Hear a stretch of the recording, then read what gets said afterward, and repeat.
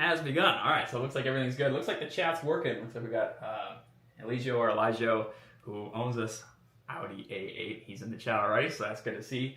Today we are going to be working on the front over fender setup. As you can see, this is what we got going on in the rear. I've got it colored different colors, but as you can see now, instead of just sheets, these are all solids. So let me open up the chat. I'll just do my own test here, but it looks like it's working just fine. Just so I can say what's up.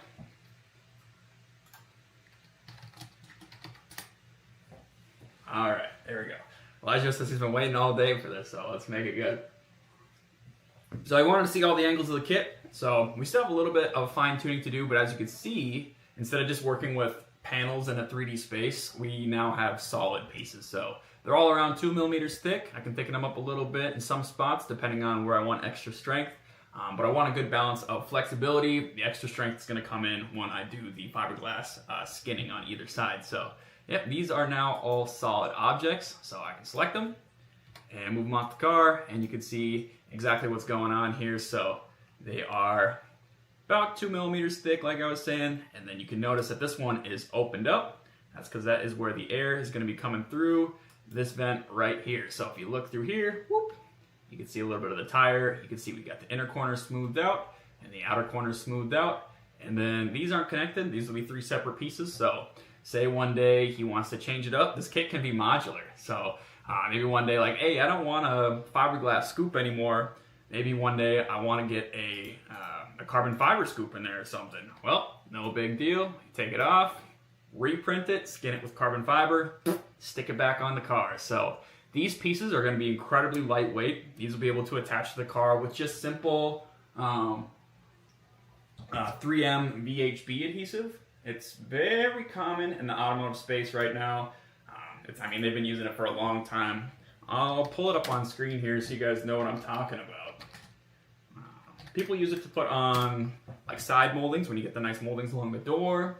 I've seen it, people use it for like emblems. They put emblems on the car. And yeah, works pretty good. It just says 3M VHB on it. It comes in a whole bunch of different sizes and thicknesses, and it's damn strong. So the best way to get stuff off that's been VHB adhesive on the car is take like a piece of dental floss or a piece of string and kind of put it on Michael C for someone say 3M. That's right, Michael, welcome to the stream. Yeah, we're talking about the 3M VHB adhesive. Let's try to get I should be able to capture the window here. Let me do this for you. Window capture. Chrome, there we go. So let me pull myself up here. Okay, this is what I'm talking about. This is the 3M VHB. Michael, you've probably seen this stuff before. And it's like they say, if it's sticky, it's 3M. Am I right, Mike? So yeah, that's it right there. This is the 3M VHB adhesive. Comes in a whole bunch of different sizes. I'm sure there's so many people out there that have a replica of it. It seems like everything good out there gets copied. I mean, I've seen plenty of like adhesive strips, double-sided adhesive that'll have like the red classic 3M cover on it, and it's not 3M. Those Chinese companies out there, they'll find a way to spell 3M wrong, you know what I'm saying? And so you see, this is going to be the stuff we're using. You can see it's Auto Advanced Super Strength Molding Tape. So that's pretty good stuff.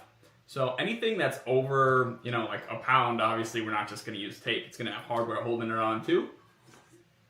But most of the stuff on here is going to be very, very lightweight. The method that I'm using is going to be a sandwich, isometric sandwich. I could pull that up real quick too. So basically what that is, and I wish I had an example, a physical example to show you right here, but I'll just Google it real quick. Get a bunch of sandwiches. Not an isometric image of a sandwich. Structure.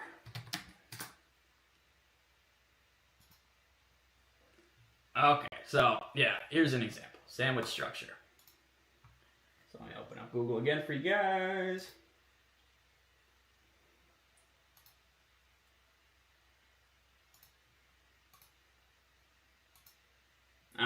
You see that?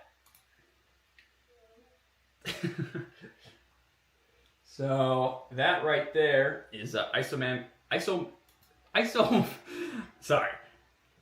isometric sandwich, where you can have a super flimsy core material. We're going to be using printed PETG when printed in 2mm thickness. It's strong, it's flexible, but it's not.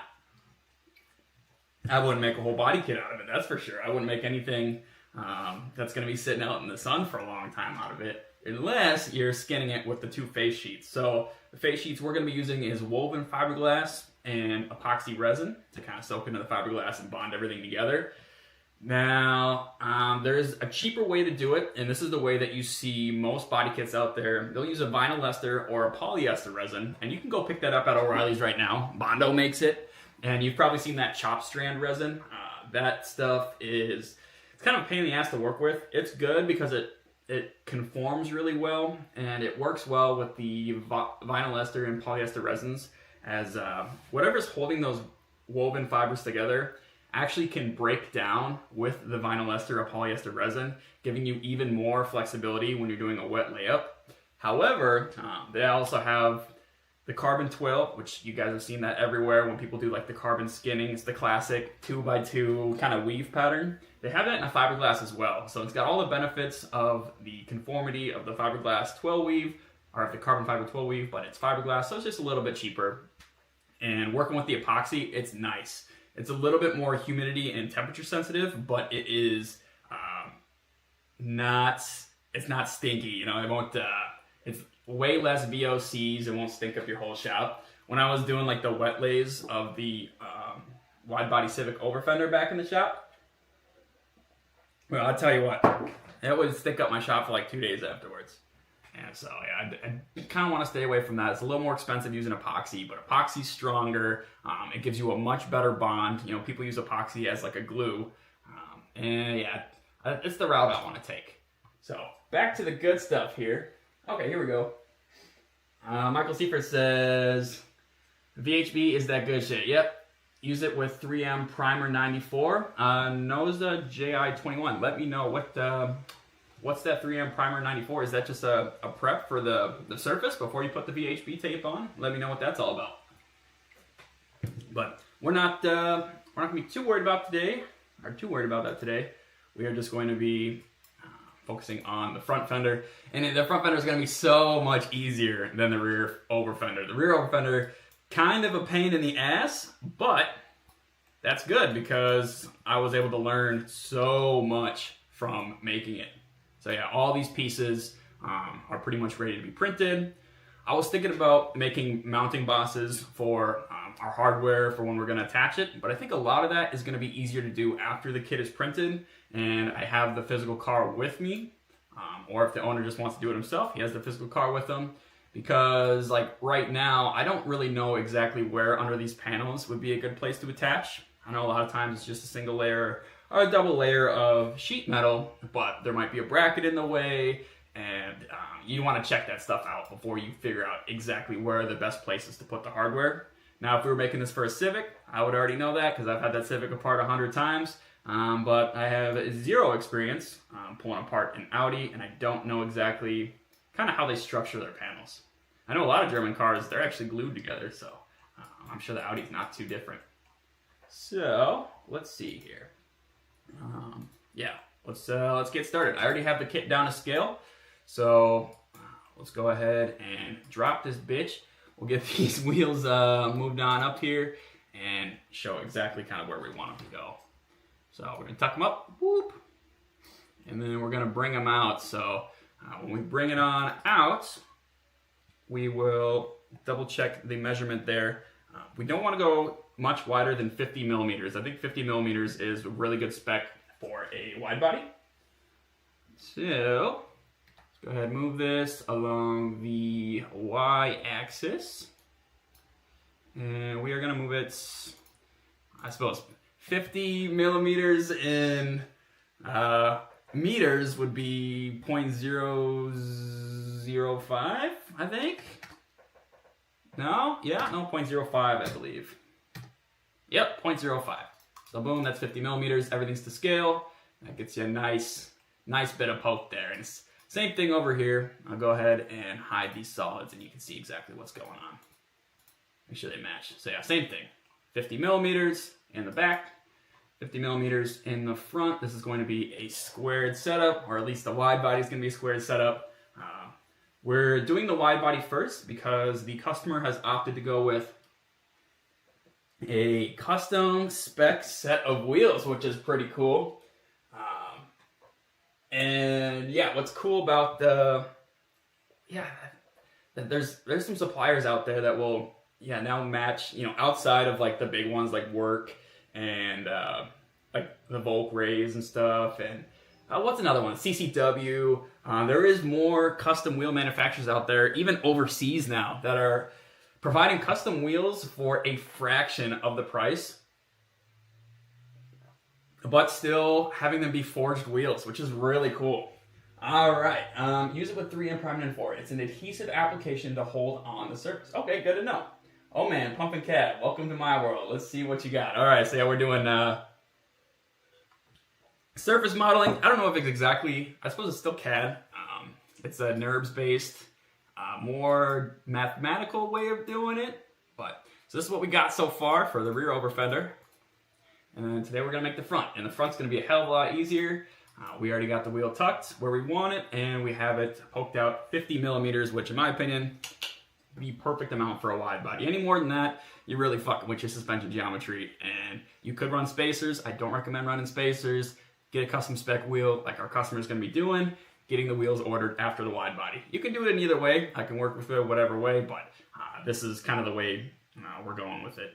He's letting me take the creative wheel here. So let me show you a reference image. This is what we used to work off the back fenders. It's just 2-dimensional.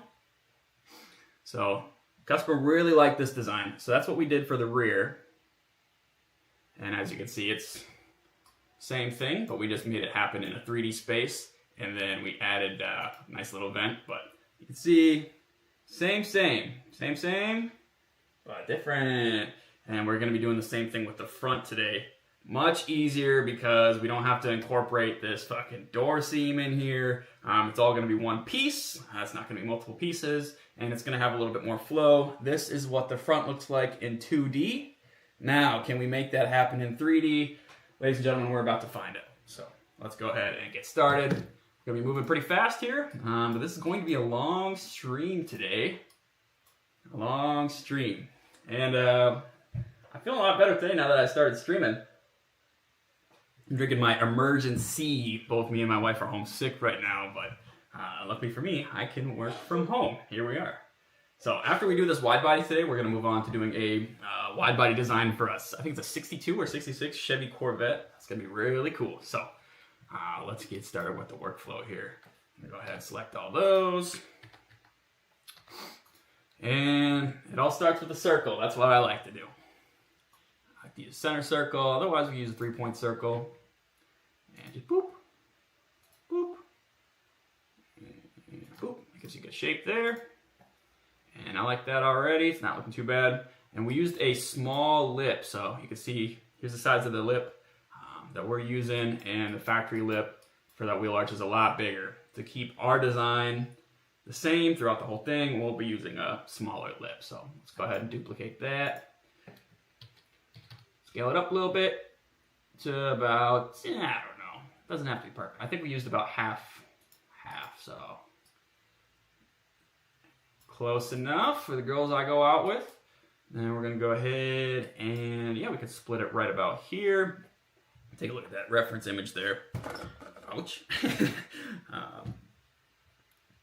Let's see. Maybe I'll split it there, and then we'll kind of work it on down and flow it into the body lines. That's the key here, is making it flow real nice like. So let's do a couple cuts here. Let's actually bring these circles out first to make sure we're all good.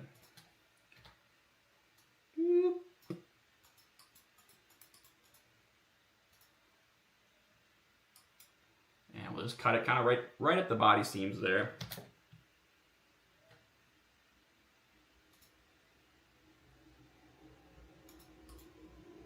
There's one line.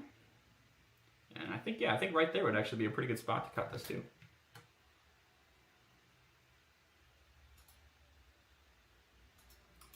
There's 2 lines, and then you can use those lines kind of as a cutter. So you have to move them on forward first.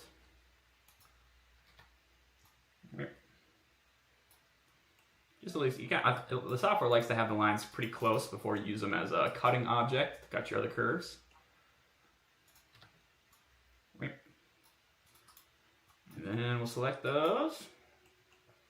So you select the curve you want to cut, Shift C, select the item, and boop, split it just like that. And we'll do that twice. Oh, I don't know if that worked.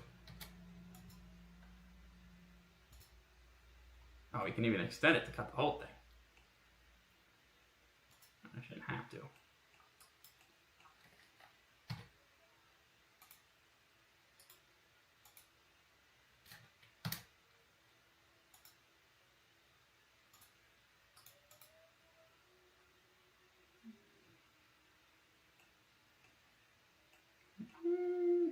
Is it cutting it? Oh, maybe not. Oh, sometimes we do have to extend it.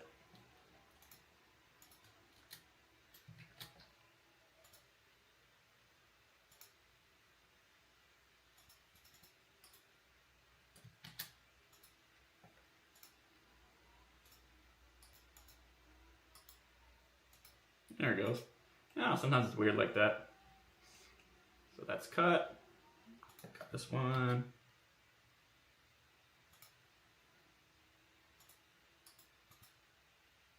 Yeah, weird.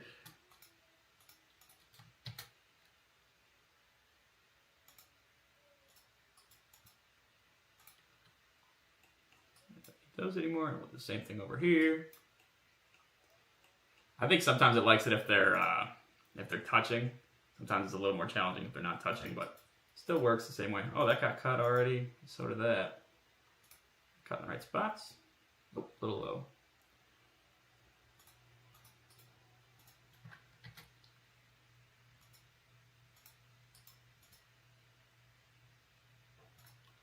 Alright, so now get rid of that, get rid of that.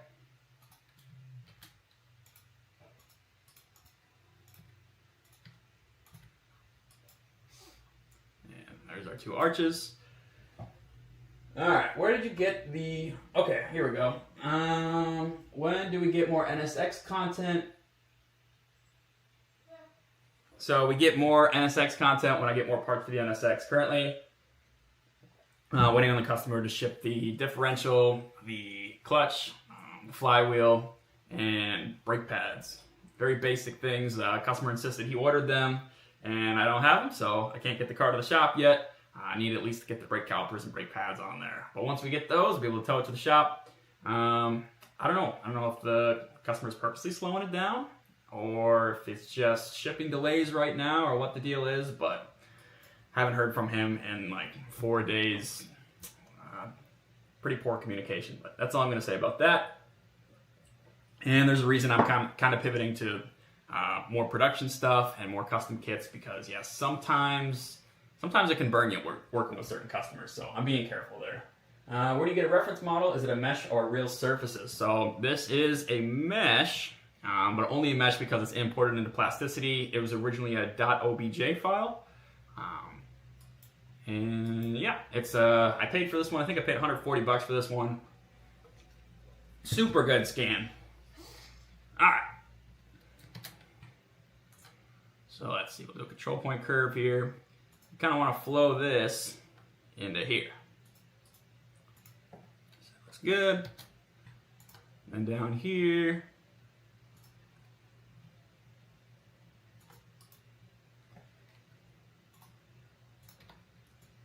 Get that how we want.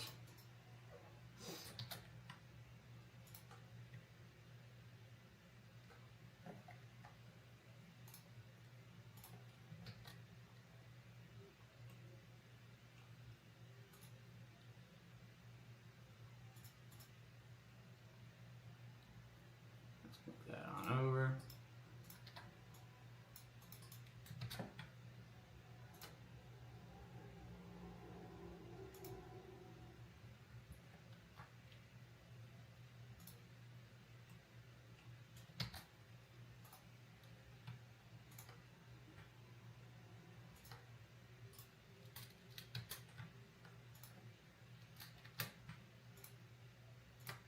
and yeah, due to my color blindness, I mentioned this in the last stream, I had to kind of change some colors around, so when you see these pink vertexes, that means the lines are connected. And you'll see every once in a while I'll switch between orthographic view and a perspective view. So it kind of changes things up a little bit, you know, just depending on where you're going to stand, how the car is, you know, kind of going to look. So sometimes you got to move it around a little bit. So currently it's in orthographic.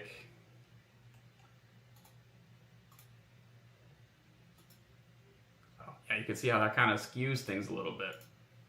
But it's easier once we get the kit a little closer to the car, then things become a little bit more easier to see. Okay, so we got that blocked off. And we're just going to go ahead and create a line here.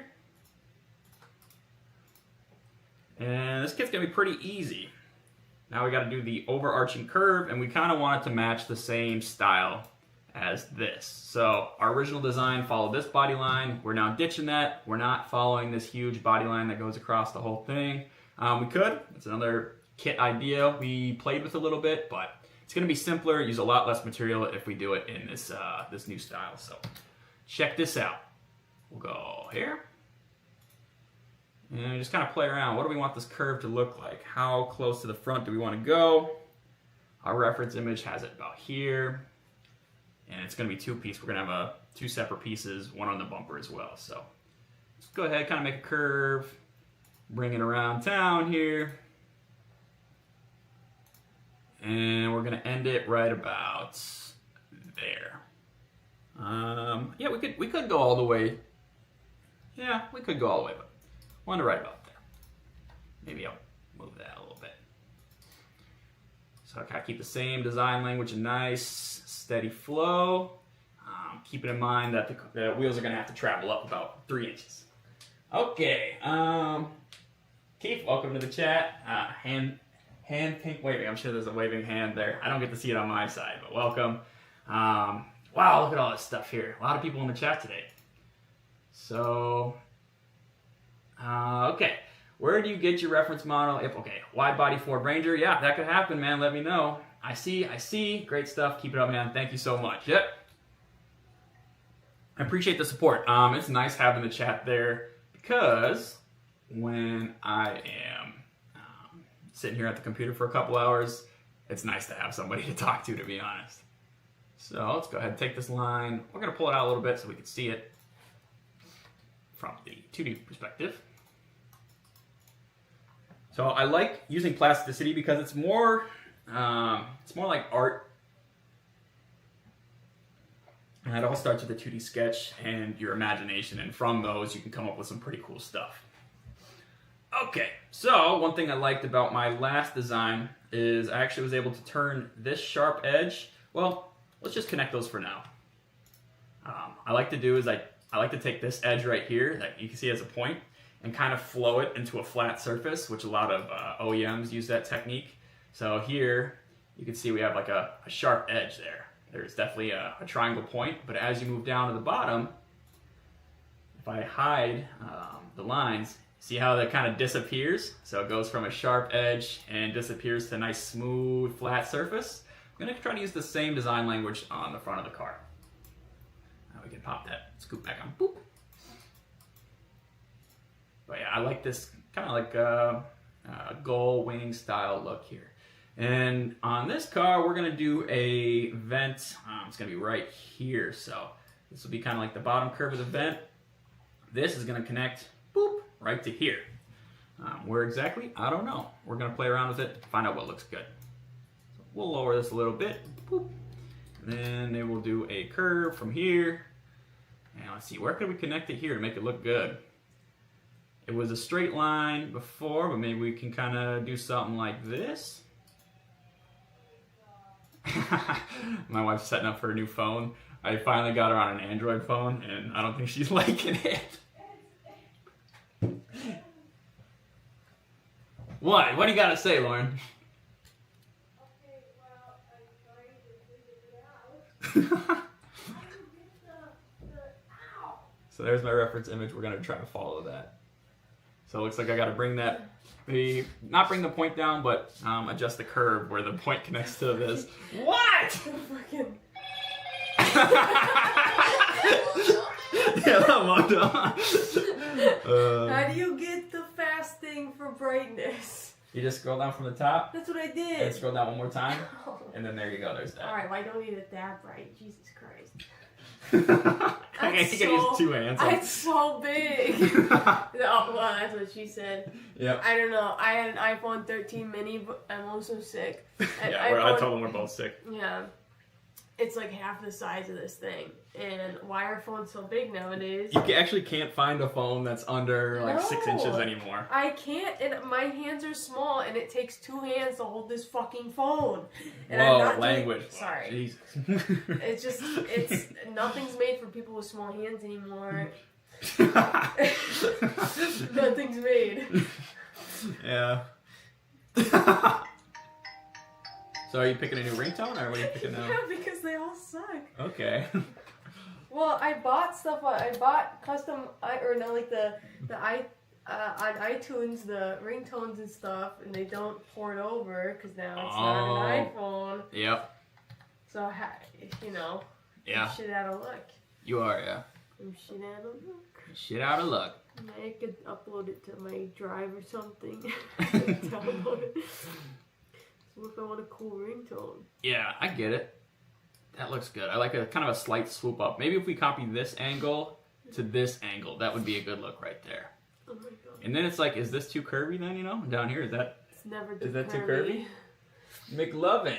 Oh, sure. Yeah. Original iPhone size was designed based on sweep of the thumb. Right. Yeah. I can't. Not drawing that line for the fender vent. Instead, model the whole surface, then trim with another sketch. You will clean your I'm showing the people. I struggle with that. I struggle trimming. If I hold the phone with one hand, I can't get my thumb anywhere near the top of the screen, and I'm upset about that. Look, guys, look at my gross scar.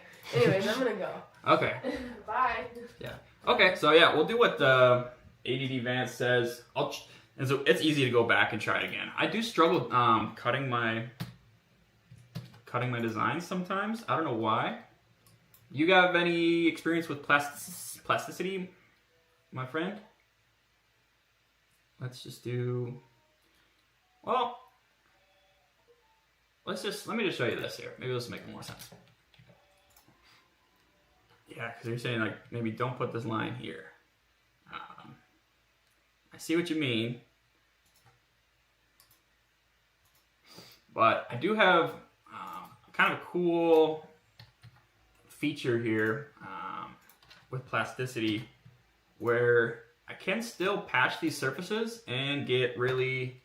Oops, I don't know if that's going to fix. That's right, I gotta go here, here. I can still patch these surfaces and get really good reflections. Check this out. It's pretty impressive. So yeah, look at this, huh?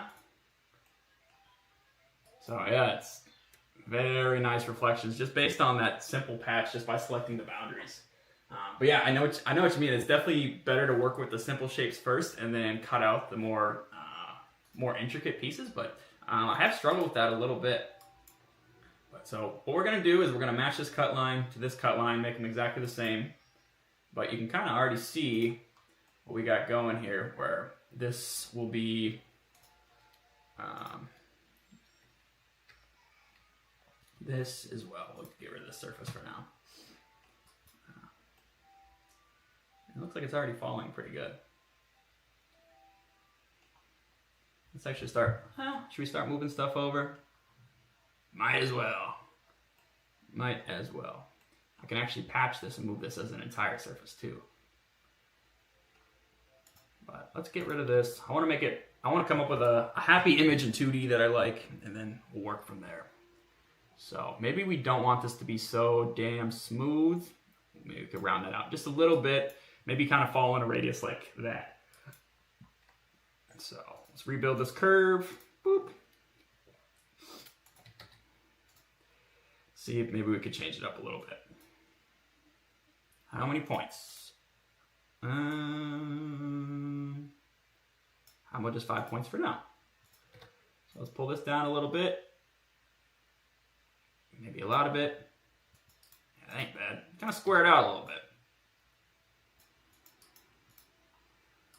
that, and then we could take this line. So this is looking pretty straight now. We'll connect, maybe before it gets too crazy curvy. Yeah, we could even connect here. Oops.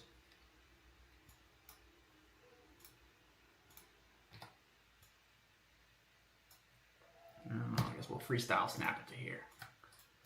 And then we'll rebuild this guy. And we'll make that one 5 points as well. And then let's see if we can make this look a little bit bigger. Okay, basically, what do we got here?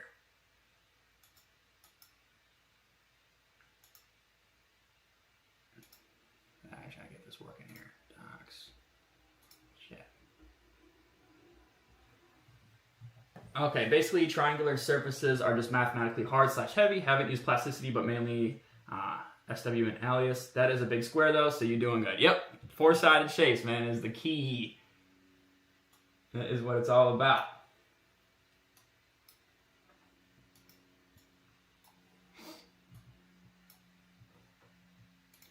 So yeah, this whole front fender in my preview here is actually all made out of four-sided shapes, so should work pretty good. See what I mean? The big curve's four-sided, the end piece is four-sided, and then that little piece right there is four-sided. So this is going to get a little fancy here. Let's go ahead and take these pieces, move them up a little bit, maybe move them out a little bit. Try to make this look not so shitty here. Okay, just gonna move over. I don't know how skinny of a piece I want there. That looks like maybe I could just attach a little farther up. That wouldn't be too bad. I just want to keep it, and I could also smooth this guy out in the future too. But that doesn't look too bad.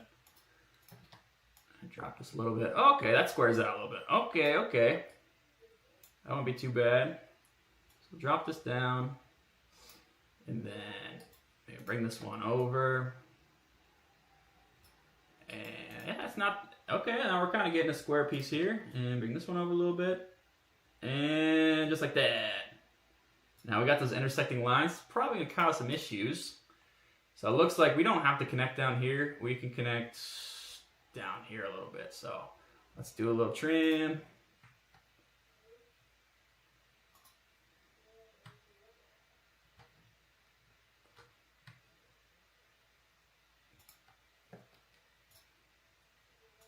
See you later. And then we'll just take this. Oh, fuck. Sorry. We'll take this here. And this. And we'll move it, freestyle. From there to, let's say, hide the car. Right about there. And hopefully it's happy with this. I see pink dots everywhere. That's a good sign. Bring the car on back. That looks pretty good. Nice square shape. I like that actually. Pretty aggressive. It could come up a little bit higher maybe. Just a tiny bit, not much. A little higher, a little farther over. What about that? I think that's a little bit more like it. Cool, okay, let's move the points to the car and we should be good. See that, moving it just like that? It makes the surface itself get a bunch up. So for Class A surfacing, you need to keep it square, then cut, so the surface stays clean and light. Yeah, you're right. Makes the surfaces itself get, yeah, you're right.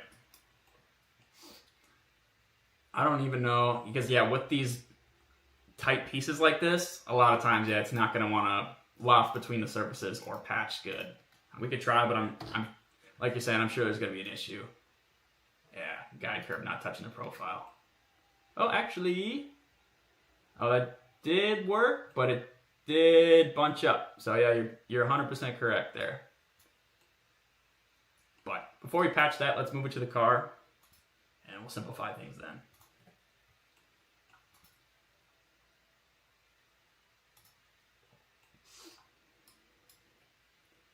So all this pretty much got to move on over.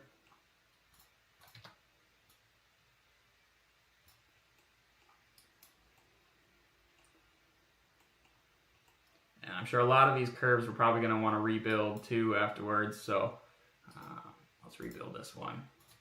And I like to have the corresponding curves that are kind of stacked on top of each other to have the same number of points, so we'll just go with 10 for now. I'm trying to think if I did want to make it look like a sheet and then cut into it like you're talking about. What would be a good way to do that? Do you think maybe just if I took,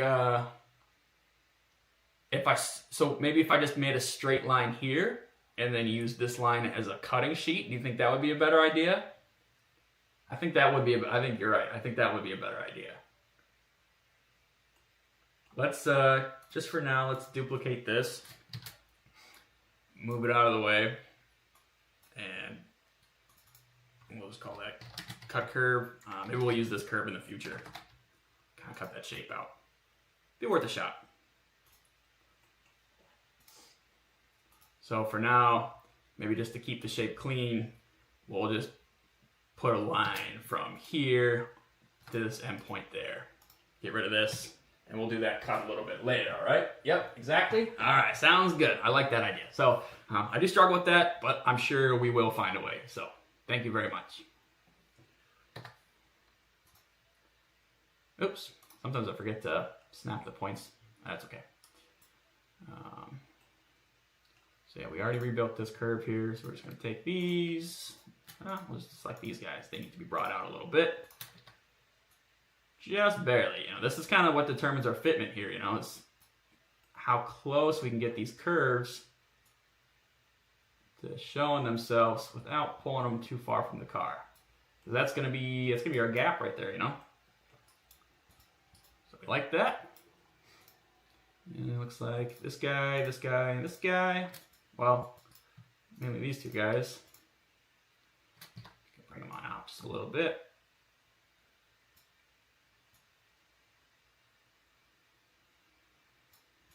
And then this guy and this guy, I'll bring those guys up. Okay, and this guy, I'll bring him out a little bit. And we're happy there. Over here, bring these two guys out a little bit. Hello. And we'll start snapping some points. This to there. And yep, this there. Pink, that's what we like to see. And this there. Okay, you can do the same with the lower curve too. Under the one you're doing, basically make the largest surface as possible, then trim the character lines. Okay. I see what you mean, yeah. Yeah, maybe we will do the same thing with that curve. Yeah, it's worth a shot for sure. And then what we could do is we could rebuild. What I'd probably want to do is have this line go all the way down and then kind of rebuild the face, and then the face you can actually kind of move those around. So yeah, maybe that's a better idea. We'll do it this way first. We'll just do it the old school way here. Practice that cut technique, and if it doesn't work, it doesn't work, but I think we're gonna be able to make it work. So that's bonded there. Let's go ahead and take these guys, move it out over to the car. Okay, see, then that gets all messed up. So what we're gonna wanna do is just go one at a time, I think.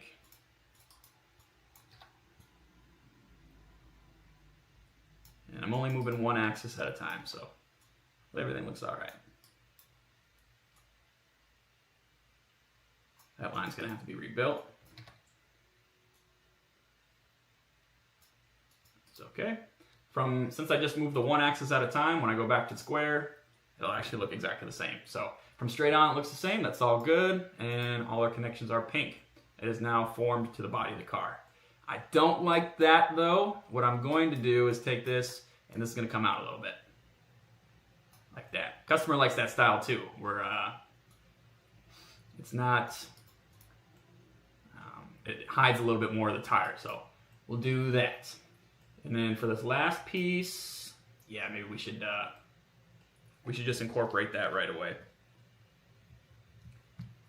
Good idea. So that piece, I think we want it to go down to here. So we can do that right now. And then we'll cut it later, just like our boy says.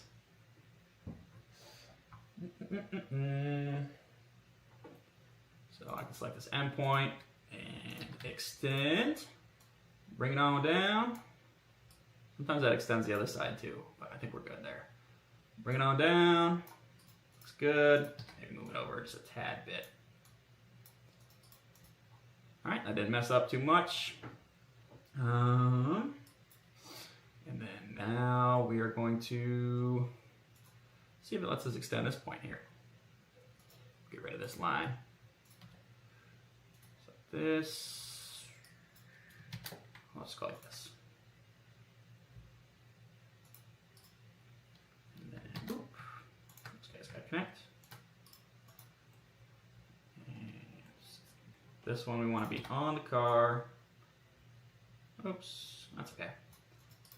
Control points to be brought out. We need a line. These guys need to touch. You go there. All right. And then that looks pretty good. That's still flowing all right.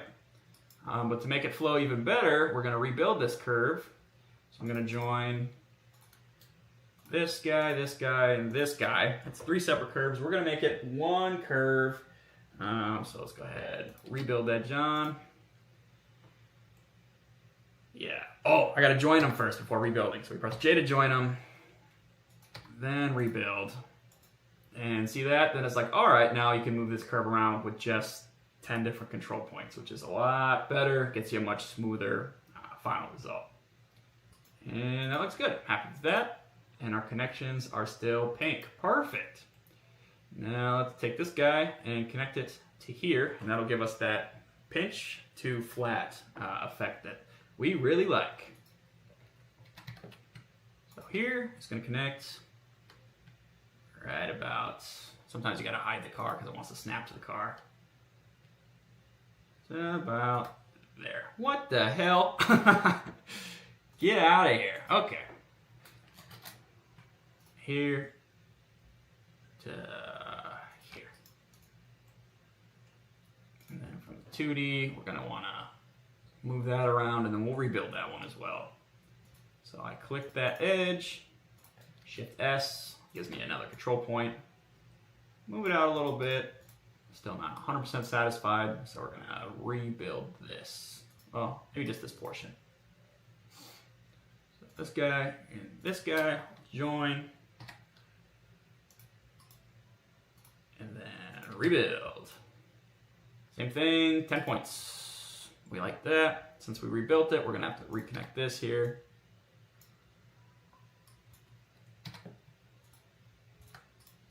That's pink again. Perfect. So now we should have some nice surfaces here. And honestly, that's it. You know, that's like the basic shape we're going for. So now let's just fill it in and do those cuts. For that lower surface, think of it as one big square. Keep the thin lip like you have it, but end before the lower rear section. It'll be easier. You're doing awesome though. Way impressed. I appreciate it. Okay. For that lower surface, think of it as one big square. I'm guessing you're talking about here. So think of this as one big square. Hold on. Okay, for that lower surface, think of it as one big square. Keep the thin lip like you have it, but end before the lower rear section. It'll be easier. You're doing awesome though. Yeah, but end before the lower rear section. Oh, okay. So you mean like keep this here, but maybe end it right about here. So don't go all the way down. Yep, it'll be mathematically cleaner. Simple reflections will be better. All right. Yeah, so we'll square that out, and we'll keep that line going down then. And then, yeah, it should be able to use that line as a guide when I patch it. Maybe. We can see, though. We can see. I guess right now they're all joined up, so we have a boundary here. We can see what happens if I patch this whole thing. Oh, yeah, like we said, we might want to try to connect these here. Maybe. Join. Now we'll rebuild this to 10 points. Okay. Still looks good.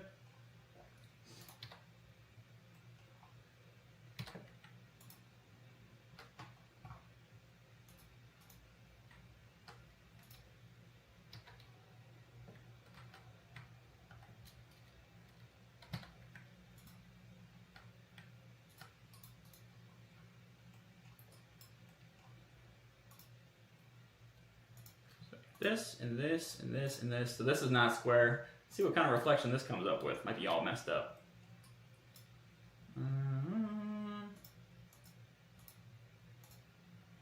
So if I do high quality reflection, that actually doesn't look too bad. Get a little bit of a bend here. So what I probably want to do is take this inner edge and pull it out a little bit. That's what I did. That's what I did back here. This inner edge kind of sticks out a little farther than the front edge. So we'll do that. But reflections aren't too bad. Actually, this is nice and flat. Let's patch this. Same thing, not too bad. Bring the car back. And there you have that. So, that's pretty cool. Now, since we have our clean surfaces, now that's where we want to do our slicing. So, let's see what our buddy says here. Like end the lip where your main flare ends. Okay, so maybe, yeah, end the lip. So is it all right if I end the lip right here then? Kind of like I did in the front? Because I like how we did that. I'll bring this in a little bit more, so we'll redo that. But I'll bring this in, and then we'll view this as a big square. So we can do that then.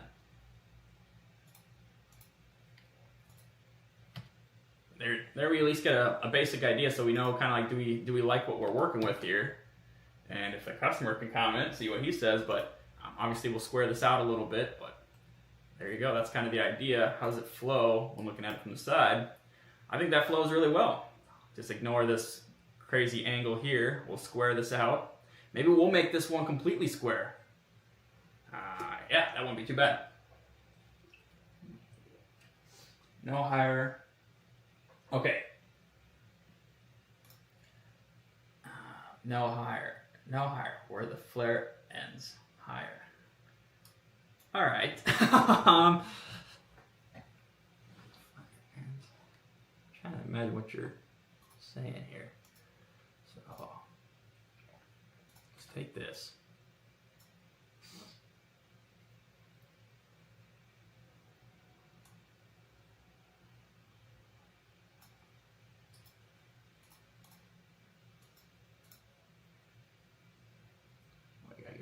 Here.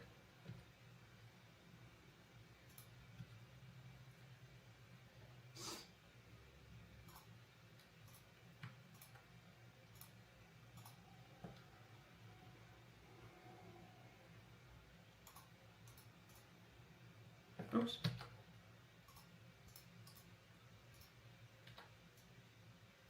So you're saying, like, don't bring it all the way down? Or are you saying bring this whole flare down, like almost past the car?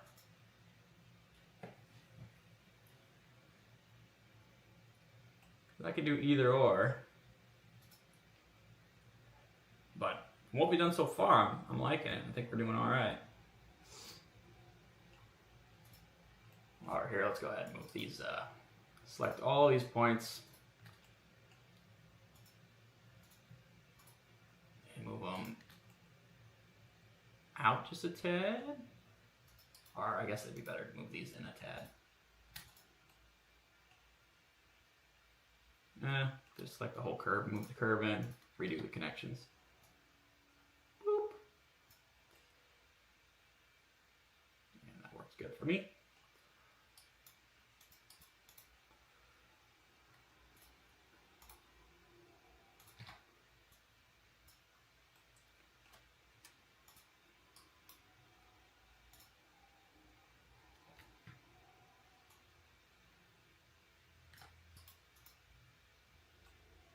Son of a bitch.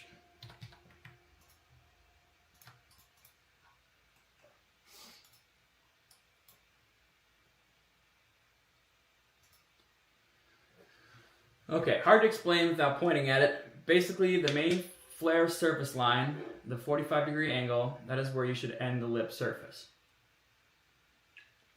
The lip itself should just be one thin, rounded rectangle, ending where your flare curve does. Okay. So, yeah, I think I see what you mean. See the main flare surface line. 45-degree angle. So that's that. Oh, that is where I should end the lip surface. Oh, okay.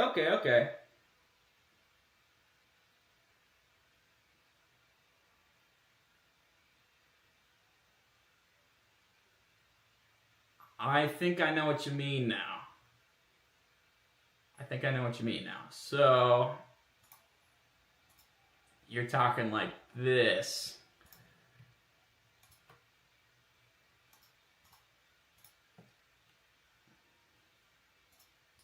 Oops. Thank you for the input, by the way. I'm always down to learn something new, so. Oops.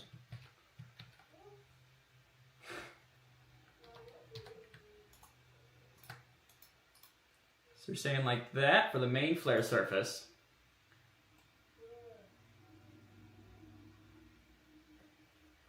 Oh, I don't know. I actually deleted a curve there. Oops. When did that go away? Oh, because that's not connected. Okay.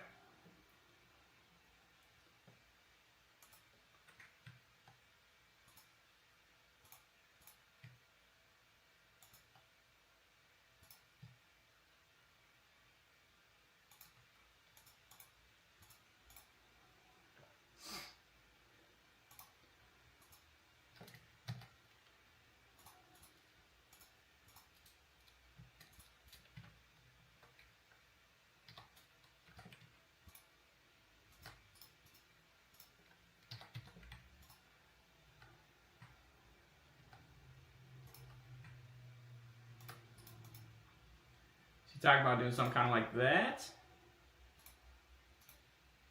and then kind of view this piece as a, oh, okay, I think I know what you're saying. I mean, I could take this,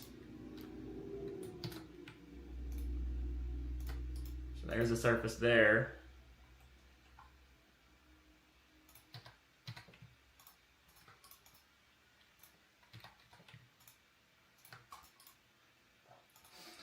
So this is the surface, this is the surface, this is the surface. Then do my cutting. Yeah, okay. I'm gonna sketch and email you. Sorry. Okay, yeah, I think I know what you mean. And then I do my cutting. So I think what I'll do. Should I get rid of this little line here? You think? You got it. Okay, sorry about that. I'm learning. And then from here, yeah, I could patch these, get my flare surfaces, and then decide exactly what kind of shape I want, and then cut that out. I see what you mean. Okay. So, I might actually be able to build the lower lip surface as another square. So, okay, I'll connect those two.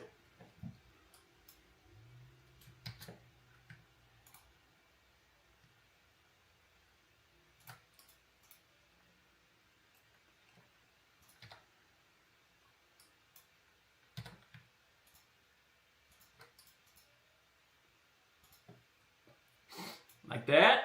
And I'll kind of rebuild those. Yeah, you're getting it for sure. Okay. And you build up to that.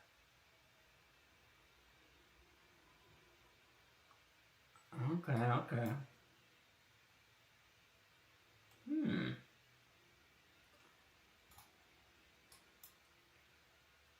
Now keep in mind, this is going to be 3D printed.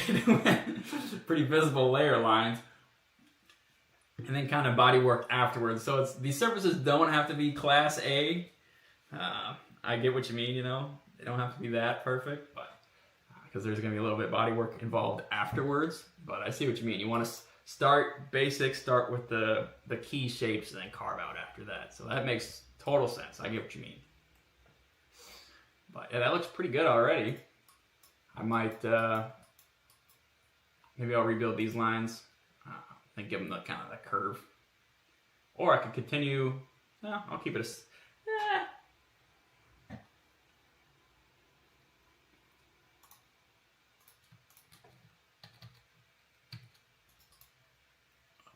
let's move these control points a little bit.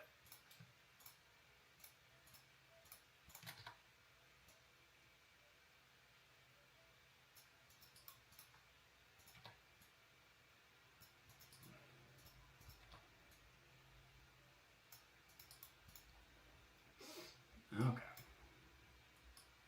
So now, we got a good surface here. We could patch that. All our connection points are still good. So now we're gonna do some cutting. So let's patch these first, and then we're gonna start slicing it up. But our boy is right. We're gonna have much better surfaces now when we patch those. So definitely a good idea. And we could even loft between these, which gives us better surfaces as well. Same thing here. Yep. So yeah, keep it simple. I like how this guy thinks. And then these are our guides there. So that's gonna have a nice surface, and then this is gonna be a four-sided shape. 1, 2, 3, 4. Patch that. See the surface, no issues. So I think we're doing good. That was cool. Okay, so now we got, these should be the best surfaces now. Yeah, see, this is nice and flat. This looks good. There's like one ripple here, but that's away from getting fixed. Yeah, this is all completely flat, and this is a nice wave to it. So I think, yeah, that was a good idea. Kind of break it down. Because as you can see, the car's got some pretty nice even surfaces too. Kind of like the bigger these zebras are, and the smoother these zebra stripes are, the better the end result's going to be. But, yeah, our rear flare doesn't look too bad. But it's not this good. So thank you for the tips. Advanced, ABB Advanced. I get you.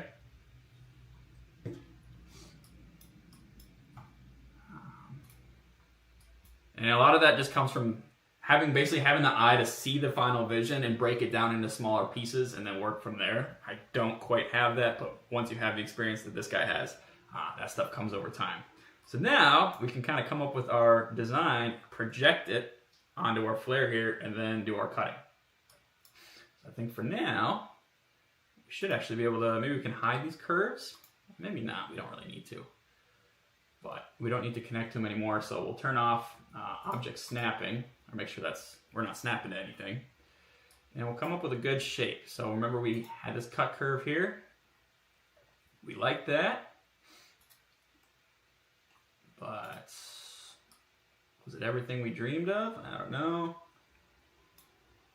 Let's do this maybe. We will maybe build off that curve.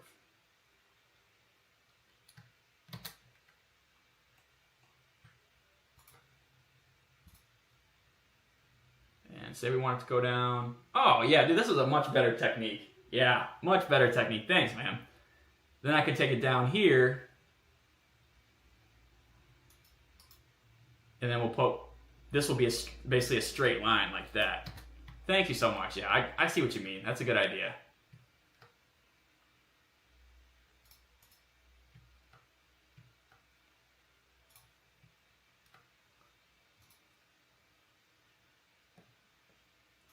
It wants to let me build a curve here, please. It keeps wanting to snap to the faces we just made. Go away.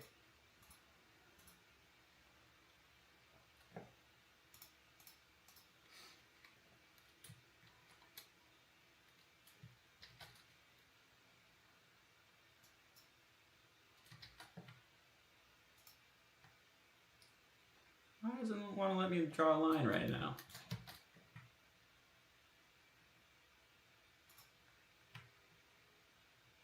Jeez.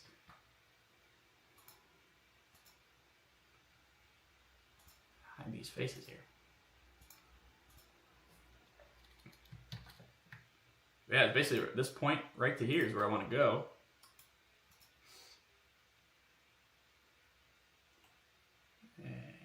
Oh, that's crazy. I don't want to snap to that object there.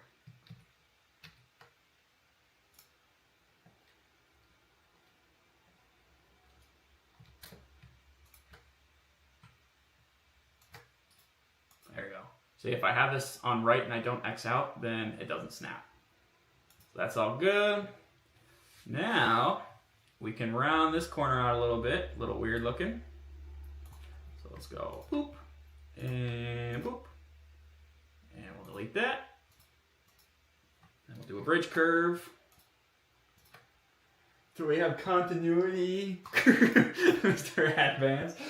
Might be able to make that lower lip surface tangent with the upper lip. I don't care your software. I knew you were going to bring that up.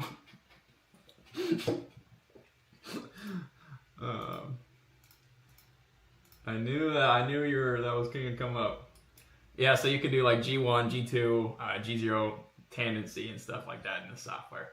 So yeah, I think we should make that curve a little bit more curvy, because if you're standing back, it looks very square even though we added a curve. Let's go ahead and trim that down a little bit. Boop. And we'll split it a little higher up. Nothing crazy though. That might have been a little crazy. And we'll bridge between these guys. There, I like that shape. I like that shape. Maybe a little more curve, huh? Ah! Maybe a little more. Yeah, maybe a little bit. But yeah, this is why it's important to kind of design it in the 2D space first. Just kind of find out kind of exactly what you like. You gotta be careful trimming the curves too, because sometimes that messes them up if they don't have a good endpoint on them. Oops. Don't want to do that. I'm going to do a bridge curve. And I could probably just do G1. Let's see, like that? I like that. That's a little better there. Okay. So now, this is way out here. So this is our nice little cut curve here. So we're going to take this. Oh, I don't like that. We're going to join these and we're going to rebuild it, because I don't like that little kink in that line there. That's not good. That's only going to cause problems for us down the line. So we're going to rebuild this here. So join, rebuild, and so it's 10 points right now, and you can see it's a little messed up looking. It's not the smoothest. So sometimes you got to up the amount of points. It helps you out a little bit. So it's 10, 11. I don't want to go too crazy.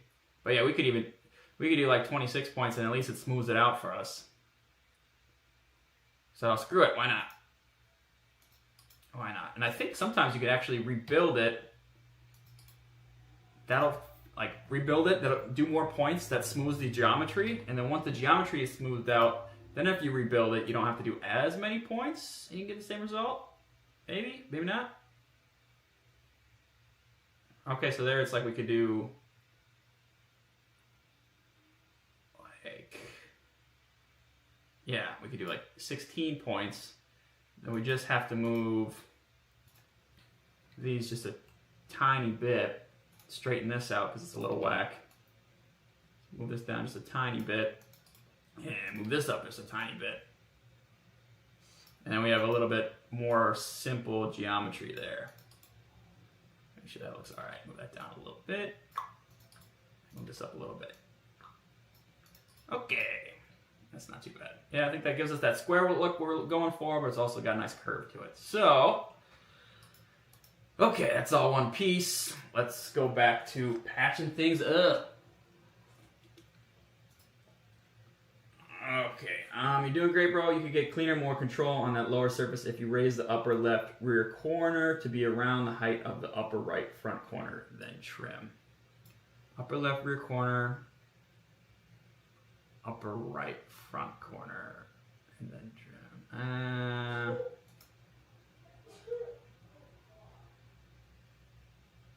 Oh, I might be able to, I see what you mean. I could make these tangent. I see what you mean. Make that lower lip surface tangent. I'm not exactly sure how to do that, but I can figure it out. actually, I think sometimes I can extend this edge, then patch this with tangency on that edge. Let's try that.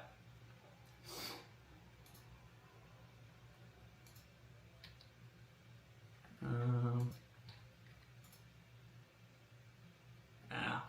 might have to patch it first. Oh, let's start patching things up. I'll hide this for now. And then we'll try to do some trimming. Oops.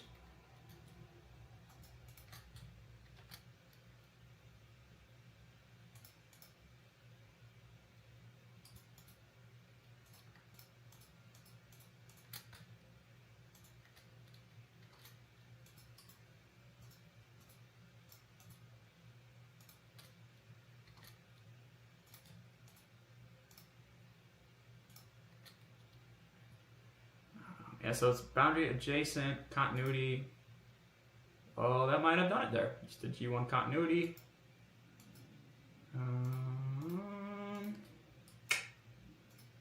Oh, you know, I could loft this first and then do the patch there, but that works.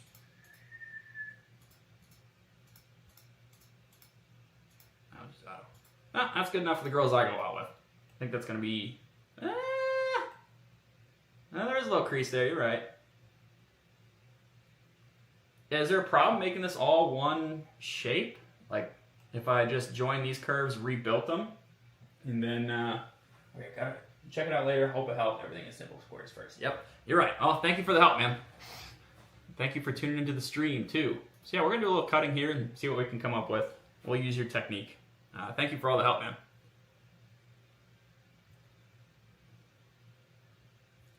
So here's that cut curve we made. We're going to try to use this to cut these sheets that are already shaped exactly how we need them. I'm not sure if it's going to work, but we're going to give it a shot. So I think if I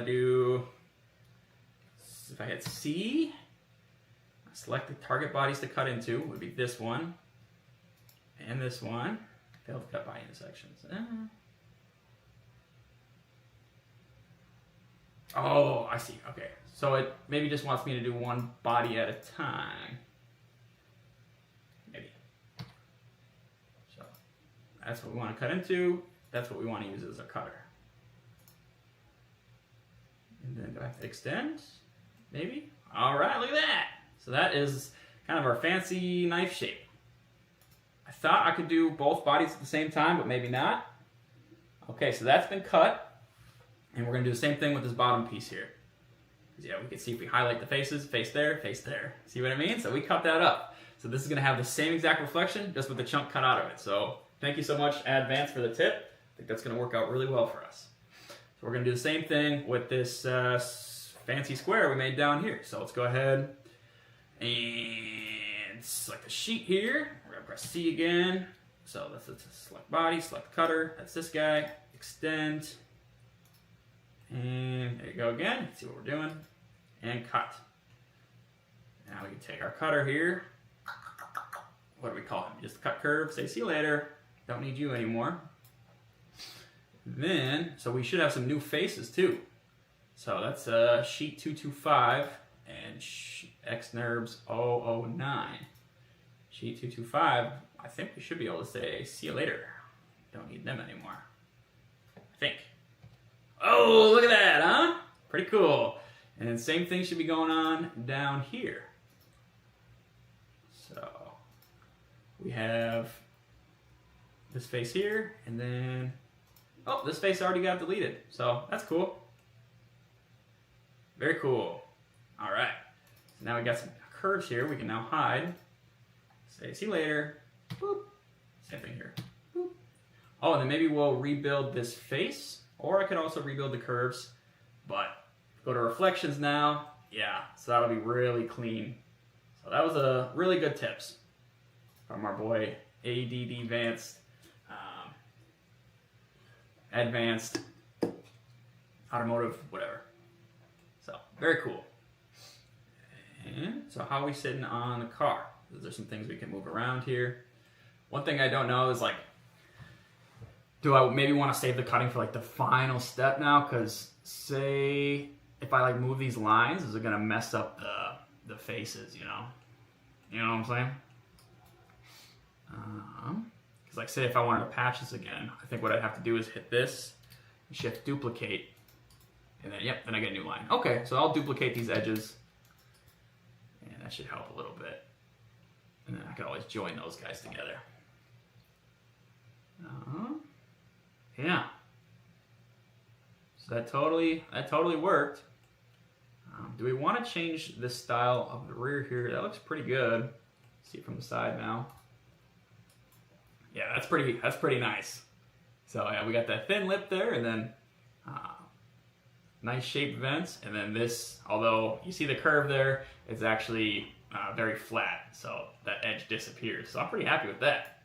Eligio, if you're still in the chat, let me know how to pronounce your name. Is it Eligio or Eligio? E or I sound. And let me know what you think about this design.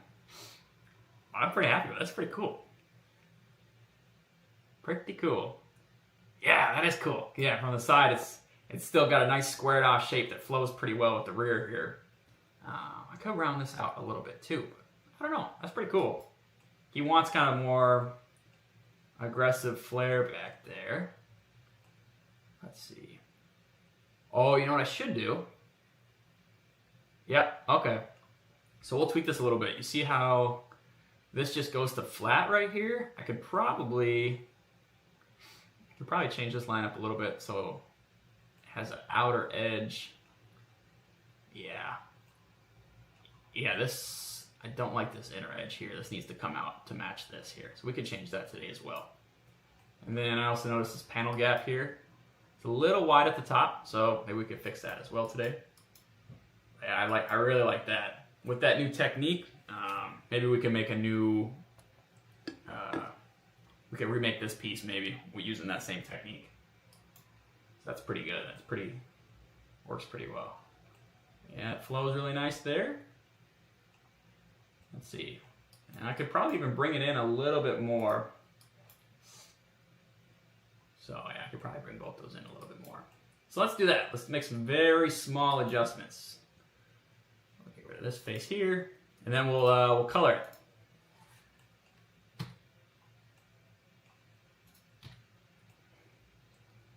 So I'll get rid of this face here. And we will bring these lines in.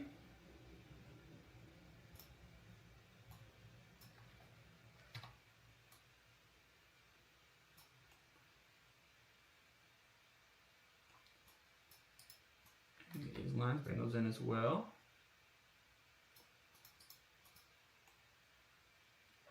Just so when you're looking at it from the front, I like to be able to see at least a little bit of tire poking out. That's not too bad. You can bring them in probably a little bit more. Similar to what we did with the rear wheel, you can see have a little bit of that tire poking out. It gives it a kind of more aggressive look that way. So we'll select all of these. Bring them in just a tiny bit. I don't think there's anything wrong with that.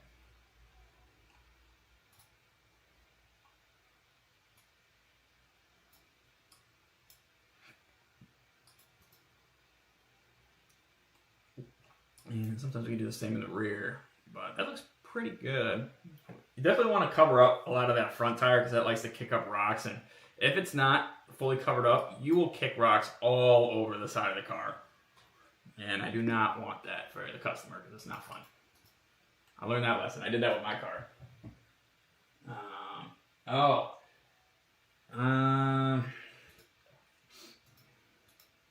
Sorry, my chat window keeps disappearing on me. I don't know why. Oops. There we go. Okay.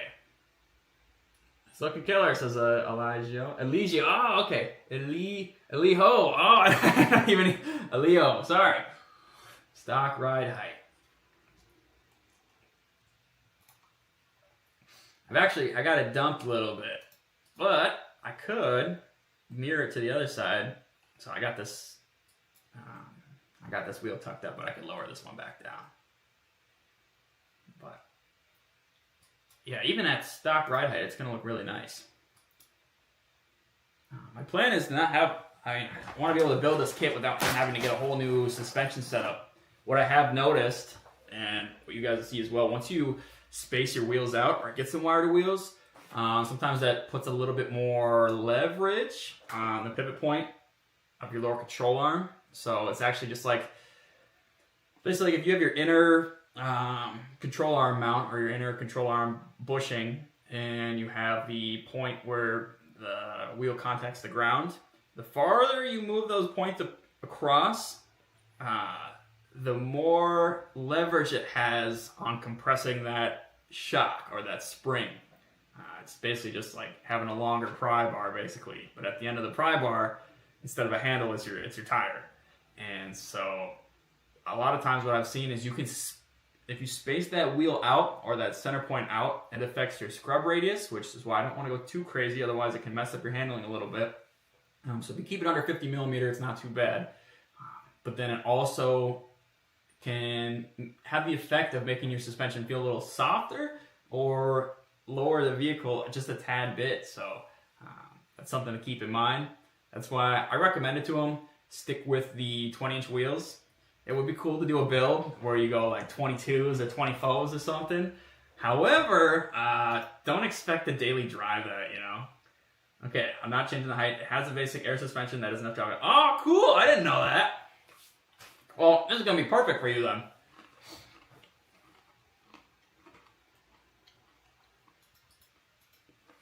Alright, I'm gonna rebuild these curves. I'm gonna get rid of this face here. Boop. Then we're gonna have to join those.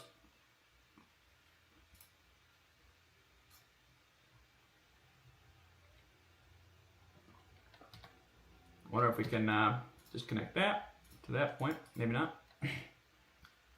Support a curve type can only. Oh, yep.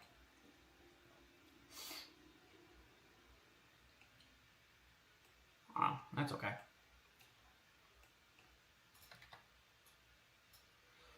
Simple curves like splines, circles, and lines. So maybe because we use this curve as like a cutting curve and gave it a new edge, it doesn't like it. I rebuilt it. What happens if I want to adjust the endpoints here? Oh, okay. So something about those lines, since they were built off an edge, it doesn't like it. So I'd have to recreate those lines. Well, what the hell?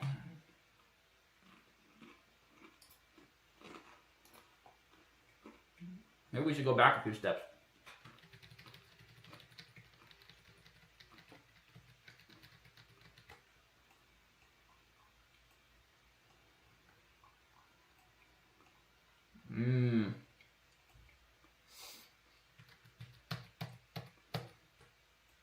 I mean, that was a good move doing those cuts, but maybe not the best technique for us.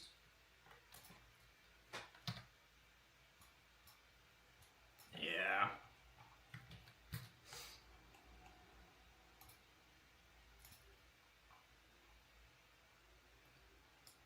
Well, I mean, it did work good because it got rid of that long, skinny piece.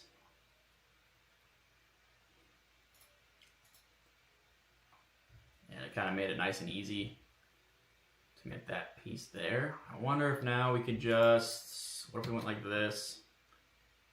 Hopefully we can move these curve endpoints now. That'd be kind of lame. Okay, so that's still good. Oh, is there two pieces there? Get rid of him. So let's try this. Let's, oh, maybe we can rebuild this line. Maybe we can get rid of this line altogether because in our, yeah, let's do that. Let's do that. Let's see. Get rid of this face here. Get rid of this face here. I don't want this kink here at all. But I do like how this edge turned out, so that's nice. So what we need to do, I think, is take these guys, join them, rebuild. Let's straighten that out. Same thing here. Build. Straighten that out. We're gonna have to get rid of these faces. Sorry, guys. Okay. We're back to here, but at least we know kind of the shape we need. We got that cut curve. We saved that, thank goodness. And that's all one. So we're just going to take that guy and we are going to move him on down the bench into position, then make our adjustments afterwards. So at least it got us a nice shape to work with. We'll probably snap those ends together. Oh, okay, we got a little wobble in there too, so we want to get rid of that. Do I just want to rebuild that thing?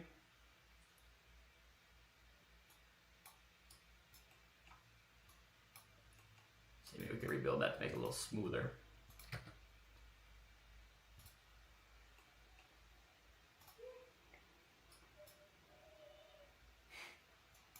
Oh, I think it's if I hit refit. I think refit is what makes it look nice.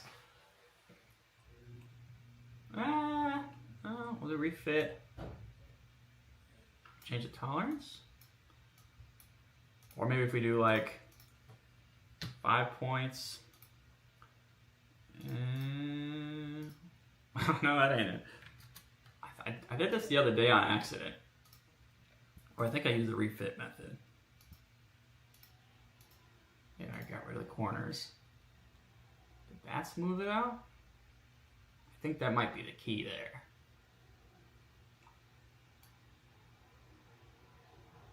And then tolerance.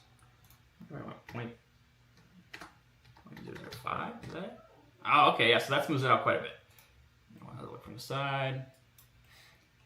Not too bad. We're gonna do that. And we'll move it on back. Whoop. Then I'll do a move. So we'll go select control or select the edge here. And press G, F, select the endpoint here, endpoint there. Moves that to where we need it. And we'll do the same thing here. We're just moving the endpoint. So G, F, like that. From the side, should look exactly like we need it to. Very nice. Okay, here we go. People are talking in the chat.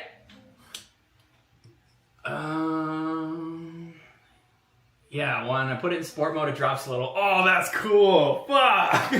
So is that a fact? It must be factory air suspension then? Lexus has something similar. Sport mode stiffened suspension, but probably not as impactful as this piece. Yeah, that is sweet. Yeah, my Dodge Stealth 3000 GT. Same thing. You can just hit a button, and it doesn't use air. It actually has electric motors that turn, so they're like physically adjusting the valving in each of the shocks. And those there's also a computer that connects to those motors, and that computer takes into account your yaw angle, how aggressive you're driving, and stiffens your shocks accordingly. Which is perfect it solves most of the handling issues with these kind of boat cars. People are like, oh, it's gonna handle like shit. They can actively stiffen what corner of the car needs to be stiffened up based on your driving, which is sweet. Yeah, he's making the dream come reality. It's always fun watching people reaction when the boat moves the way it does. Yep, that's kind of what I was saying. I love sports sedans. They're a dying breed. Yeah, Ethan's got what was that, you got a Infinity Q 37? Is that what it is? I forgot. Plus they're like 20K now, so finally attainable. Nice. I'm between an Audi or an Acura TLX for the next after the GS3. Oh, you got a GS350. Okay. Super biased. I've been Team Audi for about 10 years. You got to do maintenance yourself. LOL. Talking to a mechanic will take a body part. Yeah. I'm in Team Japan, but I've been getting more tempted out, specifically last car, G30. Okay, so yeah, it was a G37, now you got the GS350. Ethan, which one you like better, the G37 or GS350? I'm going to go ahead and assume you like the GS350 better, but let me know.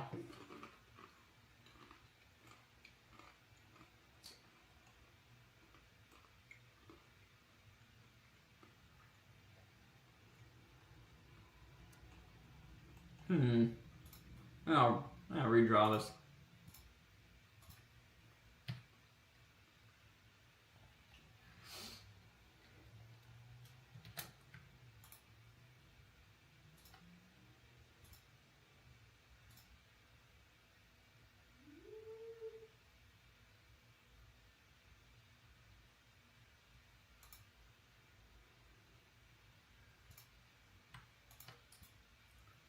Oh, that worked out really well.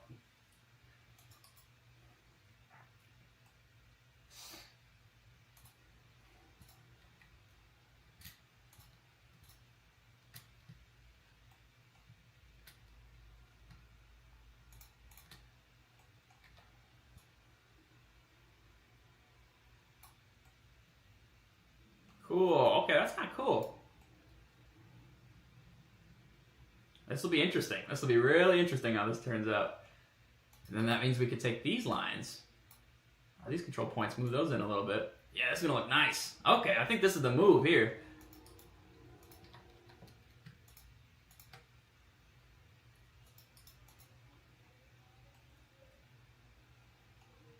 That's pretty cool. And then do I have to, yeah, I probably gotta move these out a little bit. How should we do this? Yeah, because you don't want to like bridge that there. We want it to kind of be level with the rest of the fender. So we'll bring these out a little bit. I'll just select these and bring them out.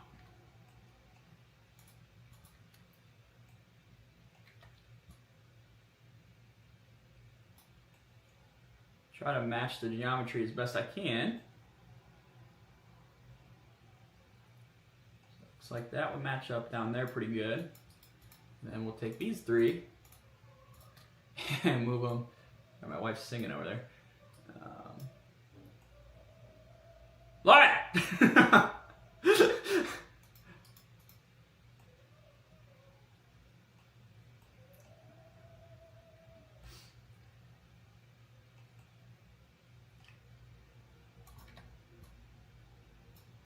Basically just want this to match up with the geometry of this line really well. G37 was snappy on the road.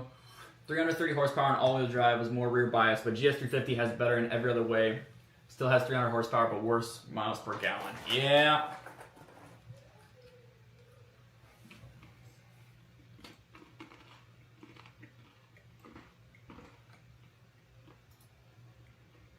Okay. So as long as these three edges are congruent, I'm a happy man. Looks pretty good.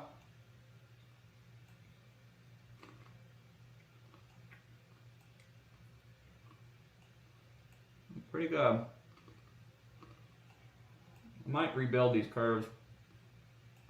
I'll redraw them. And I'm wondering if I should just take this curve, trim it, and connect it to up here. Let's try it. We got some time. I wanted to finish this one around like 5 o'clock and then start up with the Mustang. Of course, I can always come back to this one and keep tweaking it. We're doing two different cars today. Yeah, what if I connected, yeah, kind of right to there?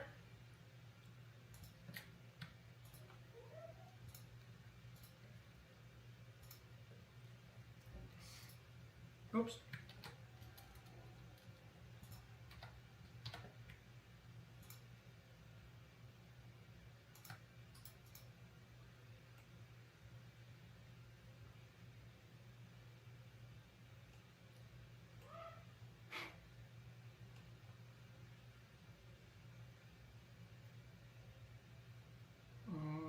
Do this.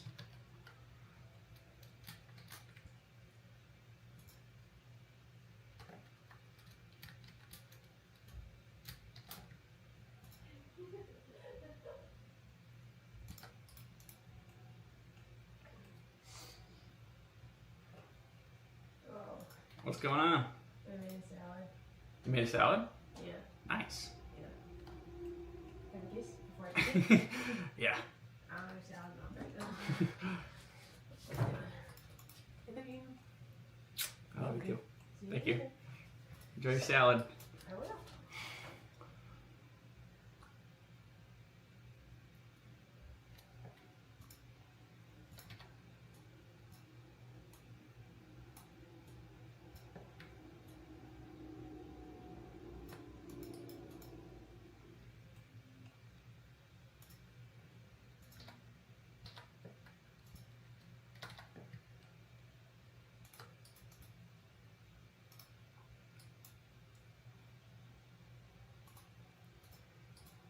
Alright, just for fun, let's patch this up here. See if it makes a difference.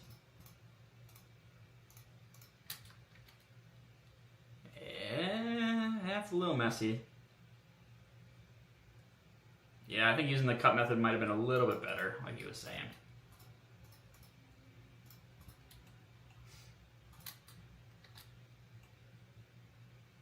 Because we get that little bit of a pinch area there. Oh, that's not too bad looking.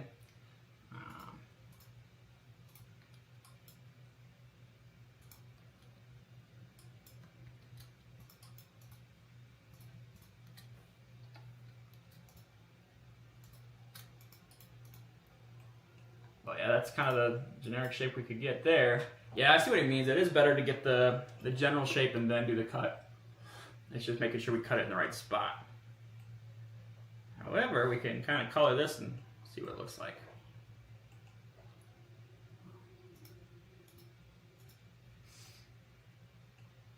Yeah. Back we go. Woo.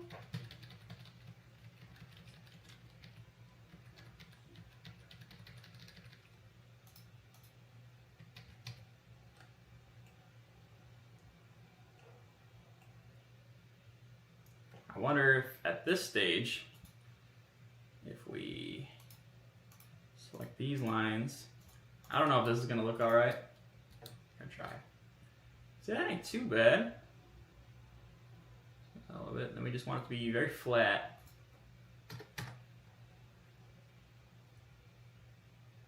Can't do quad-sided.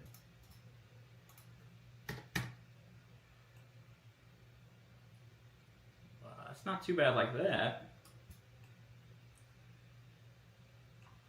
Weird bumps or anything. Looks okay.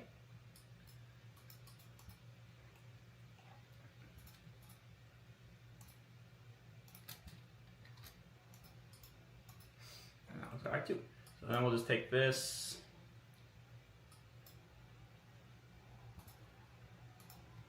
Both these sheets, join them.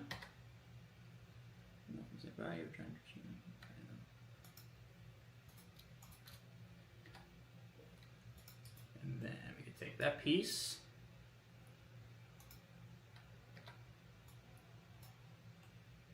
Pretty cool. Yeah, I see there's a little dip there. So maybe we could clean that up a little bit. The best way to clean that up would probably just be take this line here and move it a little closer to the body of the car. I think that's all it is this vent is kind of spaced out, so it's creating a bulge there. How's this going to attach? Fasteners are molded on. So this one is going to be bolted on. So I might do different bosses and provisions for the inside, but the customer wants to do kind of that hidden hardware look. So I'll either make provisions on the inside of the flare for threaded holes or for studs, or what I've seen people do too is they'll just take a regular M6 bolt with a flat head on it and they'll just fiberglass that to the fiberglass surface. So let me know what you would do, Grey Duck Customs, how you like to attach fasteners. But yeah, we're going with the hidden hardware look. If I can find a way to incorporate the mounting into the design, we'll do that, save us a little bit of time. But yeah, that don't look too bad at all. Then I found out I can use the thicken command in here, and it actually works pretty good as long as your surfaces are simple.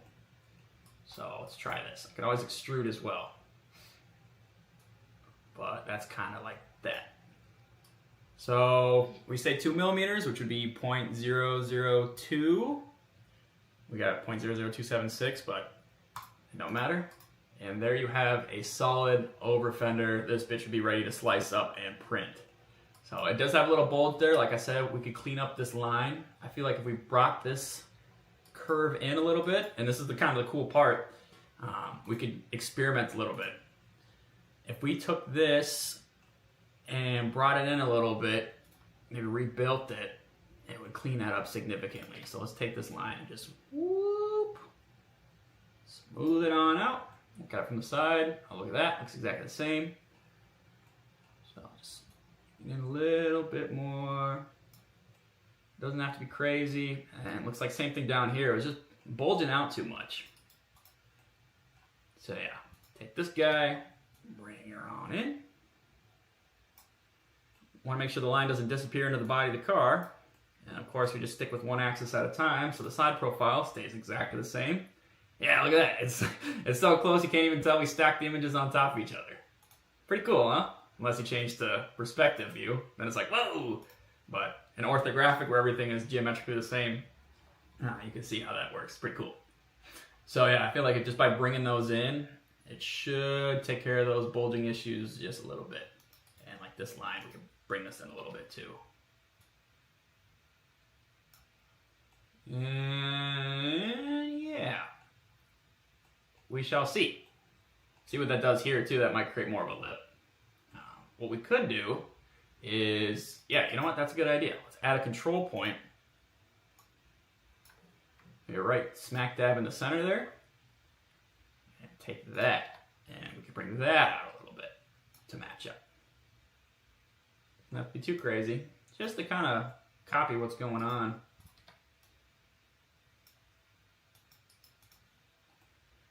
And then we'll patch that and see if it looks any different. So we'll hide this solid. But yeah, remember how much we struggled with making the solids before? Now it's pretty easy.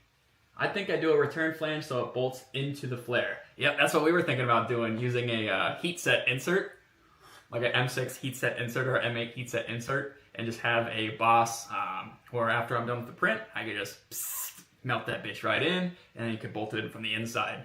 Only thing is like before I get my hands on the car, I gotta find out what would be good mounting sections. I think it needs to be 4 inches wider on each side. Yeah, 4 inches is huge. I think even 2 inches is enough. Yeah, 4 inches wider on each side would be nuts.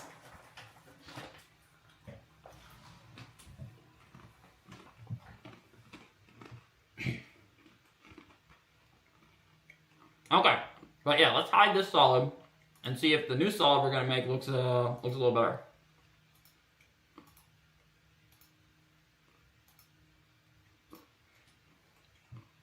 So I'll do the exact same method. Make sure all the control points are good. Yep.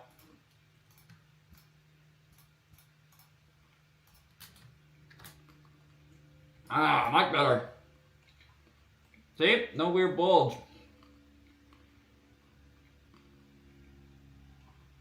Much flatter. And you can actually rebuild faces too.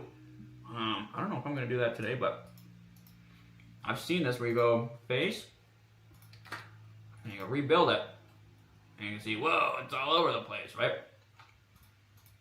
And go tolerance, and say, whoa, look at all these different points. Well, you could take this and smooth it on down. So we do not need all these points. Sometimes using the explicit control method is a little better, but this works too.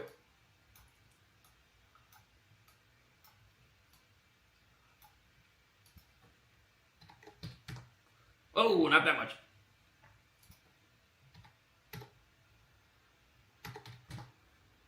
You kind of do something like that, then you're able to kind of smooth it out yourself by grabbing onto these points and be like, if you say like, hey man, this is bulging out too much here, what you can do is you can grab a point and you can kind of play with it in a 3D space, which is pretty cool.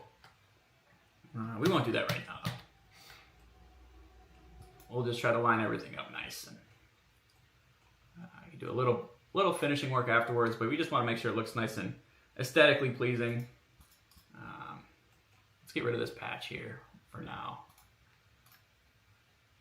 I noticed that we have a little bit of a gap here, so let's move that on in. Whoop.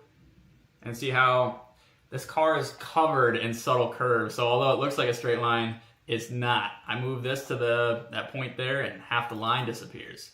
So then I go in, select the line, Shift S, it gives me a little midpoint, bring that on out, and boop, there's our line again. So I want to make sure all those lines are visible before I do my patches. If you know what I mean. And then this here's a little whack. I think maybe I want to bring this in a little bit too. Kind of a weird shape there. Like that. How does that look? That looks good. So that, and it goes to flat. Perfect. All right, so let's patch this, see what it comes up with.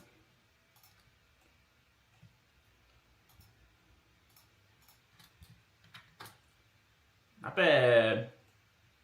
So can't satisfy the G0 constraint, that's all right. But that's pretty flat. You can see there's not a lot of squares there, and I can even make it more flat from here. Yeah, now we're talking. Now we are talking. Look at that, nice flat surfaces. Perfect. I'm happy with that, and it conforms to the body of the car. No weird bulges. Maybe a little divot here. Nothing too crazy. I think we're in good shape.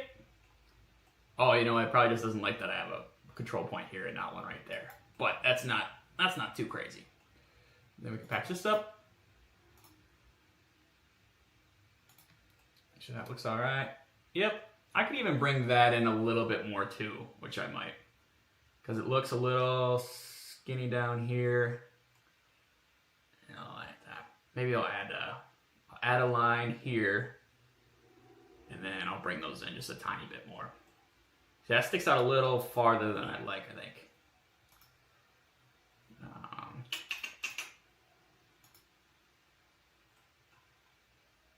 Yeah, just a little bit. We can bring that in for sure.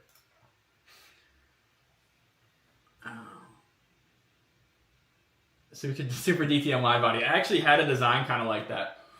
I can't go super huge. It only pushes 690 horsepower at the moment. 4 inches would have everybody thinking I'm over 1,000, and everybody would try to race the second of my life.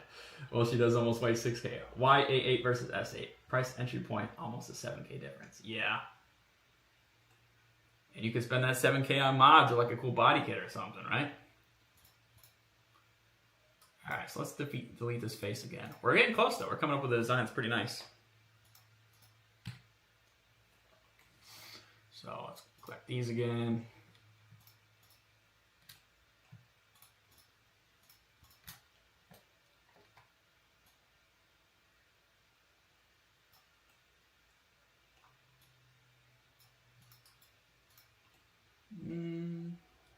Oh, you know what it is? You know what's throwing us off? Is I think we should have angled those curves a little bit more. Let me remake these curves. I know what the problem is.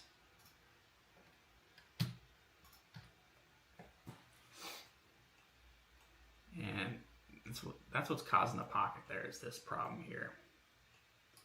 It's trying to satisfy making this curve. So it might be best to kind of block that off. But before we go ahead and do that,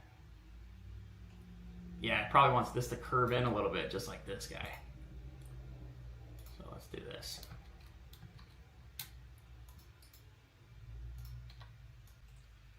And we'll connect that later. Okay, let's get some new curves in here.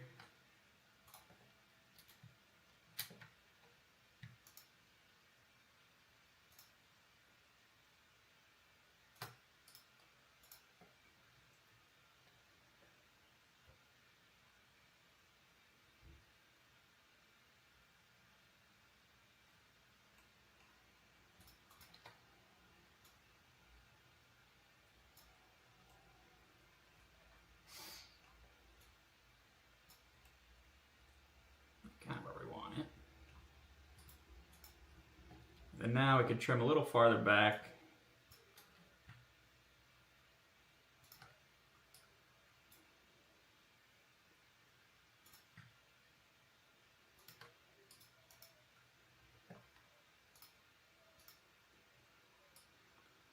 Okay, and last time I had them straight up and down, which is not how real life works. We're going to take this. Oops. I take this, duplicate it, scale it up a little bit, just to get that shape we're going for.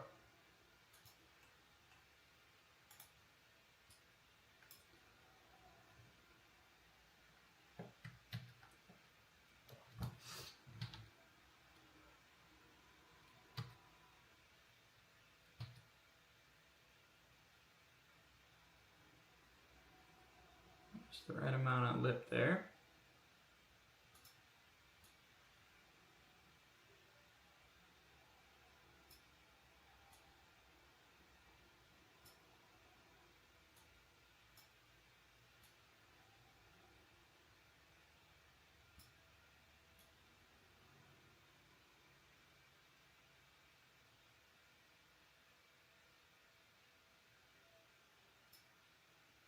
Right about there will be all right.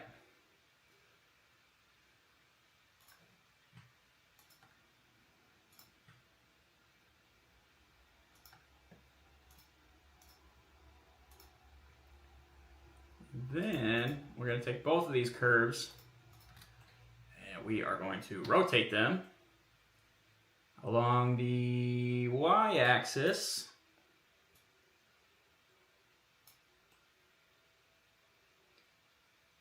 Oh, what's going on? Oh, I got that extra line in there. Hold on. I'll move them on out here. Get rid of this guy. We're going to rotate these.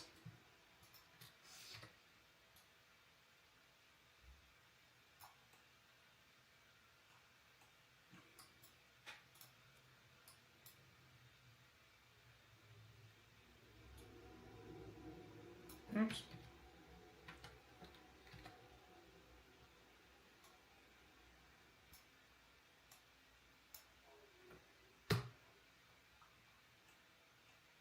Struggling a little bit here. Basically want to rotate it so it's a little bit like, not straight up and down, but gives us a little bit of angle like that. Gives you a little bit more clearance and shows off a little bit more tire without being too crazy.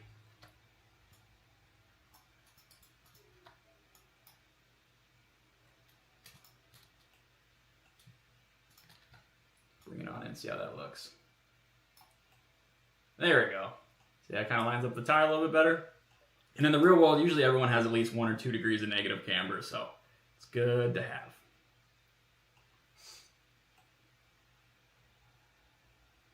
So yeah, we could even rotate it just a tad bit more. But I think I like where it's sitting.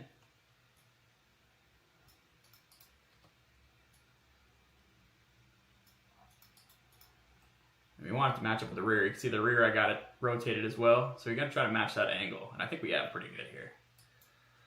So from there, we're going to connect to these curves.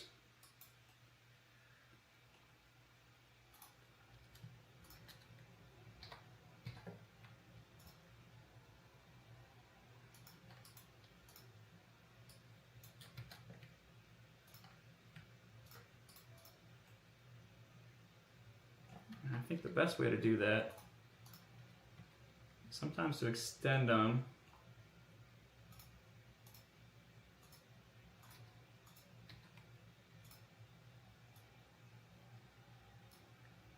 Linear, yep, linear extension. See where it ends up. Too bad. We'll just make these long for now. Do the same thing here.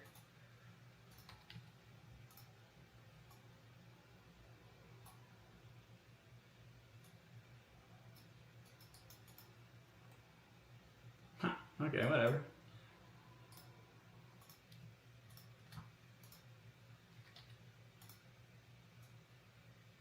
Both of these.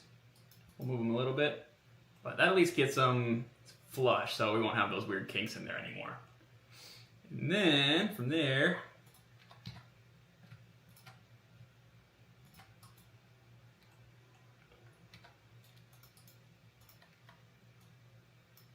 does not want us to move those control points. Strange. Okay. Are you in Minnesota? I'm going to want to see this once it's done. Okay. Just remember, LMP cars don't need 1,000 horsepower. They're ballistic fast. Yeah. Bring barbecue for us all. We could take rats down there. Curious, what made you choose craft cars for your body? Yeah, that is good. Like I said, I've only made a couple reels here.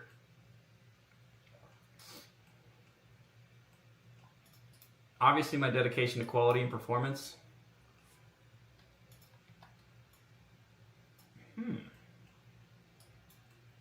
Not want me to move these now.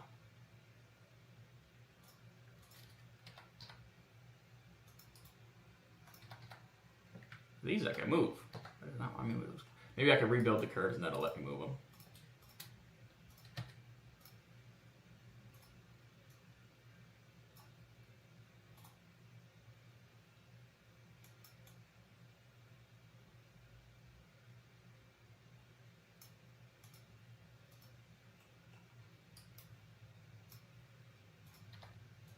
There we go. Yep, just had to rebuild them.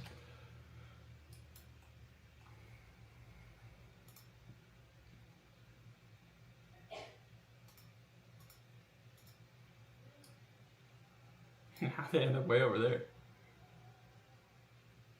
Oh, because the angle changed. Crazy. Okay.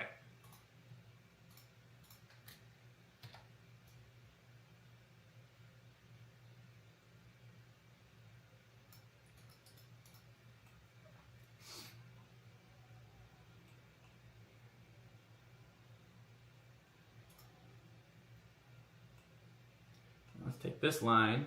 We'll move this line first before we move the others. Move it on back here. It doesn't have to be anything wild.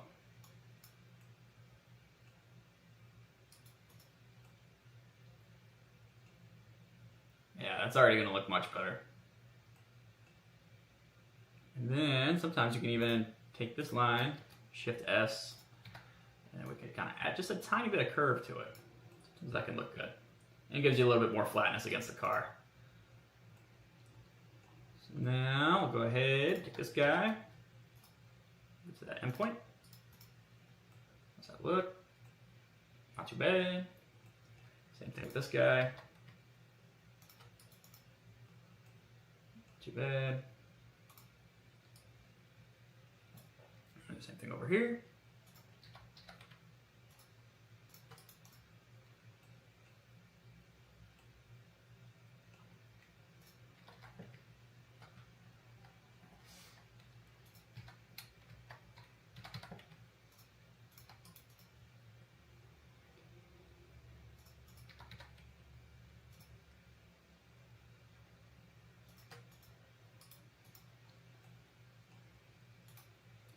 And there's that. So we got a nice, smoother transition there.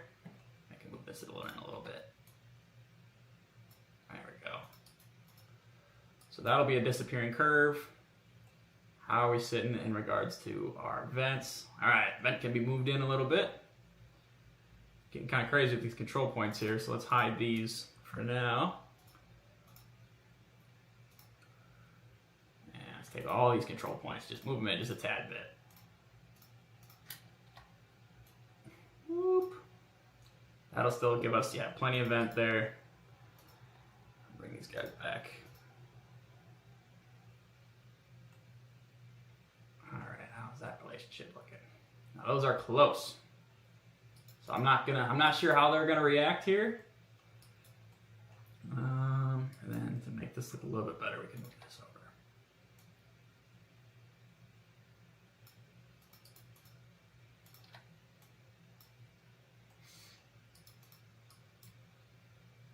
Probably what we should do. All the points we need to move the exact same direction.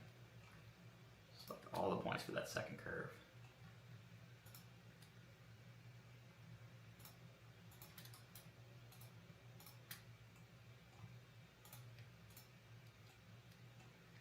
All at once then, so it's nice and even. Just like that. Maybe not as aggressive. Perfect. How are we looking here? Looks like the vent can go in a little bit more.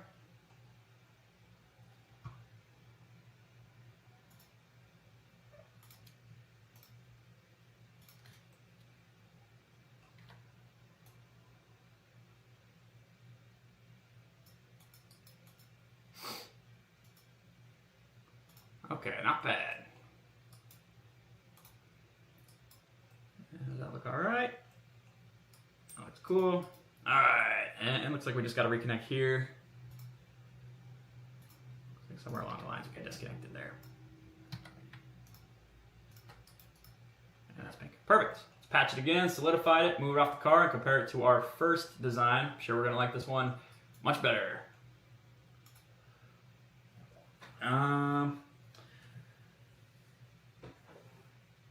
All right, well, thanks Grey Duck Custom for tuning in. Go spray that tooling gel. Honestly saw a random Facebook reel, saw his passion after going down a rabbit hole of videos. LOL, I needed something custom, but there's nothing for my boat. Only for the S6 and X7. Took a shot. I'm very happy with the process so far. Hey, that's very nice of you to say. Crafting cars, about to own the A8 wide body market. That's awesome. That's what I told him. This design is killer. People are gonna tail us immediately. Yeah. That is one thing with I like doing the custom one-of-one kits because and it's 5 o'clock.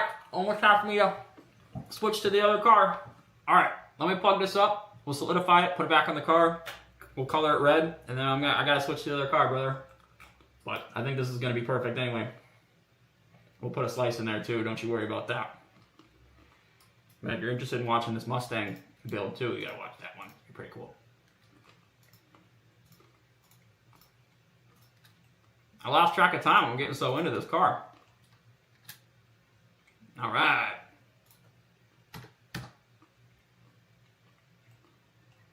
A little pinch down here. We can fix that though. Just gotta bring that out and bring those points in. So,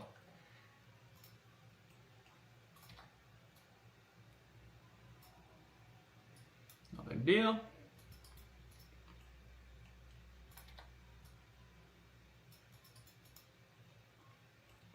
Try that again.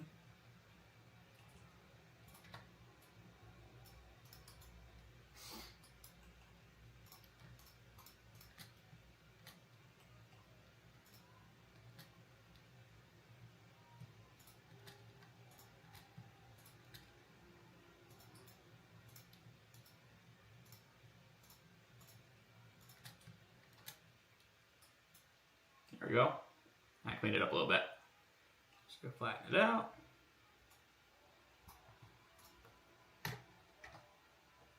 Much better. And that we'll have to reinforce a little bit. Okay. That's getting a little bit thin there. So we'll have to tweak that a little bit. But for now, we'll call that good. We'll patch these.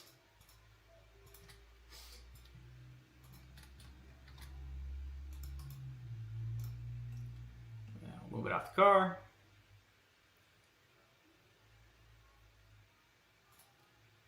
Select both these faces.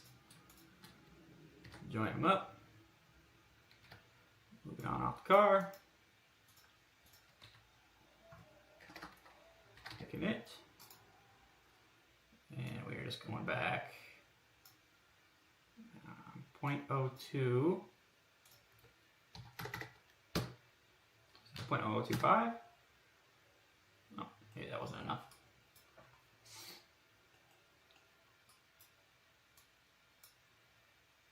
Oh, I gotta go in. Okay.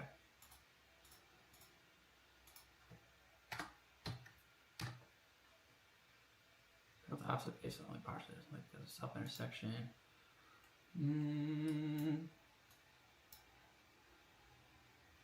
So let's go a little thicker. Go the other direction.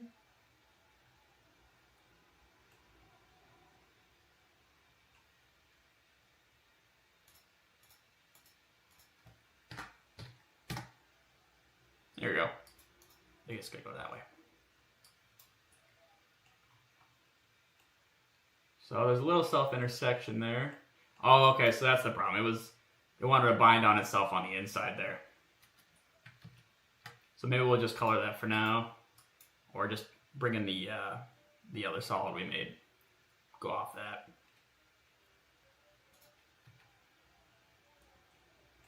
let's hide these curves here. We'll group them up together because we're probably going to be editing those a little bit later. And we'll call those front fender.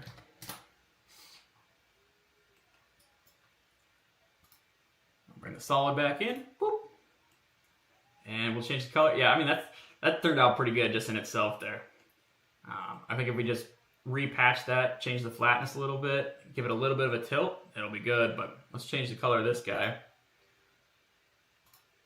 Oops.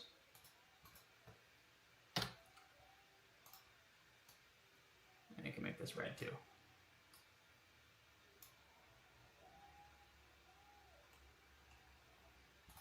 Maybe a little lighter.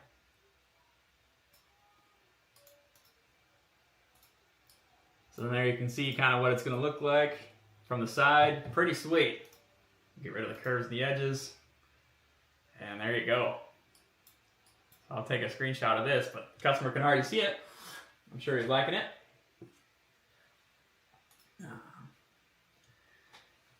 That gives similar vibes to Audi rear wheel. That was the inspiration for the way you said that. Yep. All good. It takes pictures before moving on. Oh yeah, I'll take a whole bunch of screenshots. And yeah, we can even do an inlay right here. So I've seen on, I'll pull it up on Google Chrome real quick here, but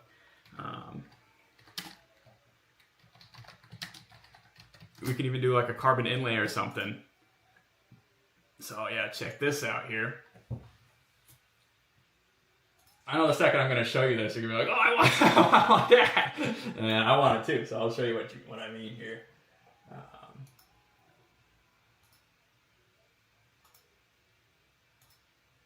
Yeah, check that out. So that's a cool look.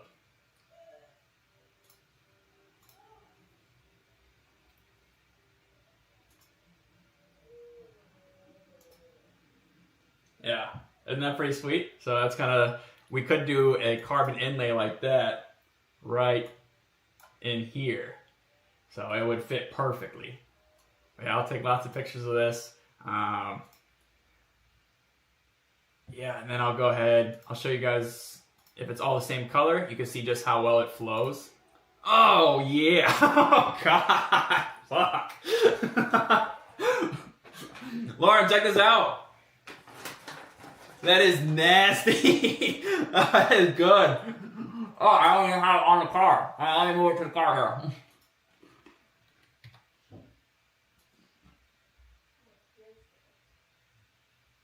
There we go. God damn. What are you eating? Pretzels. Oh, okay, how was I supposed to know? Look at that. Look at that front fender. How sleek that turned out.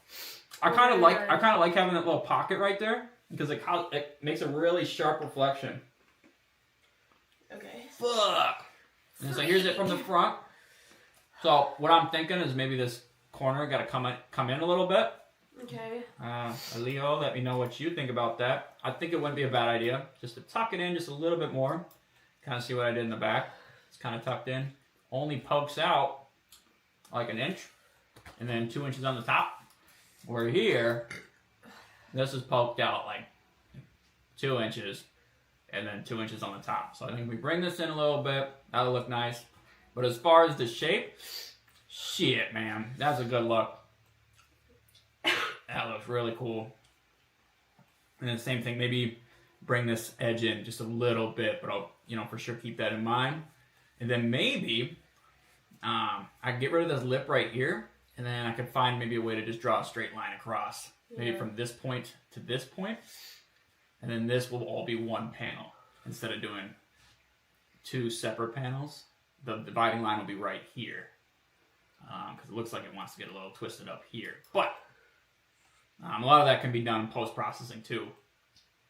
But yeah, I'm very, very happy with that. And maybe I can even straighten this out a little bit so it's not so curvy.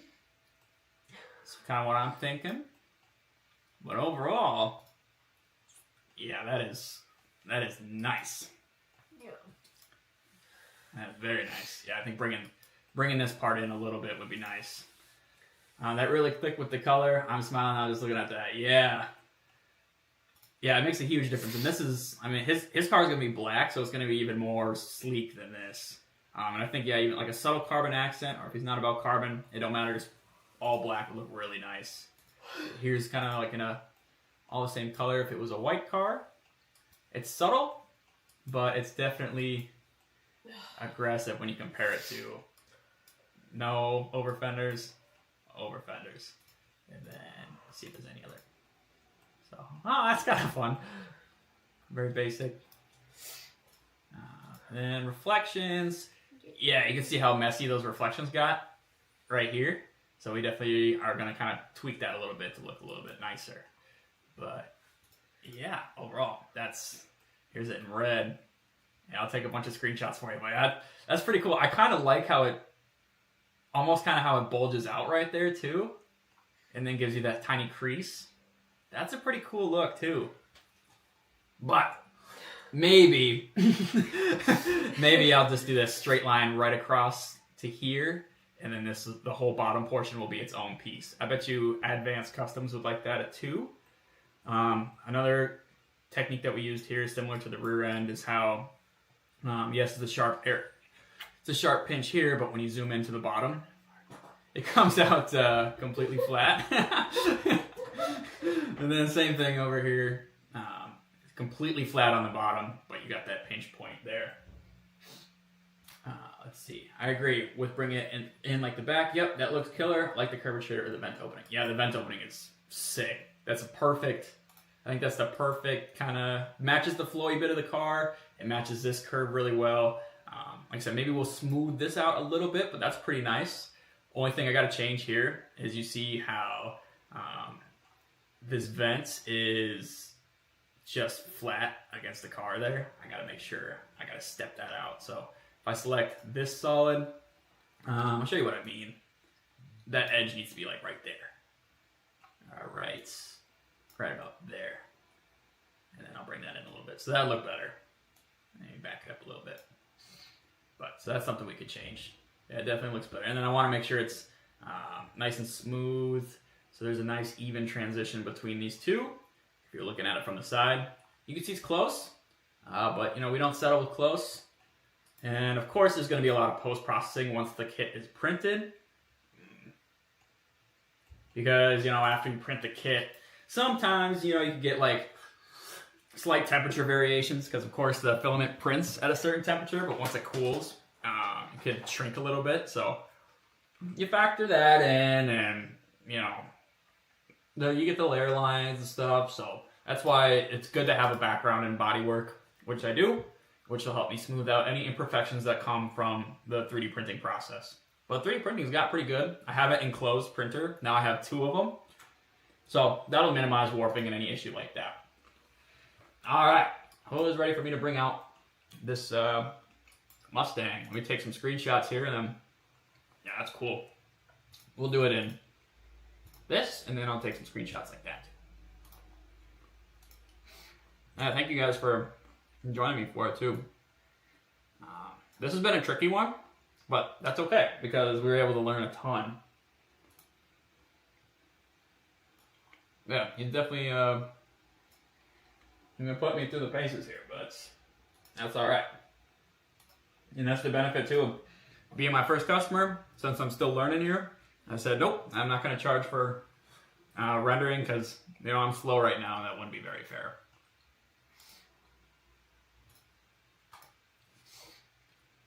But I'm definitely gonna want to take some snips of this because this looks really nice.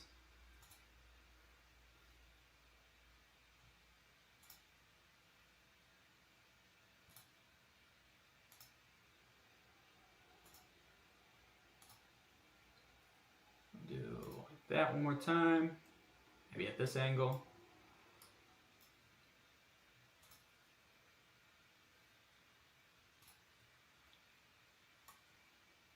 And then I'll make a reel about this later, or maybe tomorrow morning. I gotta make a couple.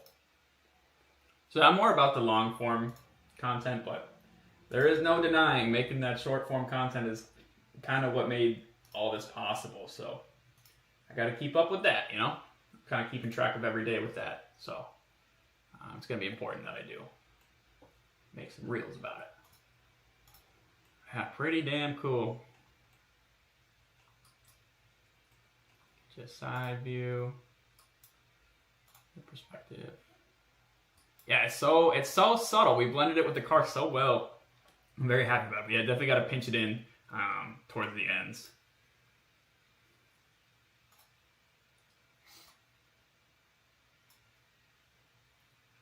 Let's save that.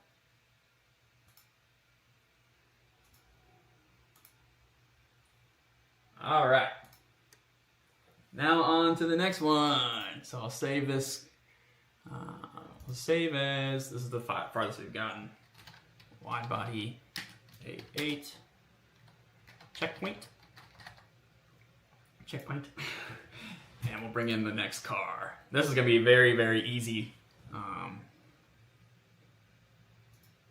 very easy one coming up here. So here's the next car. It's a cube shape. The last drop is the taste. Hold on, let me pull up the chat there. Thank you. Also get another drink. You try to drink that at the camera like 30 minutes. I do have a habit of that. I'm just like I'm getting like the very last drop. And just like waiting for it to settle to the bottom and then doing it again. I'm also wearing my Beavis and Butthead pants today and my Need for Speed Most Wanted t-shirt. Lauren, it's time to get me another drink. Oh, I thought you were telling me. I was gonna say, bitch, I'm folding laundry right now.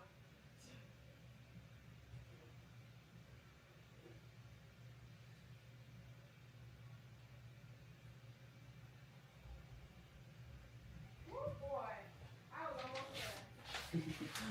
there. All right, we're actually watching the sun go down as we're doing this. I got some chomplings here. That's been gone at 126. Yeah. Some Canada Dry 0 sugar fruit splash drink here. Now for this kit, we're going to be using a completely different technique. We're going to be using a curve cutting technique because our reference is very, very simple. This is a two-door car, unlike a Liho, and it's a very, very, very, very simple. It's a 60s car. The body lines were not so damn crazy back then. Oh yeah. So Advance, he sent me a picture. Oh, that's really nice. So that guy emailed me, kind of giving me some tips and tricks about my design. So I'll take those in consideration. Sorry, you can't really see that very well. He gave me some notes on where I should cut to improve my design. So yep, I'll take those in consideration and we'll be all right. So let's get rid of the solid and bring in. I'll bring in the 1962 Chevy Corvette, and then I'll pull up a reference image for you guys. So here it is. Look at this guy. So we definitely. It's going to the moon right now. We gotta change that. So I think I want to import it in inches. Maybe not. Centimeters? Or feet? And then we'll scale a little bit later. I could scale it to the end too because I'm not 100% sure what the wheel size is. So we'll just do, yeah, I guess we'll do an inch for now. That gave us the best result with the Audi. Yeah, such a beautiful machine. Okay, we'll do feet. We'll scale. We could scale down. Scale down, we don't lose any definition, so we'll see.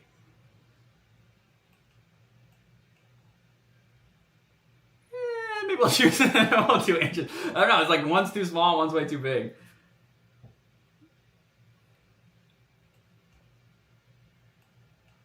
I don't know. We'll do inches just to keep it, and then we'll just double check. I got a couple other cars too, but it's time to do the Corvette. I gotta let the customer know that I'm doing his car. His name is Aaron, I believe. Aaron. So here we go. Streaming.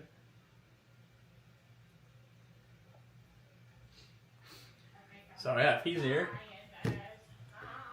if Aaron's here, he can say something. And this will be cool. It's a whole nother look for us. Completely different car. This will be more really good practice. And then yeah, we'll come back and once we finish this up, we'll do the Audi. Probably finish up the Audi tomorrow.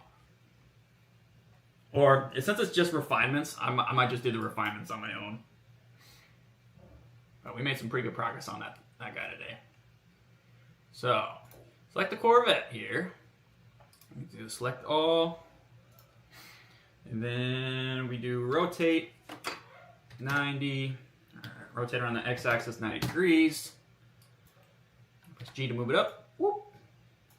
Look at it from the side. I like to have the wheels parked right on that red line, and it looks like we can bring it forward just a smidge.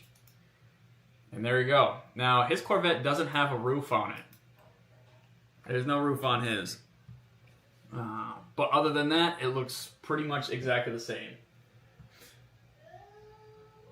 Is that the folding laundry song? I don't know what you're talking about. Oh, and Lauren's folding laundry down there. Lauren, they're listening to you. See if I can pull up a image for you guys. Super cool guy. He sent me a bunch of reference images, and he also likes front vents too, just like our boy Eliho. So he likes the front vent. That's off a Corvette, and we're just giving him the design. We're not printing this kit, so that saves me some time there. So this is just a render, and he is doing a front vent and a half, like basically a cutout rear. He's already done a little shaping himself using foam. So I'll let that focus in for you guys. So that's he kind of cut out the rear section there. So he must have followed this body line right here. So all this is going to be, it's going to be opened up. And then the front, he's going to be having this vent here. I don't know if he has this piece. I'm just going to pretend that this piece isn't here. Or maybe I can hide it. I think I can actually hide that piece, maybe. Hopefully.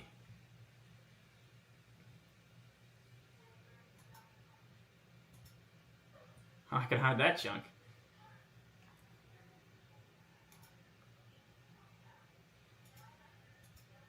But we're going to work around that. Like I said, his is missing, but I'm sure he's going to put it back on. But not 100% positive. Should be pretty simple design. If he doesn't have it, we're going to just pretend that's not there. So, man, do we start front or rear? Got a lot of reference images here. Let's start in the front, I think. Try to find oh, yeah, here's a good. So he actually did a 3D scan for us with his car. It's pretty cool.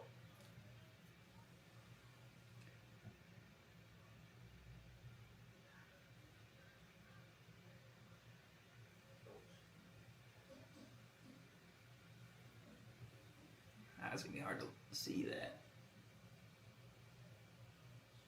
You can see he's already used the foam in the rear end, and he's got the vent in the front. It's a pretty basic kit. So let's go ahead and start with the rear. That's what I'm going to tell the wife tonight. Oh, I don't remember exactly what I said. So yeah, it looks like we're just going to follow the door line here. So I'll end the kit right about there. So let's just start. We will start out very basic.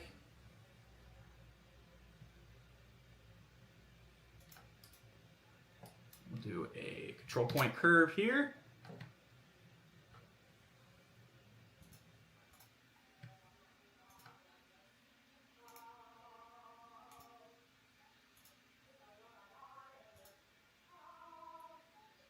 And that's going to go way to the tail. So that should be nice there.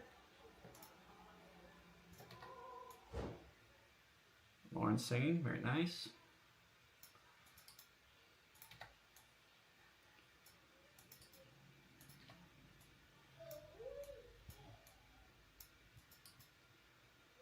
this whole thing before. I accidentally drew it right on the body of the car. But not the end of the world. Alright, so pull those control points back here a little bit. Now, yeah, it's kind of interesting shape there. It's kind of aggressive. It just goes up and then kicks straight back. It's not smooth and sleek like the Audi is. It's a little bit more aggressive.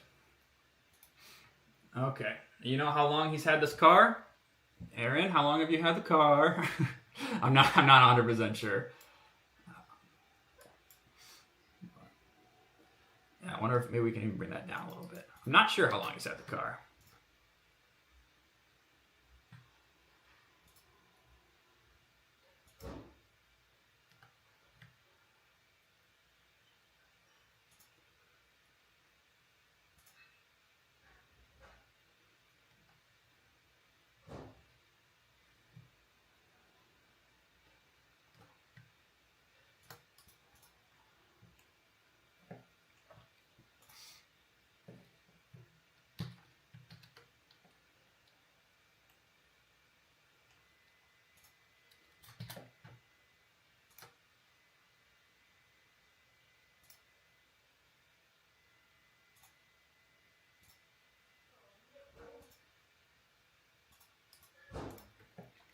Alright, then we're just going to follow this long swoop line right here. Now it's so swoopy and long that we can actually just rebuild this line a couple times. And I bet you, we'll just subdivide it. And I bet just by moving these control points a little bit, we could probably get that shape right on the nuts. You know what I mean, huh? Something like that. I'm bringing up the rear there. Bring these two up a little bit. Something like that. Smooth, you know, I want it very smooth. So right off the bat, I mean, we got something pretty cool. And now, instead of rebuilding every line, we have such a simple shape here that we could probably just rebuild this face, is what I'm thinking about doing. So we're going to go ahead, select the face. And this is literally all it needs for the rear end. I think we might have to do a cutout for the gas cap. But we're going to try to rebuild the face here.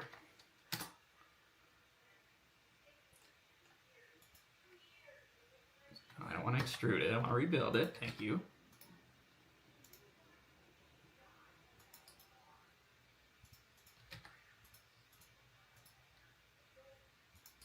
Oh, maybe I have to... Oh, I got to make a face before I can rebuild it. So I got to... And let's smooth this out here, too. It's got a pointed end there. We don't want that. So let's cut that.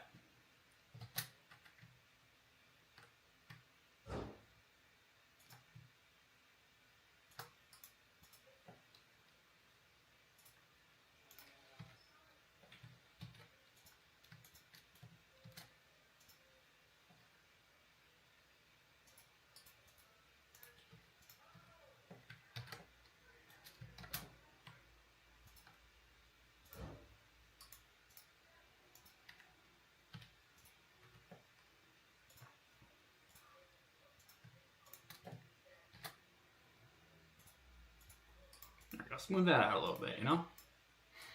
No need to have too crazy sharp corners. Alright. Oh, maybe, I mean, he's body working it anyway, so maybe a sharp corner would be best for him.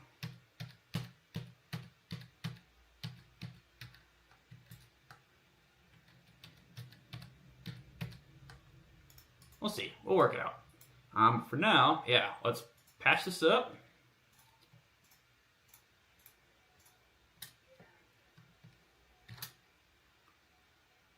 There you have that, and then we're going to rebuild the face.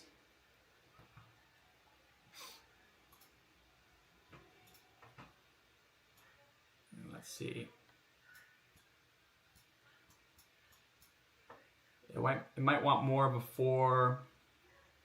four-sided shape first. So what we might have to do is take this, join it, get it off the car, Then take this shape, take it off the car and get it out of the way.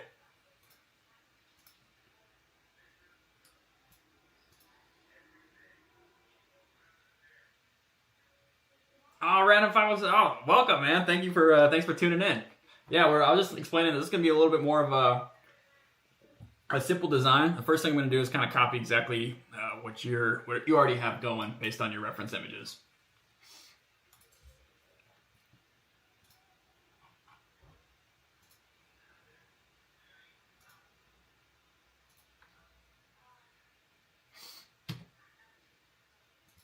So let's go ahead and get rid of this. We got that over there anyway. And we're just going to make a big old rectangle for now.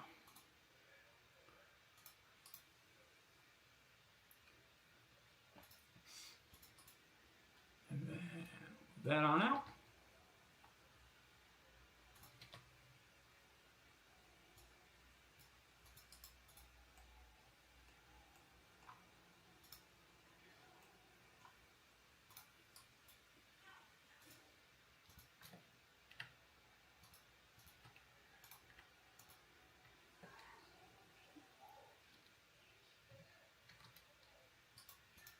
Patch that, and get rid of this rectangle. I just got this patch floating around here. And then we'll take our curves, and I should be able to take this, and then select the patch, Shift C, select the cutter, extend, should go all the way through. Should go all the way through. Sometimes it doesn't. Sometimes I have to hit this and then Shift I. And it brings it out of here. Sometimes that works good too.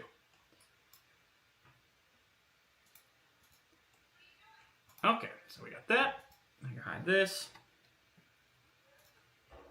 It's getting kind of dark in here now. So now we should have two separate faces. This one and then this one. So I should be able to take this, try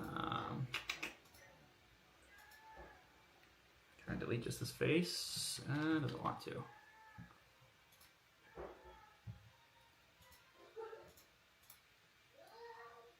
How do we do this? Let me turn the light on, get a little harder to see.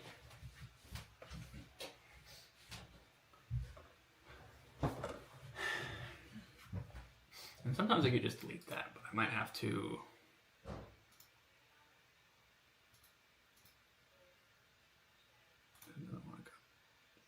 Let's try this here.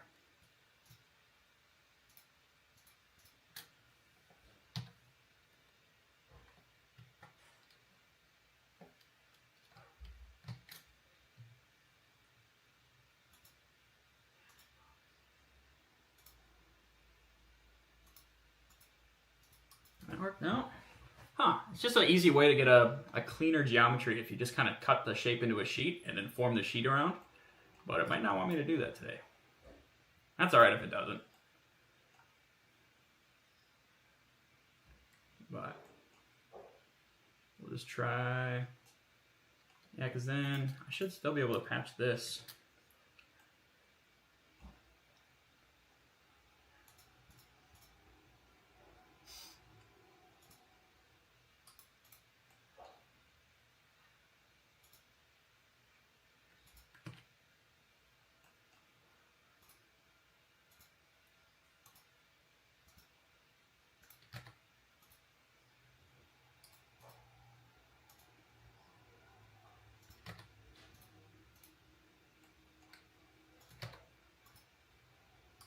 Yeah, interesting. So it's not a four-sided sheet, it doesn't want to do that, but I can always do it like this too. I can shrink it to it. I make this like 0.5. And that works too. So now, I take this sheet here, move it on over to the car, and we almost have a done piece here. So get rid of these. And then we could just take it and move the control points around, and that'll kind of bend it to exactly where we need it. So we'll get it close to the car. I think he wants to do 2 or 3 inches from the car. I believe it was 3 inches from the body of the car. And we can just go ahead. Right now we're just kind of getting a reference here. We'll rebuild this again so we get a little bit more points to work with.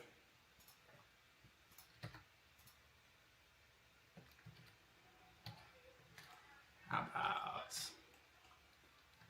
about that? See what that does for us. And then we can just take these. You can watch it. We can kind of bring it on over to the body of the car. You want some hot chocolate? You want to? Sure. You don't have to. I'll take some. Okay. Take a sip. Okay. This is the Corvette we're working on now. Oh, nice. Yeah. Oh, by the way, I made this hot chocolate in this beautifully made Crafting Cars mug. Oh! That's available for purchase. At craftingcars.shop? Yeah. Wow! That's awesome! Oh, yeah. Well, thank you. Yeah. I'm sure it's going to taste a lot better out of that mug than does. otherwise. Yeah, I bet. Yeah. Well, thank you so much. Mm-hmm. It's really good. I'm trying a slightly different technique here. I don't know if it's going to work. Basically just kind of wrapping it to the car. Oh. So you just made like a panel? I made like a panel, yeah, and I'm just kind of folding it onto the car. So I'm not sure if it's going to work, but it's just kind of a little something we're playing with here. Okay. Well, I'm going to put my clothes away and I'll leave that down. And then maybe I'll come back for some more. Okay. Thank you. Yeah. Looks good. So yeah, you can kind of see how it's a much easier way to do it if you have like a simple flat panel like this.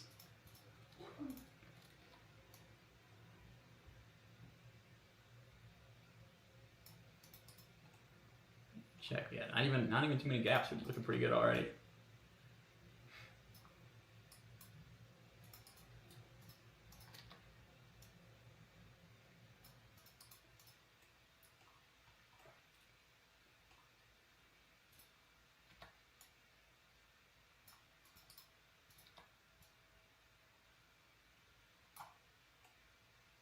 Yes, that is ridiculous how much easier that is to do.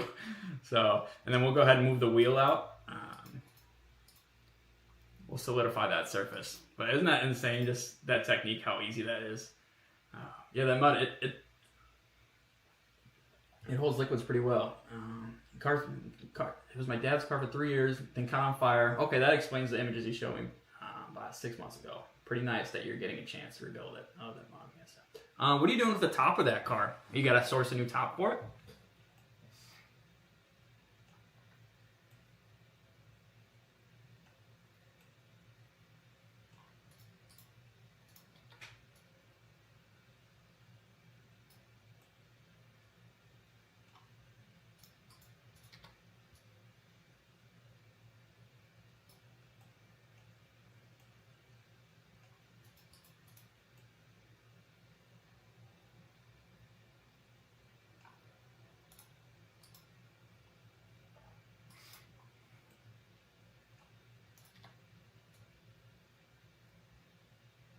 Yeah, that is a nice feature to have.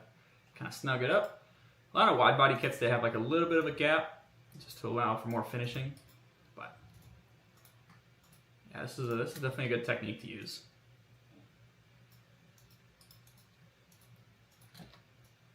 Now Alijo's probably like, God damn, why didn't I buy a 62 Mustang? It could have been that easy.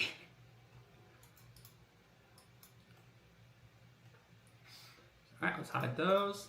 And then we'll take this sheet. This is ridiculous. And then we'll thicken it up a little bit.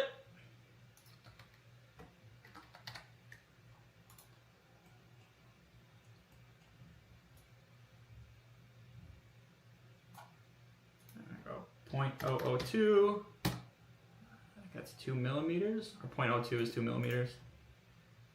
0.02. There we go. Okay, so maybe I have the car a little small right now, but that's basically it. But I mean, it's really that simple for the rear end. Oops. And then we got our first solid. And get rid of the sheet.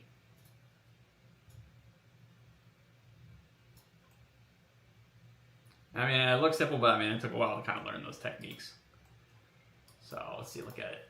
With the reflections, you can see we got that a nice reflection. So it's straight with the body of the car. I have it extruded a little thick right now. I have it at 2mm, but the scale of the car is going to be off. I'm going to have to ask him kind of what size the factory wheels are and give me some reference points since I don't have an actual car to scan. But that's basically that. We can play around and do a couple different designs, but I'm going to go ahead and color this yellow color because that's kind of what he's been using. His foam is that color. Dark gray looks good too. But yeah, let's give it kind of like a yellowish tinge. Perfect timing, Lauren.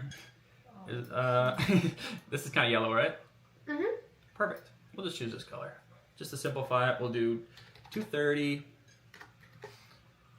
250, 40. Wow. And look at that. All right, and then check this magic out. Alt-X across the X-axis. All right. Boom. He is now super fucking wide. Check that out, huh? That's very nice. Look at all this room he's got for activities. So let's take these wheels and space these Johns out. So we get a glimpse of those warlocks. Yeah. Take these guys, bring them on out. Bring them out and up. I'm sure he's going to want to lower this thing a little bit. Oh, yeah. That's what I'm talking about. All right, we'll go over to the other side. He's got aftermarket wheels, so I got to find out what size he's got. Get the overall diameter. I drank all of it. Yeah. Did you not want it? No, I want it. Oh, okay. Well, I'll leave the rest for you. Okay, thank you. I love you. Thank you, I love you too. Do you want me to put your clothes away? Sure. There we go. Cool. Very sweet. Yeah, that's actually insane. The difference in complexity is crazy. You talking about the mug? How cool the complex curves of the mug, I'm guessing? But yeah, that's pretty... So yeah, that's a good representation of what you got going on in the rear. It was all the same color. Kind of would look like. I'll hide the edges and curves for you. So nice and sleek.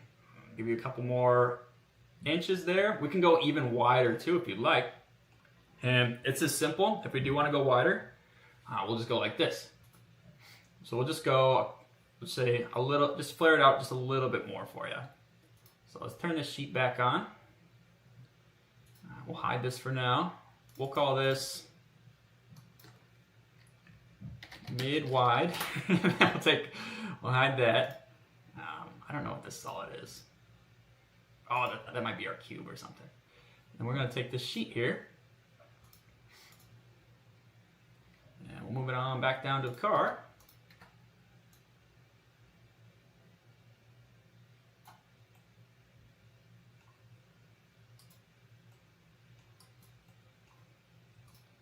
Control points, and then say, okay, we're just going to select all the control points that are close to the wheel edge there.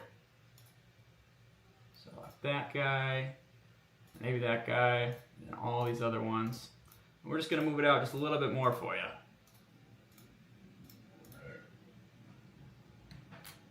All right. Just a tiny, oh, that's not what I meant to do. Just trying to move the control points.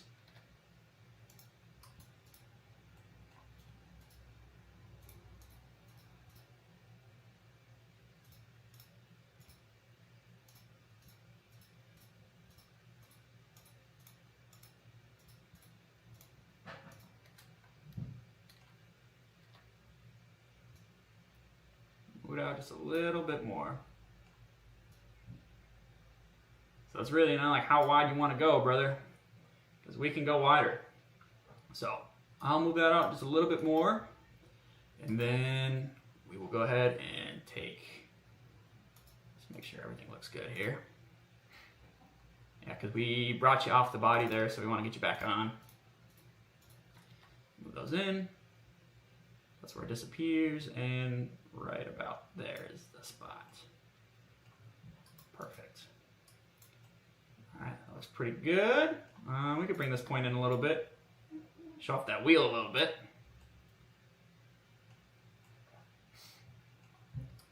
And we'll save that.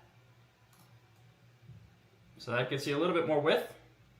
Ties it nicely back into the car. Move that off. And we'll thicken that.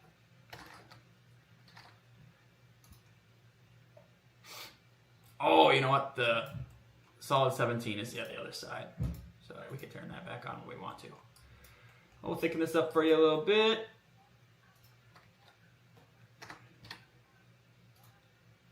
And same thing, we'll do the 0.02. And this solid we'll call wide. So we got mid wide and we got wide. So we'll switch between the two and you can let us know what you think. And here you kind of see where you're going to want to do some trimming on your own vehicle. If you wanted to lower it down a little bit, you don't have to. But if you wanted to slam on your nuts, this one's empty. That's where you're going to want to cut. Let's bring that on over to the car. Very nice. Get rid of the sheet. We don't need him anymore. And yeah, okay. So we can move that. We could probably gotta sculpt that a little bit more on the top. Actually, yeah. Let me do this. Get rid of him. Should have paid a little closer attention there. So this we gotta actually change up just a little bit more again. So we left too big of a gap right there. We gotta close that up. So we'll go back to the control points. It's a little messy, but you know, we're doing it. And we are gonna select kind of all the ones around that top edge. And we're just kind of gonna bring those on over. I close up that gap a little bit. I close that up. And I'll just move these.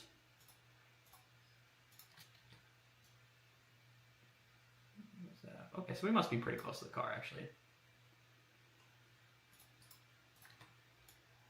Move that in a little bit.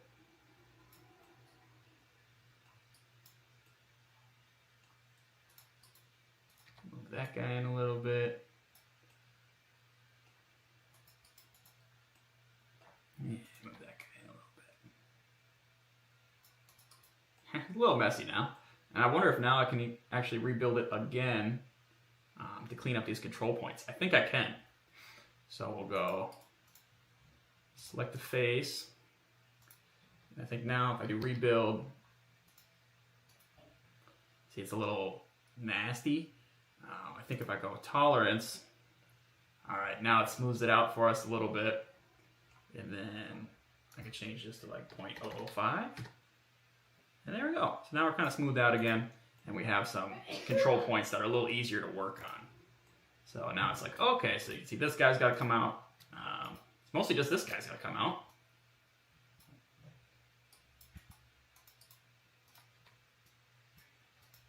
Oh, it doesn't want to. Oh, I might have to move it to the side a little bit. Boop. So now I should fail to locate geometry for edge. Well, maybe I have to do that in a different order. But anyway, we'll call that one good enough. And this one will just be,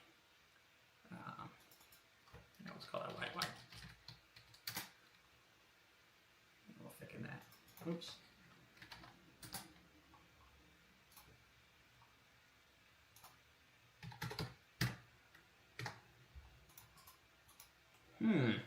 It's like after rebuilding it doesn't like the geometry anymore. That's strange.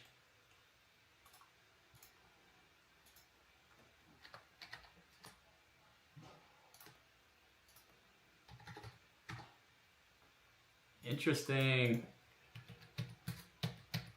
Go back a couple steps.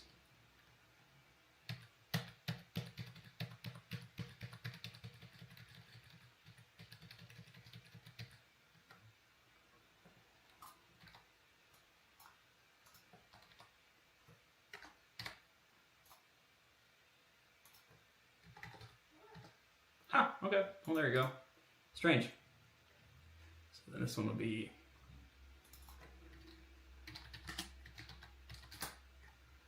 wide. And then we'll color this one we'll make this one red, more like a pinkish color. And that'll give you a little bit more width.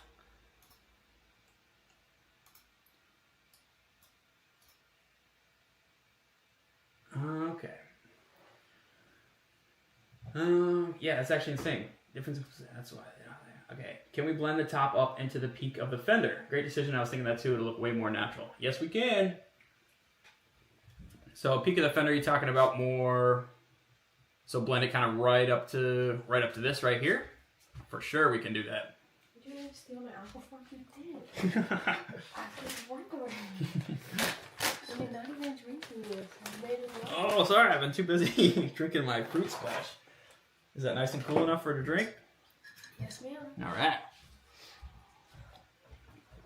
Yeah, good idea. Let's build one that goes right up to the that top peak instead of the side. So we're just gonna kind of mimic this shape exactly.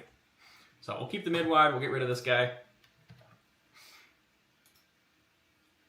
to the highest peak. All right, the highest peak. We'll just draw a line right on that guy then. You kind of see exactly where it is. Right here.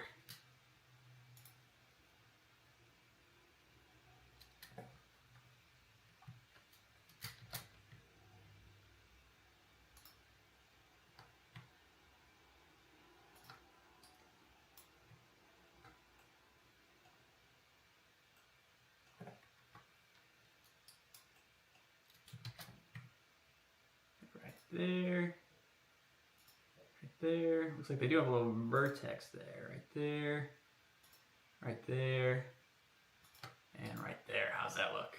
Oh, we're way off. Let's try that again.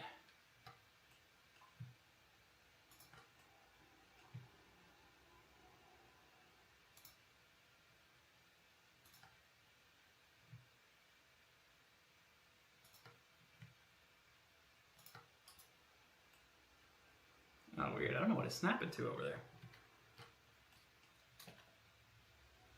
Maybe if we go like this. Maybe that'll be a little easier. Wish I could like highlight that. Be a little bit tricky, but we'll get it.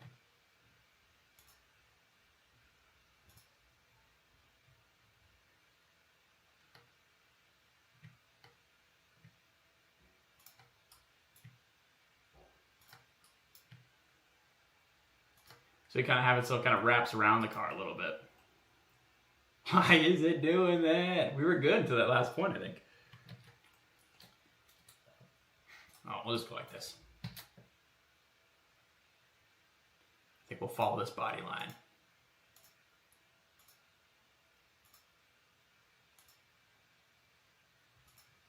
I think that's going to be the move. Then, let's see.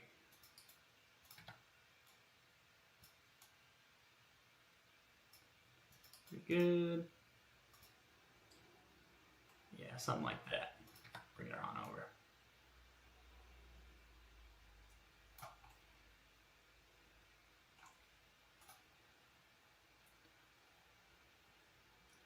It's pretty good. If I move it up a little bit.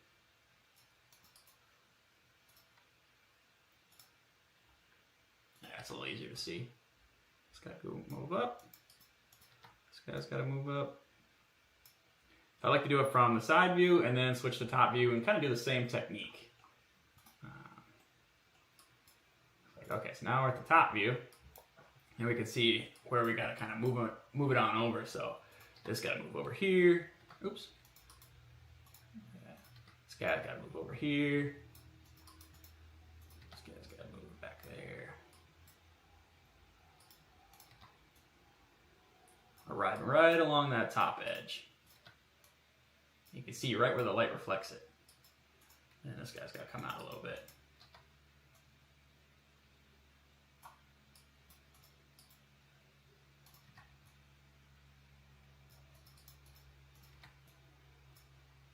Okay, probably got to come up more than it has to come out. So we go back to the side view. Yep, look at that. Sure enough, got to come up more than it comes out. Looking pretty good. So there looks good. All right, bring this down a little bit. Bring this one up a little bit. And then this guy, what's going on with him? Let's just bring it up just a tiny bit. We could always extend, bring it down. Maybe have to add another point in there.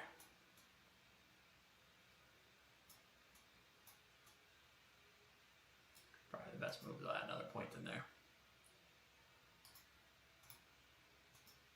Select the line, Shift S, give us a couple more points.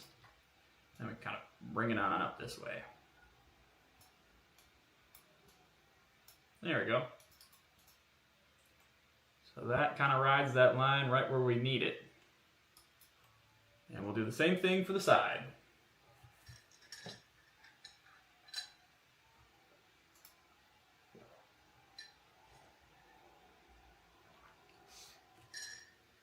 In the quest to make all cars fat, the streamer forgot to read his chat. Stop doing that!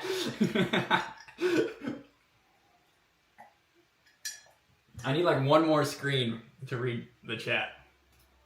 Oh, and I got top chat on, not live chat anymore. Make sure I didn't miss any. Yeah. Okay. Maybe I think OBS has a app where I could probably pull it up on my phone. But let me just open up the YouTube app on my phone. I can just look at the chat there. It might be more of a delay.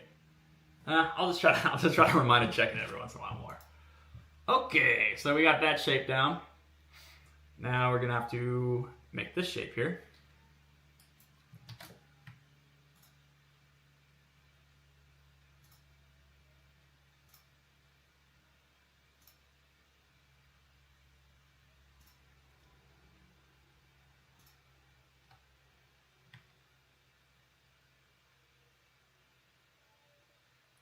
I forgot how far we're going now. We're going pretty much to the bottom of the door if I remember right. Yeah, I don't know what happened to this guy. Come back here.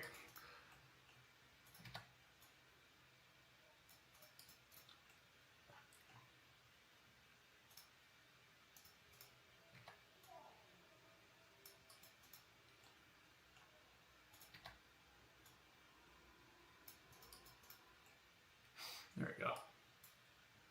Alright, so this guy here, we're going to move it out a little bit. Looks good.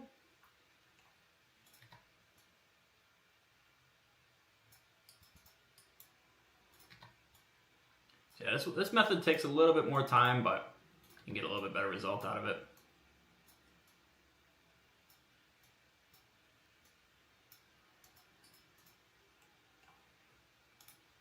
See from 2D, okay, pretty much the same shape.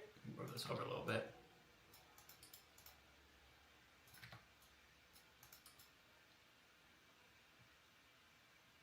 And then we might rebuild that line. So there's a little less points. It's a very simple line, we don't need so many points. Good. All right. And then let's go ahead, build a line straight across. I will build this curve first.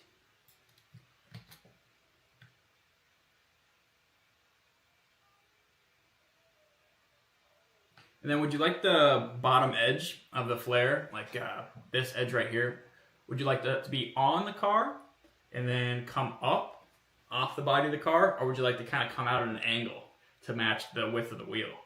I think for this kit, to keep it looking smooth, we want the whole bottom piece to be flat against the car. That's what I'd recommend here.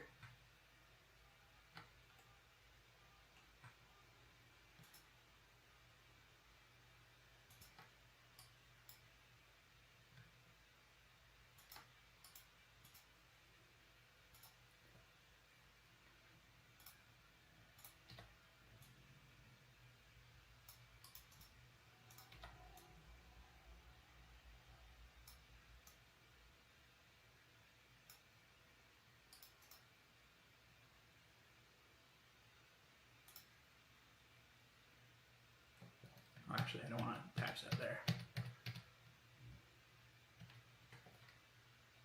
Let's trim that off.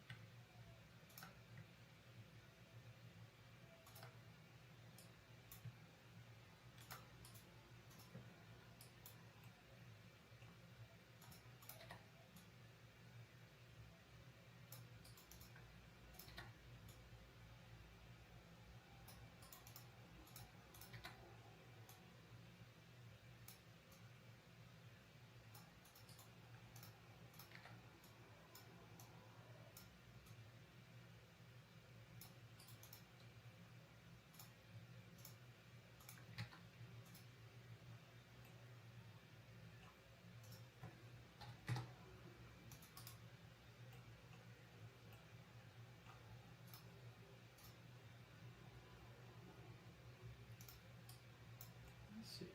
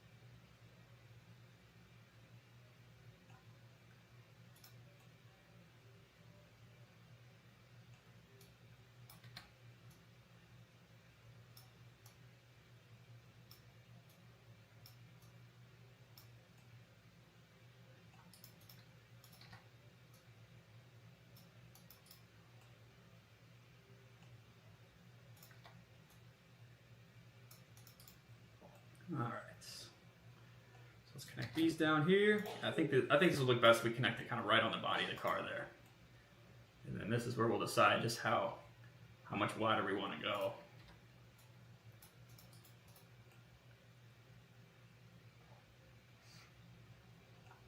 And we could even make it so it cuts off a little bit more of the wheel, so it has more of a kind of a tucked look.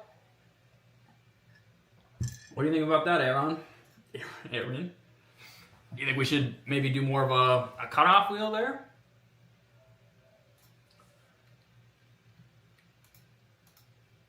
Or do you think we should have more of that tire exposed?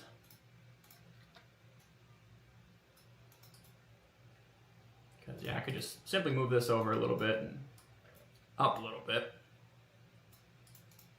But sometimes it can look slick.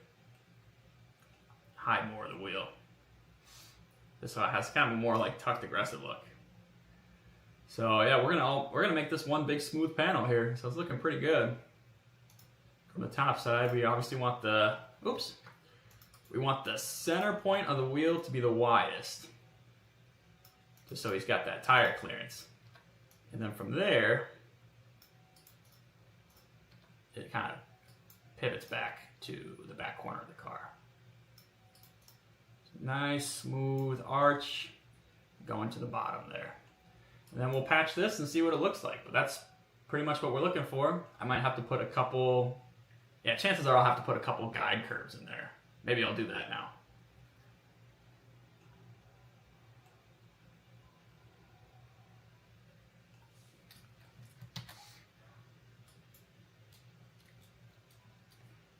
I've seen it too where people do a bridge curve. I don't know if I can do that. Let's see this. Bridge curve from curve.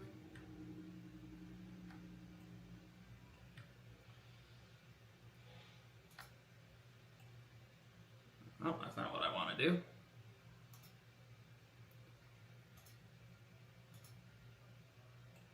Nope, that's not what I want to do at all. I'll just do a control point curve. From here to there. Oh. I'll hide the Corvette.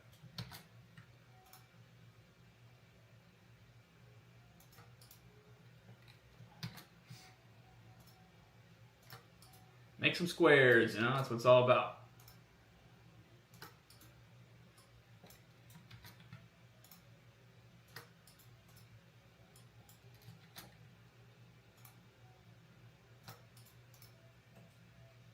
Whoops. Damn it.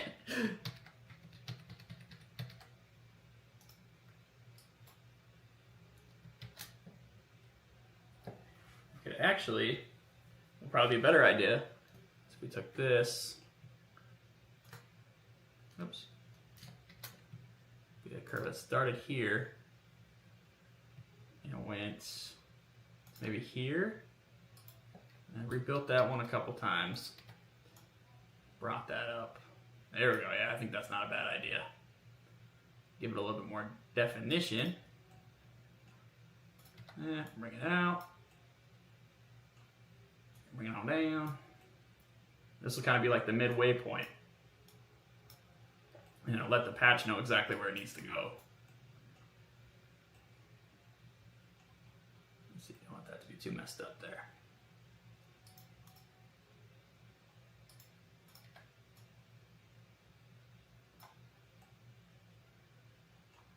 And that way we can actually make it so it even, let me redraw that line. I don't like how it has that weird curve in it.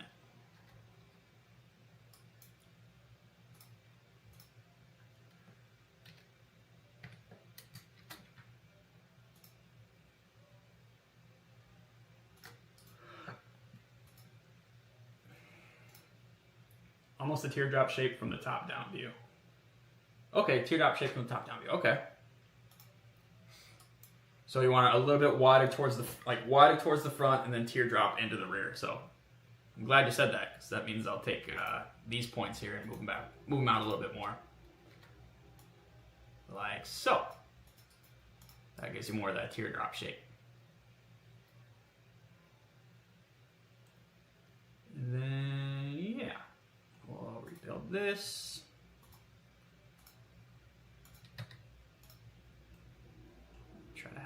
Match as many points as the piece underneath. So 1, 2, 3, 4. That might not be bad.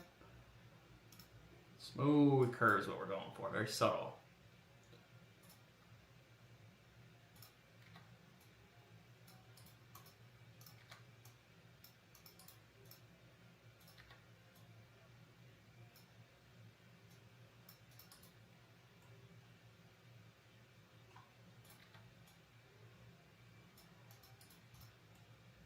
Okay, so we kind of have 2 points here, and then we're going to want to raise it up so that's kind of the center of those.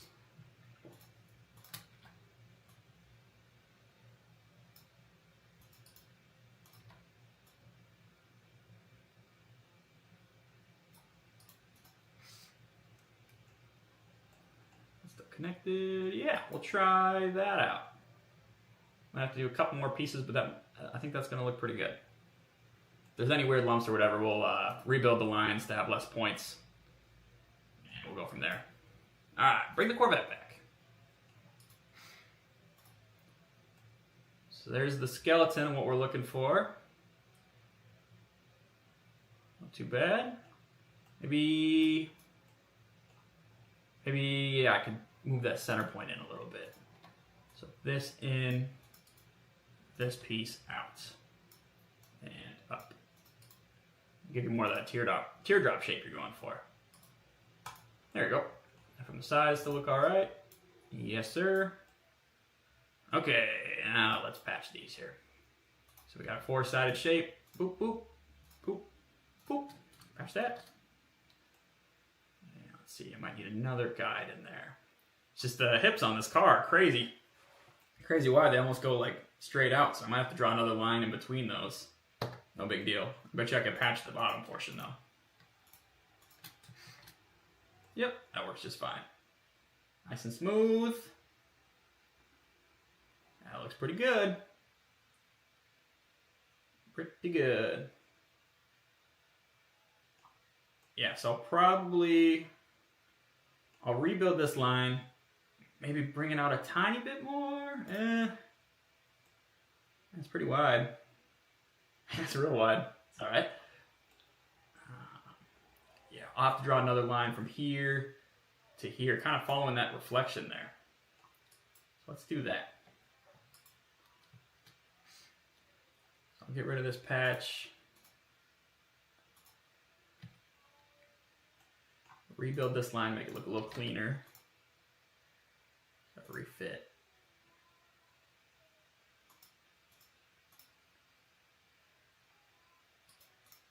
So, yeah, I mean, I'll just remake it. Bounce from there to there. I'll do another one.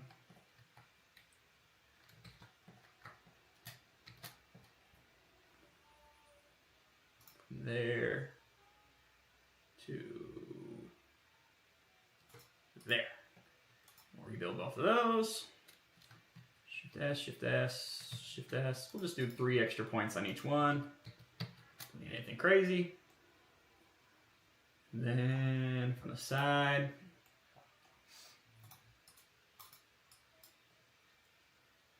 take these.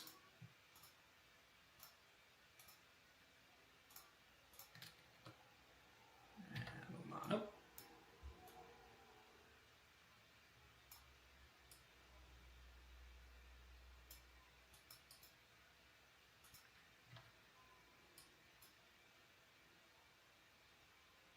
Okay, I'm liking that. And it looks like I just got to take the same points, same 6 points, and then just move them out. And that should give us a nice even curve.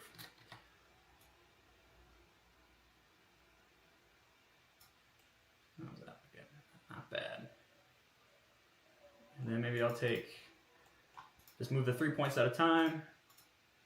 Take these, move them down a little bit. And then those, hopefully, yeah, I think I might just have to move them up a tiny bit. Yeah, so this thing's got some crazy hips to it. Alright, between those, I think we're going to be in good shape. I think I'll loft between these, or patch between these, and then use this edge as a guide for the patch. Raindrop, no top, on the Corvette with the wide spot. Amen. Okay, let's see here. I can either patch this, and then patch this, 3 different patches, or patch the whole thing and actually use these 2 curves as guide curves. Let's try that first. So I'll use this edge, this edge, this edge, this edge. So that's what the shape would look like without guides. As you can see, it cuts into the surface. So those are our boundaries. Now we're going to select the guides. This kind of tells that weird nerd surface, hey, this is kind of where I want you. So we're going to use this as a guide. Helps right away. And then I might even just be able to, well, we'll use this as a guide too, see what happens. Oh, even better. God damn. We got a nice surface there. Shit, we are on the car. Yeah, I can't be mad at that. So let's go ahead and hide these lines here. Well, let's group these lines because we like these lines. It turned out pretty nice. Go ahead and put those in a group. We'll call that rear skeleton. I can't type.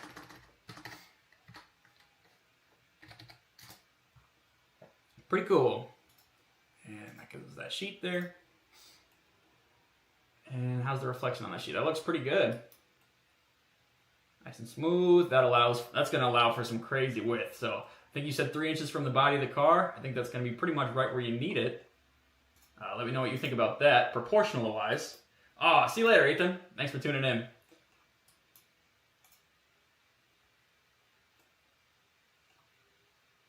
Let's go ahead and move that sheet off the car. Yeah, I think the reflections are good on that. Let's see. Yep, not bad at all. And of course, I mean, some body work's always needed, but I think we got a nice shape there. I can even add another guide right over the wheel. So right at the wheel portion, there's another little kick out for you. But I think that's pretty cool. So we'll thicken that sheet.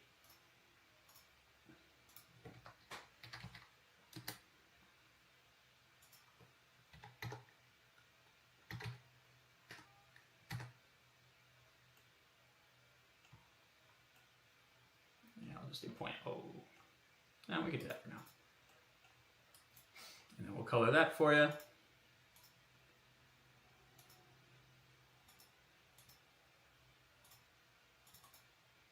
I'll make this one green. So this one wide with peak.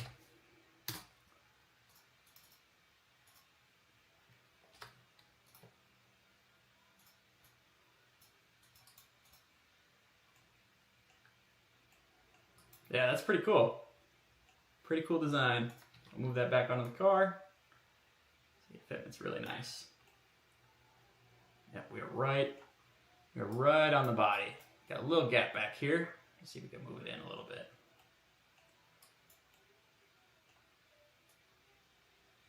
Yeah, we can move in just a tiny bit there. So that falls pretty good. I think to improve it, I'd take this line and maybe bring it to this corner here. Give it a little bit more of a good look, but yeah, that's nice. So yeah, so it follows that curve, kind of hugs it a little bit more flowy, and takes you all the way. Gives you you have a lot of width there. Let me select those wheels there. You could really bring those guys out. Way out here if you wanted to. Which would be pretty cool. That's very, very wide. So I'll copy that to the other side.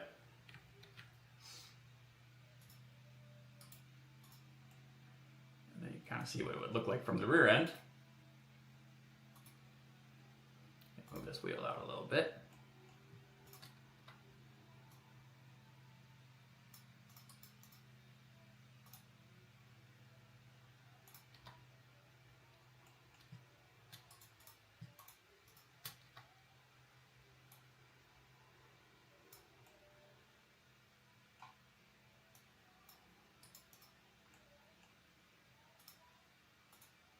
So yeah, that would be wild. Get rid of this wheel and tire here.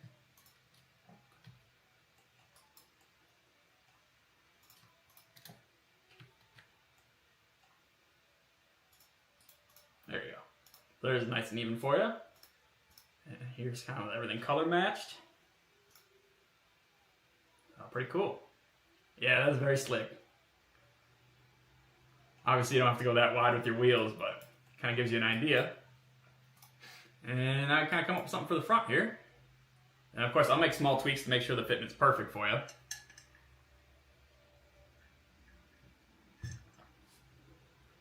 Yeah, because I could see it can be a little challenging here.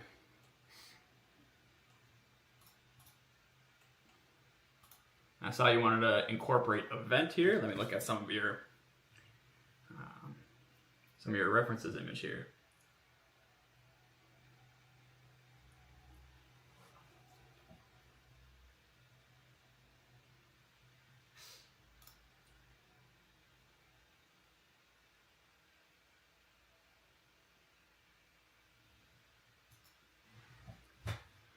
Okay, so take a look at your reference image. Looks like we're kind of flowing with the rest of the car. So it looks like you want the front kit to end right at this line here. This will be an inlay, just like factory. I'll copy this curve. We'll incorporate that curve into your kit, and we'll flow right into here. So it's going to be, let's see, you're going to want to kind of go around. I see you want to go around the headlight there. I wonder, yeah, I could probably come up with something there for you. So we'll start with this curve here.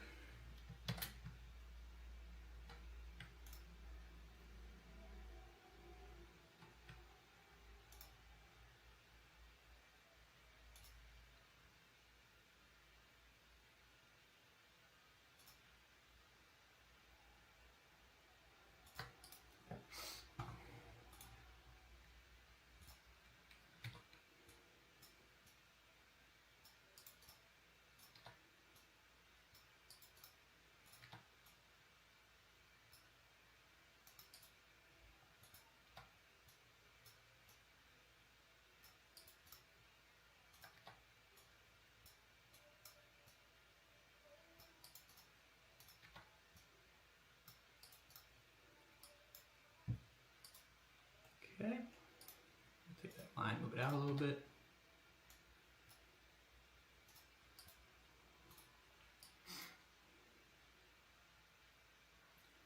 And then you have kind of this trim piece here. I wonder if we should work on the outside or the inside of that trim piece. Either way, it's going to look cool. So now we'll build a second portion.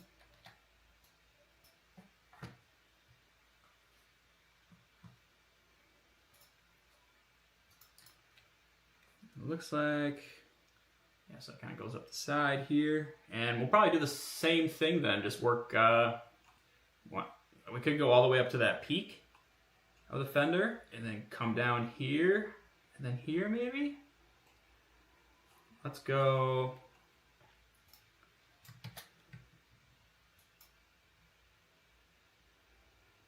Maybe we could do like something like this.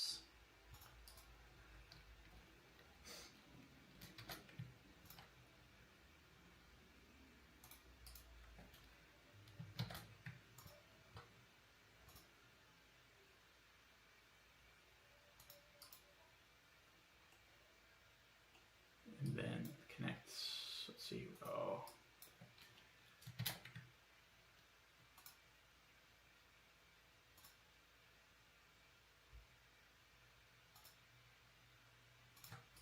There, and we'll connect those two peaks there.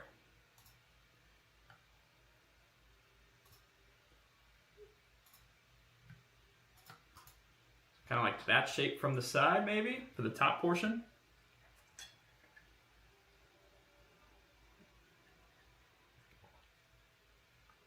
And then kind of flow it into the side skirt here with the second piece.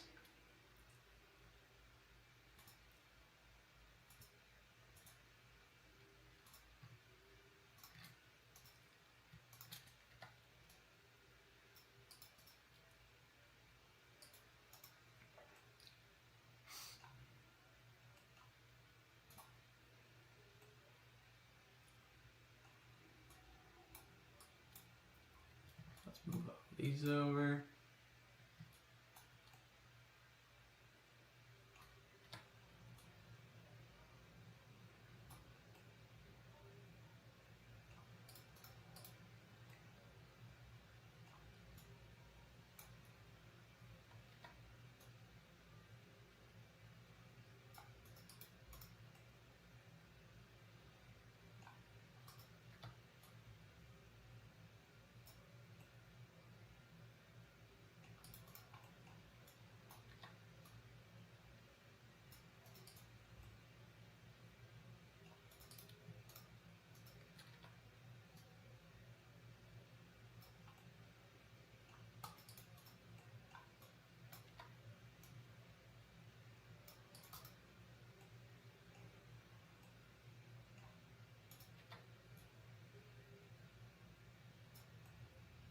And maybe we'll do kind of a similar teardrop shape here for you. Try to move these up all the same kind of length here. Like that. Something kind of like that maybe. And then I can bring this one in a tiny bit.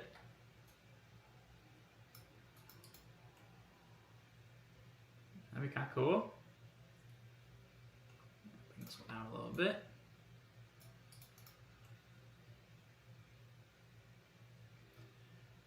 Yeah, that's not bad.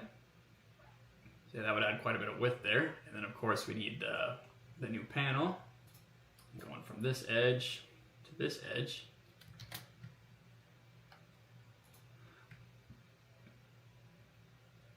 And this will just be a straight line.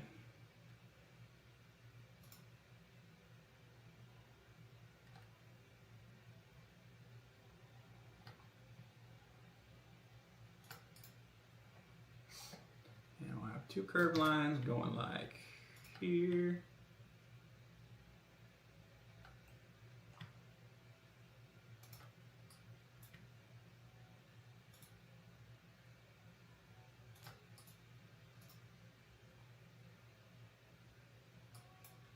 And another one here.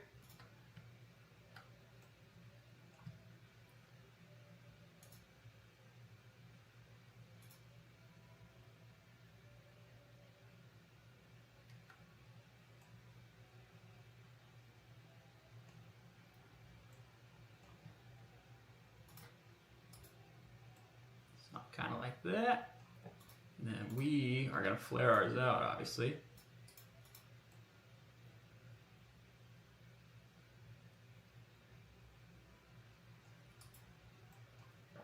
Let's see what we're looking at here.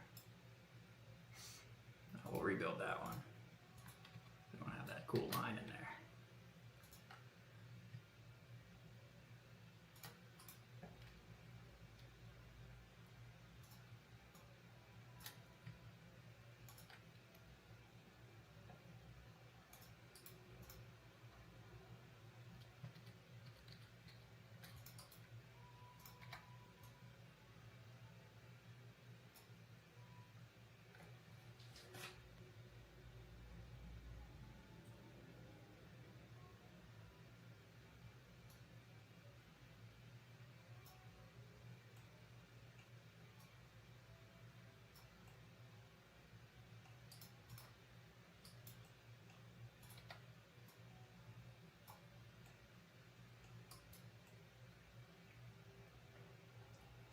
Let's see here. Let me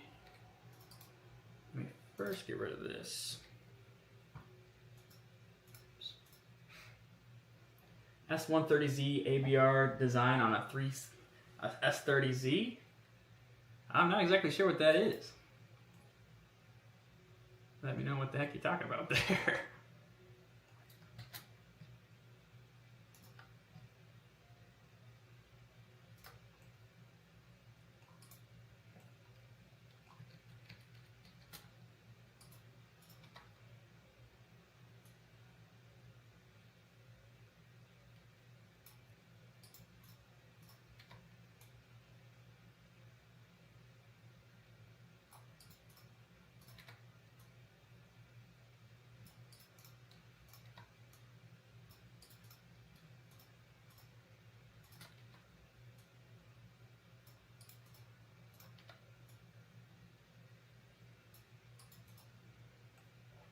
Alright, so there you go.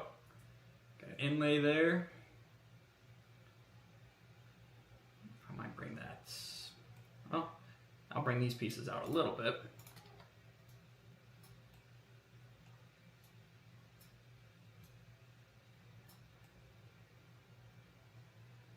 We want that to flow real nice.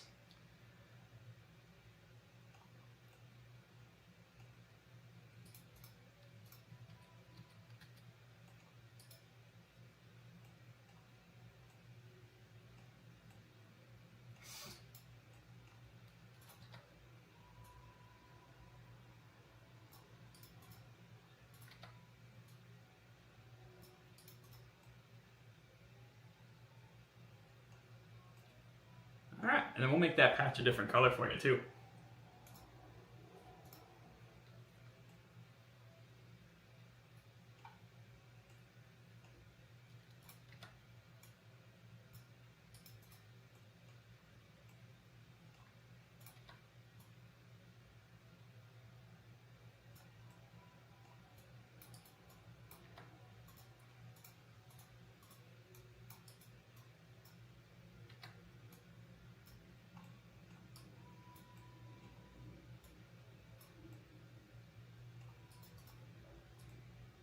Curve that right around that bumper there for you, so that looks nice.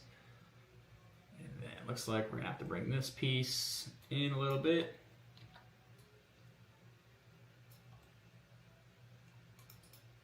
And rebuild this line, kind of bring a couple sections of it out.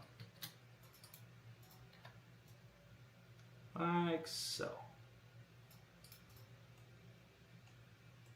Alright, so now we kind of figure out where our different patches are going to be. Looks like we want one right here.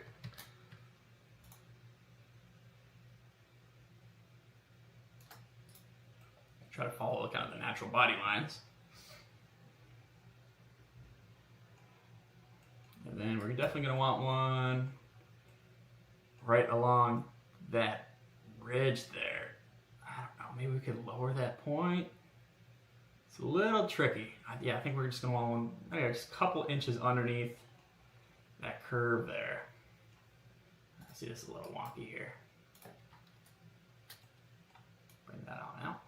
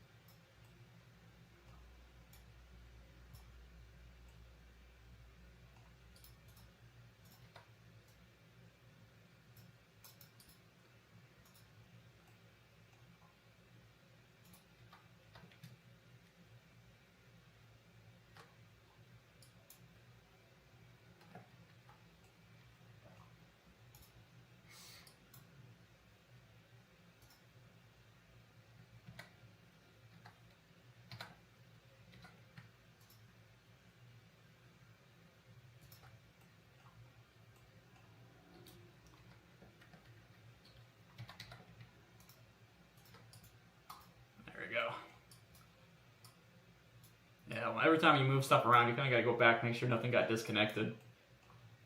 Yeah, always something does.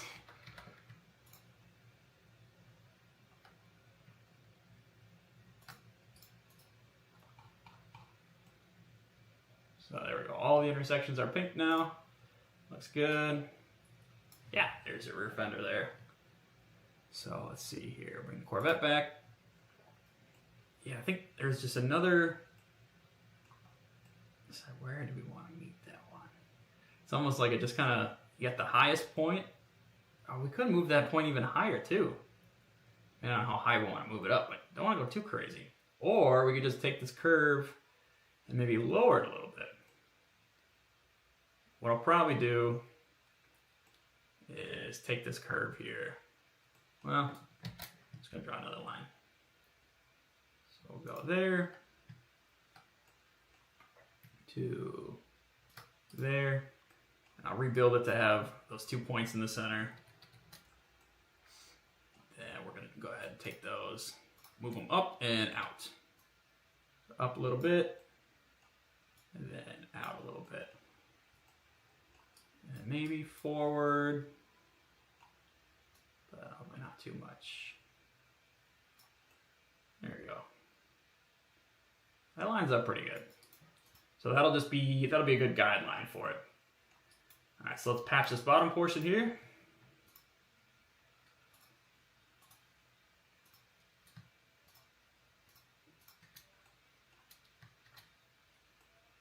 Okay, looks good. And then we will also, we'll take that sheet, we'll color that. Oh, looks like I might have to do another guide curve there. Although I don't know if he's gonna have that panel, if he has this panel, so we might be able to ignore that for now. What do you think about going skinnier in the front, like maybe 1.5 or 2 inches all three? Yeah, sounds good. Sounds good. I just gotta move this curve in a little bit. That's no problem. And I'll get the proportions right too, so it's not so crazy. You just got, yeah. I'll talk to you. We'll get some measurements and stuff, but I can always make some small adjustments. So you think maybe like if we were to do like 3 inches in the rear, maybe just 1.5 inches spaced off the front fender, I can do that no problem. Or 2 inches off the front fender, for sure. Should probably scale everything down before I do that. Let me get this drawn up, and then we'll scale it afterwards. Double check the measurements. But for now, I can just eyeball it. See this measurement here. I suppose. Yeah, let me just draw a line here. If we draw a line from this curve to that curve, it says. Oh. So from here to here, they say that's 0.120 inches, or 2.12. I'll just do some quick math here so we can figure this out. 120 meters. And then we'll check the gap in the rear. Oh, what the hell just happened? Whoa. Oh, I dragged a screenshot onto it. I took that screenshot earlier. That's cool. Okay, then we'll do the same thing over here. I'll hide the wheel for now. And that'll let us know where the center point is. So that is... We're drawing a line from here to here. I think I can measure that line.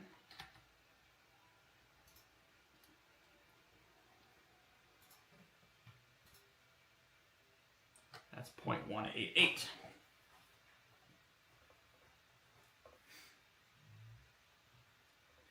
And basically say we'll do 1.5 inch wider in the front and 3 inch wider in the rear. Or say it's, maybe we'll just do 2. Let's see, we meet it in the middle and do 1.75 in the front and 3 in the rear. So let's do 0.175 in the front, 3 inches in the rear. And I'll find out what ratio that is, and I'll make sure that our ratio is the same. If it's half, so say we'll just do 1.5 in the front and 3 in the rear.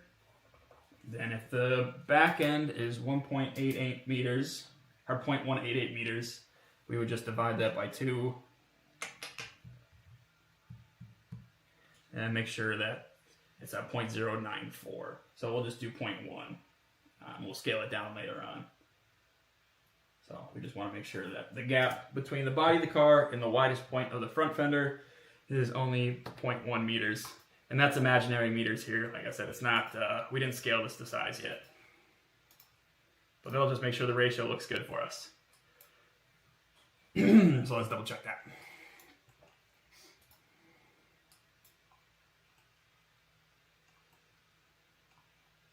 Yeah, we got, so you just got to move this in just a tiny bit. We'll get rid of this patch. Although that's a nice looking reflection there, so I'm happy about that. And then, how do we got this here? And they meet up at a point. So we're going to want to take that guy, and for sure, probably that guy, all these. And we're going to want to move those on in just a tiny bit. So if we're at 1.2, yeah, we just got to move them in 0.02 along the X. So that'd be negative 0.02. Boop. And then we should be good. So it's just about half as much standoff as the front. Let's make sure everything looks good. Everything's still connected. Nope, gotta reconnect those. It's all right. Yeah, it can get kind of weird when you move stuff around, but there we go. Yeah, so when you look from the front view, you can see it's pretty much, yeah, just half of what it would be. Even if you change, yeah, so it's about half the same amount. So that works pretty good. So I'll move this on out. It goes there. It's pink.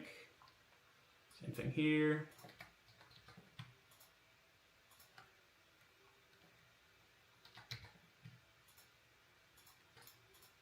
That's pink.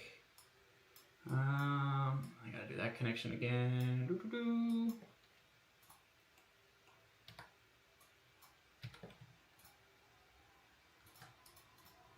That's pink there. And then yeah, down here we saw it was kind of clipping into this panel, but we can hide this panel here. But if you want it to be a little bit more aggressive, what we can do is take this control point and this control point, maybe just move them out a tiny bit more, and that might help that problem. Then the problem means we got to move that control point, and that control point out a little bit as well. Make sure that's going to look okay. It's got to go out now.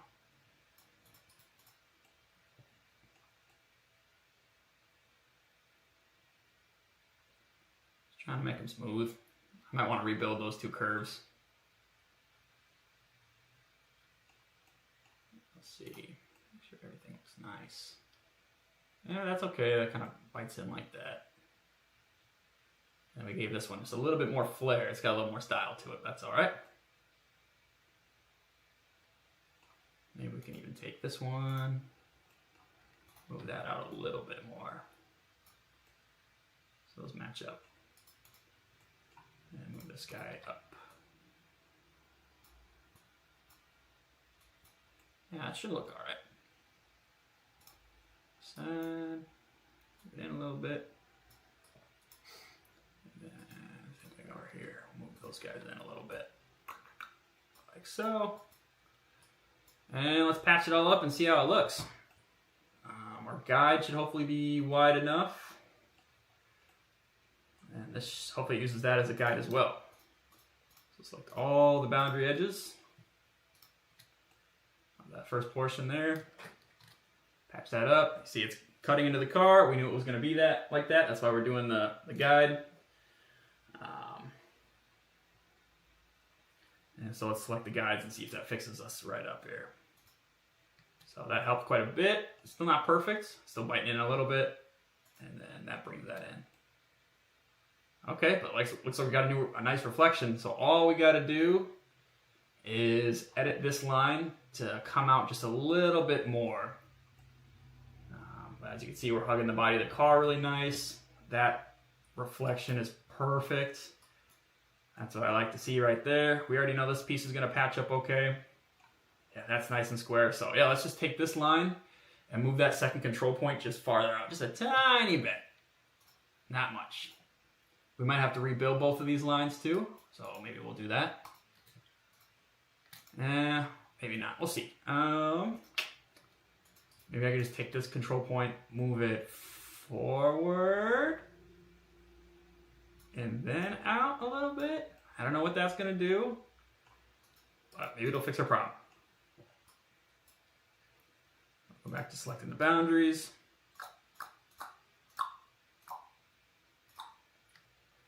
Okay, patch that. We got the one guide, and we got the second guide. Perfect. That's what I'm talking about. That is what I'm talking about, and it kind of highlights the headlight there, so that shape looks good. Oh, nice. Very nice. Nice smooth reflection. If we hide the curves there, you can see that flows very well. Yeah, that's nice. Not bad. We could even clean that up a little bit more, but let's go ahead and put that bottom patch in here.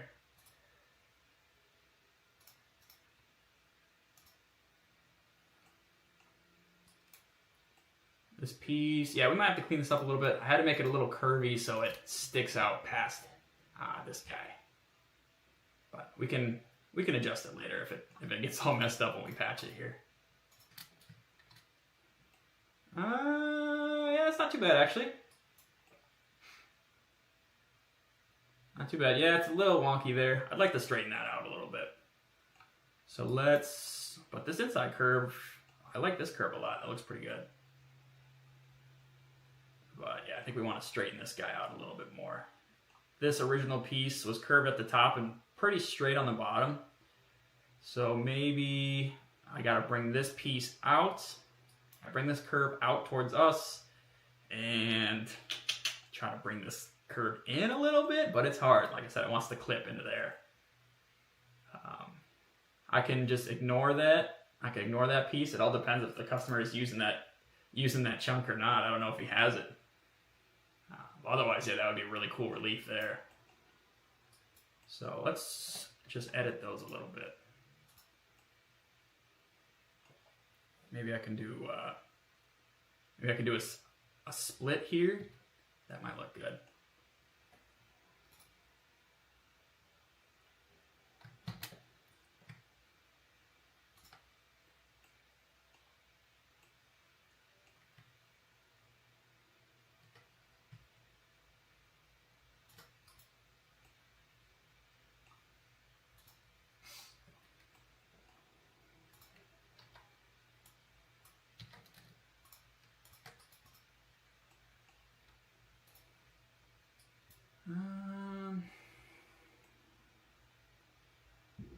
So yeah, I don't know.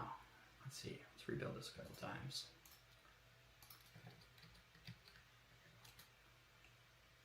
So I'll take this, go straight out with it.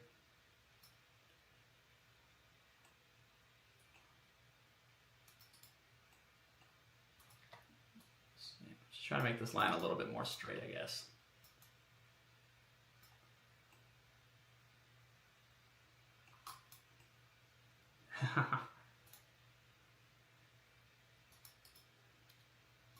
And that's gotta go over here. That. Same with this guy.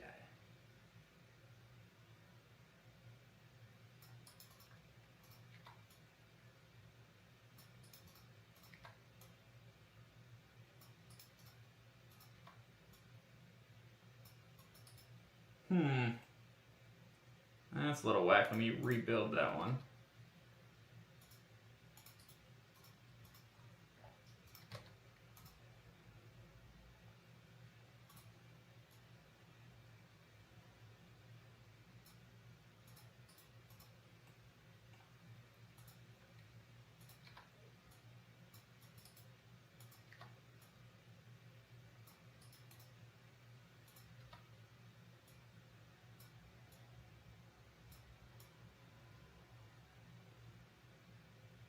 could do that, yeah. Kind of change up the angle a little bit.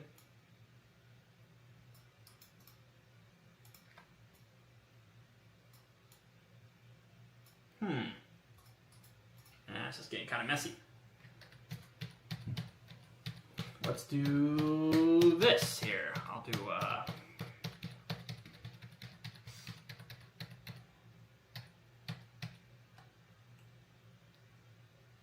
take this end point. I'll move it out. Oh, stop that. Okay, I'll take this end point. I'll move it out to the direction we want. Yeah, see, it's going to want to cut in. So it's going to have to be like that. That's a little tricky. Random 5064, Aaron, are you going to be keeping this piece or not? It's depending on what you want to do. We'll change that up.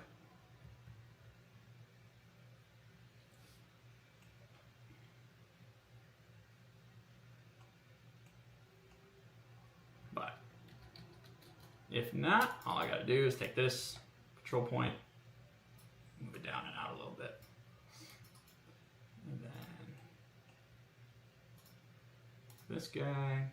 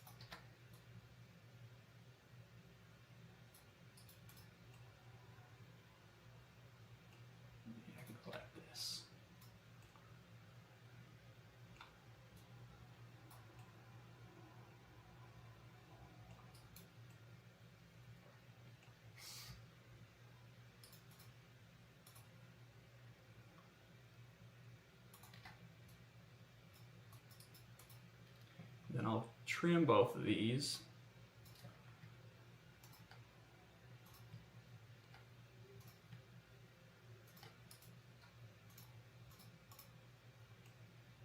And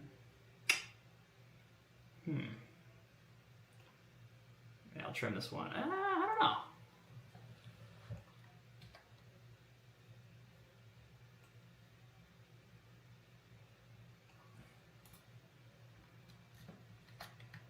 It's like from the side, I could do a bridge curve like that.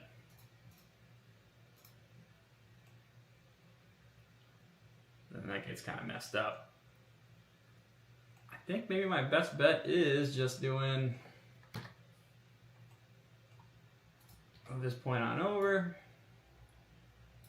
rebuild this line, and then do the bridge curve afterwards.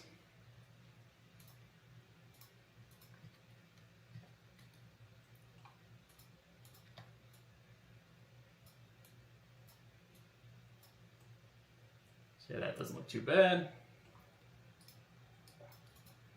Move this one out just a little bit.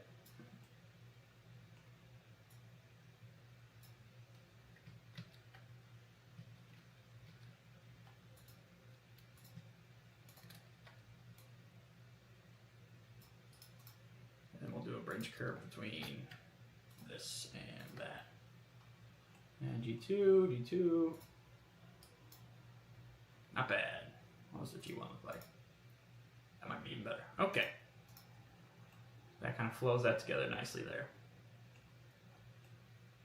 And if I want, I can always select these two control points.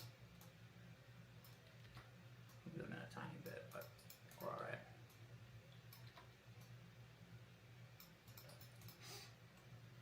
right. Okay, so let's patch this. We'll thicken it up. So we have two solids, and we get a nice side view of the car, and we'll see what the customer thinks when the time comes. Oh, okay. Not keeping the side vent. It'll be replaced by the wider part. Those badges will also be gone. Okay. Well, that works out pretty good because I can actually, I think I can actually select those badges and get rid of those. Hide that. I think this whole piece comes out like that. So that leaves a gap there. But that's okay.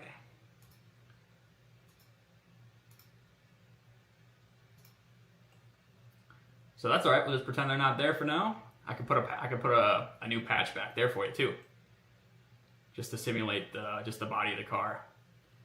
But yeah, so those are all patched up. Let's repatch this piece here. Should be kind of cool.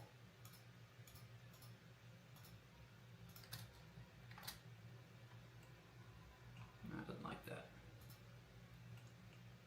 Close the joint.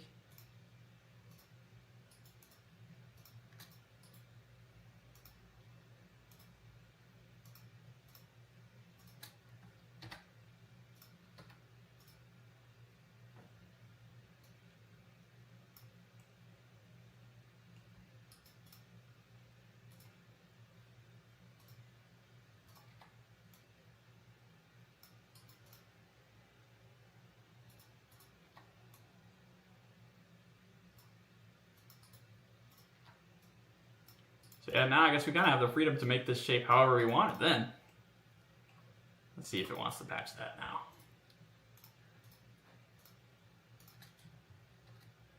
Oh, no, it does not want to anymore. What have I done?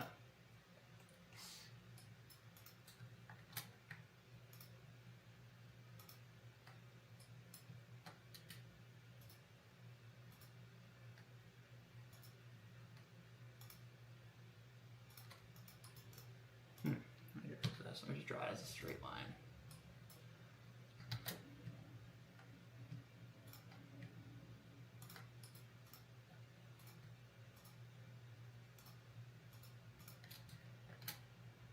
How weird.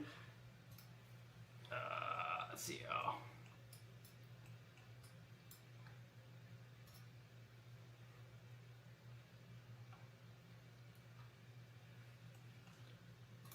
Let's see.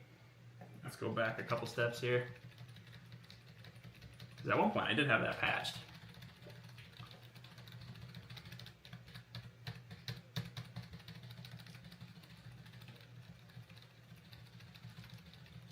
Just trying to clean it up a little bit.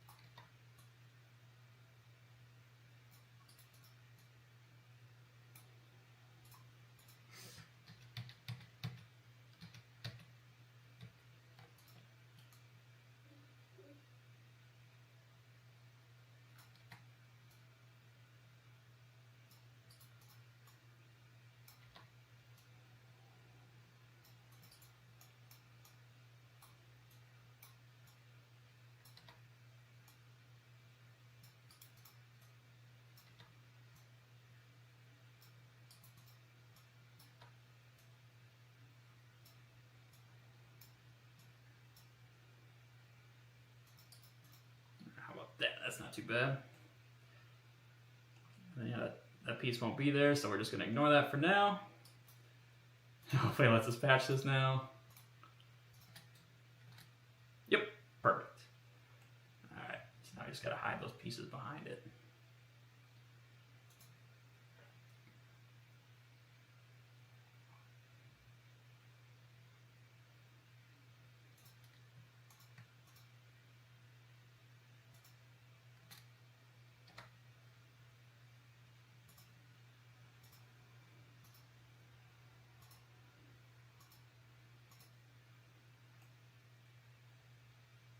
All right.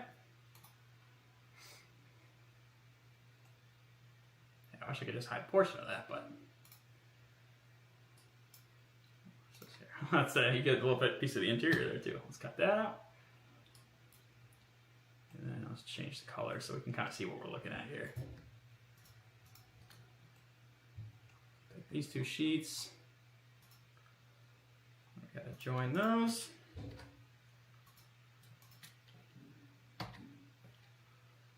Move them off the car. Boop. And I'll take these curves. These are all good.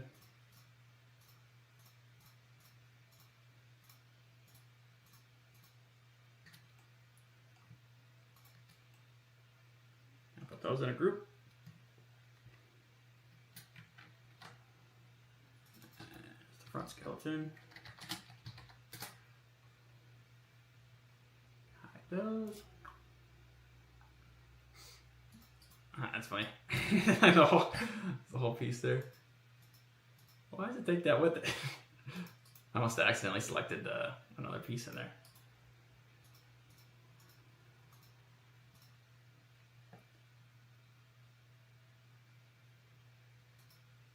Well, that's weird.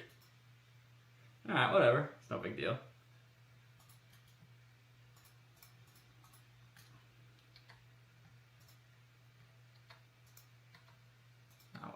Did it? Whatever, that's weird. Alright. And then, oh, maybe it was this. I accidentally selected this. Okay. And then we'll take the sheet here. Taking this one. Can we keep the shape of the original vent? Yep, that's the plan.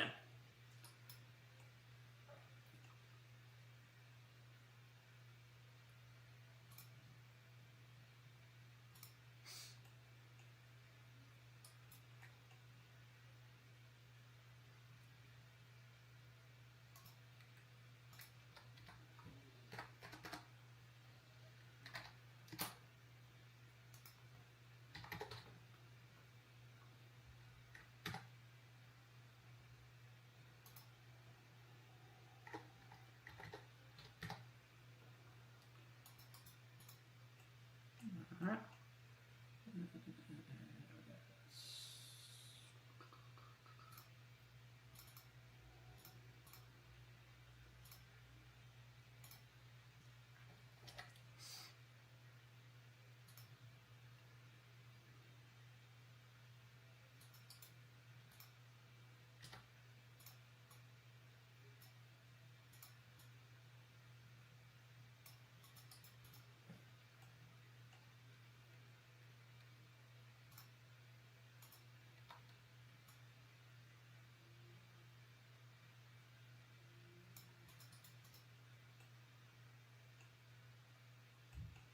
That's pretty cool. Oh, we lost the rear wheel here. So we can bring that on back. And then we could tuck that front tire up a little bit too if we want. But we're not spacing that one out too much. Yeah, just about. So that's like about 1.5 inches from the body of the car there. Let's go ahead and those wheels back.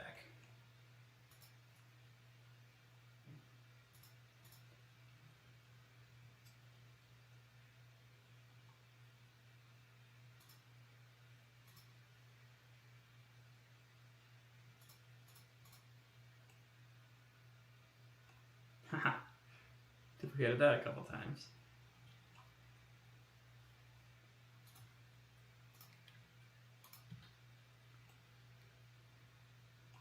Alright, so I think that's what the wheel looks like in the factory position there. Same thing here, that's the factory position.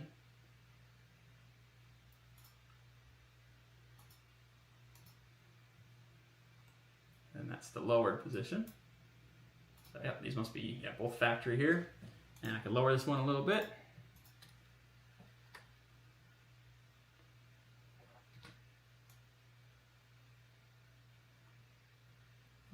Like so. And we can space it out a little bit. Like so. About half as much as before. And we can hide the wheels on the other side.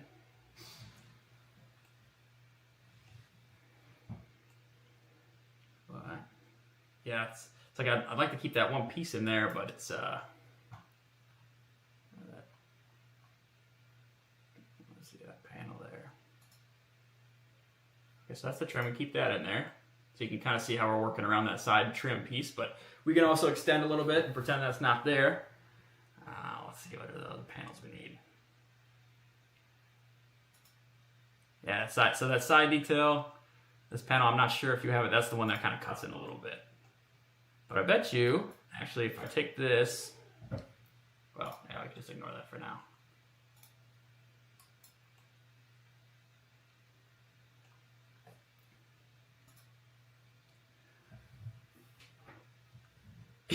Yeah, my right arm is tired. Okay, badge will be gone. So yeah, what do you think about that vent shape? Do you like that that shape like that for the front cutout? And then tires are going to be 19-inch rim front and 20-inch rim in the rear. All right, so I think that means it's time to start scaling this thing. Okay, so let's find out what the factory diameter is here for the factory wheels. Or if I'm trying to think what else would be like a good reference point for us. Something a little larger is always better. Usually the wheels are a good reference point, or maybe like the taillight lenses. Let me see what these factory wheel sizes are, and we'll see where we're at now. So 62 Corvette, factory wheel size.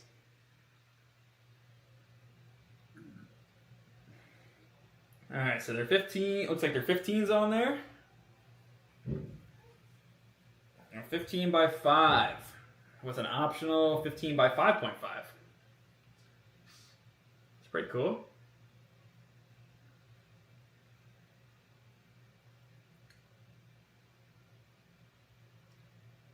So 15 inches, let's get that in meters.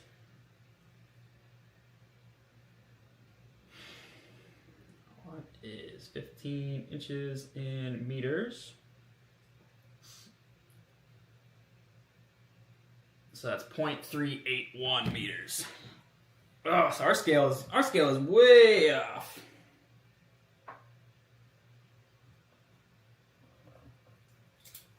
We are way off. That's okay.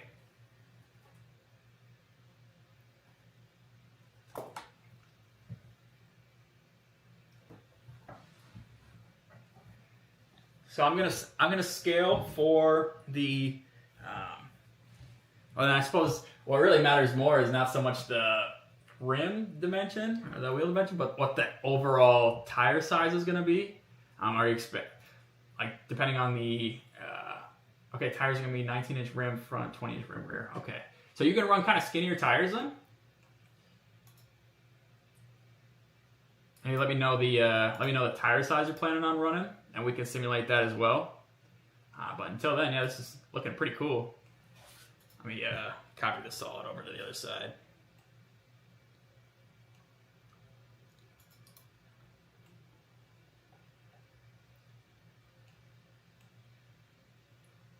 And I suppose what I could do is I could make a flat portion here, but I think you kind of want to blend it in. Do you have this trim piece here?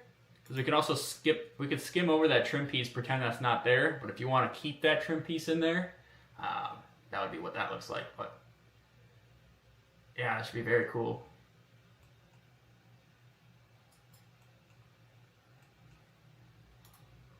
There we go. And we'll copy this on over to the other side.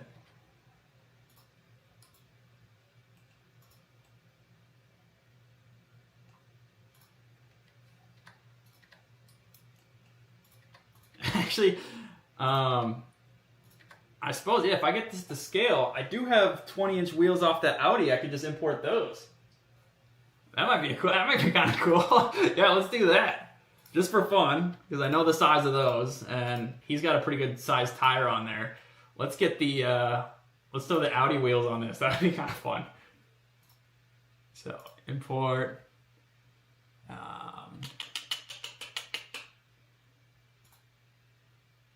Yeah, I just want the file there. So, Audi A8 images. I wonder if these are the same scale. Like if you were to park an Audi next to a Corvette, if this would kind of be like the same size.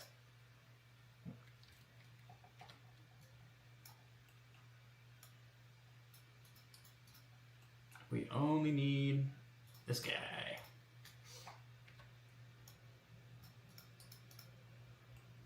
The rest of you can go.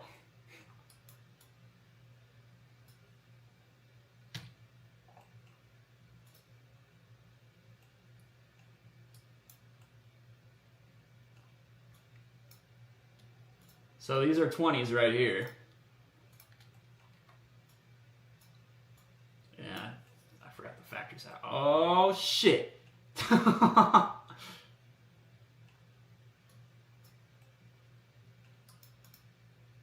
Oh shit! Okay, tires are gonna be 19-inch rim front, 20-inch rim. The trim piece doesn't exist on the 62s. Okay, it's pretty much a pinch. All right, so yeah, we can get rid of that trim piece then. See you later.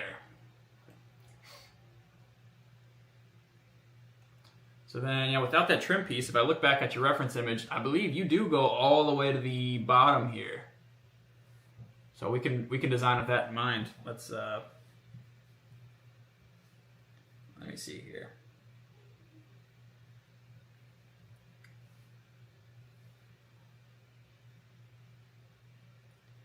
Yep. Okay. Yeah. So it looks like in our reference image, you go all the way to the. Holy shit! My hands are getting tired. You go all the way, kind of flow those kind of into the side skirt there. So, yeah, let's do that. I see you're not using the trim on yours, so. And if you did want to use it, it'd probably be a bitch to source. But that piece is going to be perfect there. And then that piece, I mean, you could extend it yourself if you wanted to. It's kind of hard to tell from your images there where it's lining up, but I'm sure where that seam is, I wonder if there's a pocket or something. So yeah, maybe just send me some more detailed pictures of the car, and we'll be able to figure that out. Side skirts. Yeah, let's take these wheels, and I'll duplicate them with the front here. And then going from a C, so you're going from a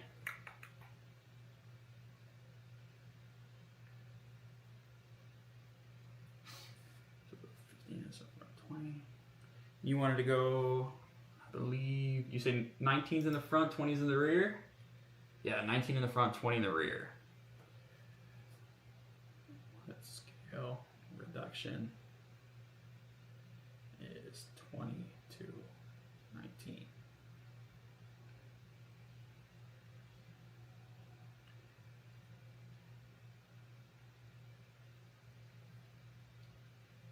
Okay, so that's a 5% reduction in wheel size, or rim size at least. So let's go ahead and select these. Select these. Scale. And I guess that would be 0.95 all the way around.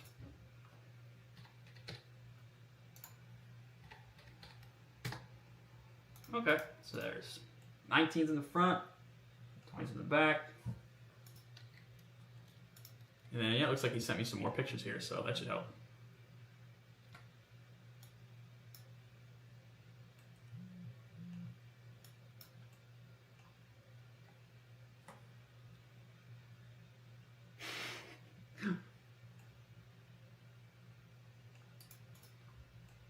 That's a very cool design though. See if we paint matched it. Oh shit.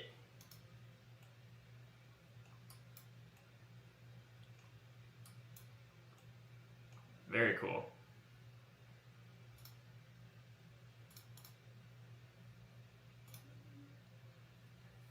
Hey Lauren, you want to come check this one out?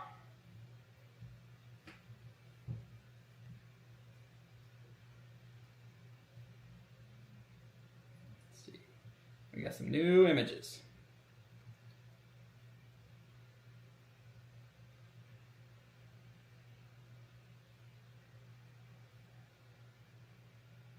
Oh, okay. So let's get rid of this chrome piece here.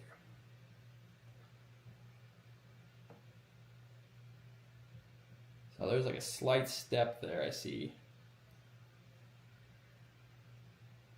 And then it looks like there's not really much of a step. Yeah, so there's not really a step there. Where's that pinch point there? So it looks like normally, without that trim, this curve would follow up into this edge right here. So I think we're actually still following the right edge. Let me double check though, let me keep looking. I'm not sure if the trim, yeah, we gotta be in the right spot here. This is very cool. And then yeah, it looks like you're kind of flowing into the side skirt. So were you able to did you take that whole foam piece off to make a mold? Ah, very cool. Very cool.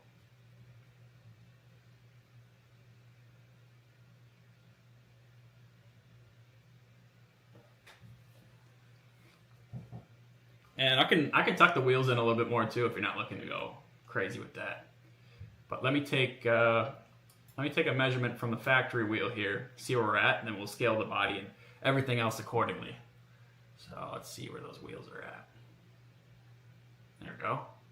Disc.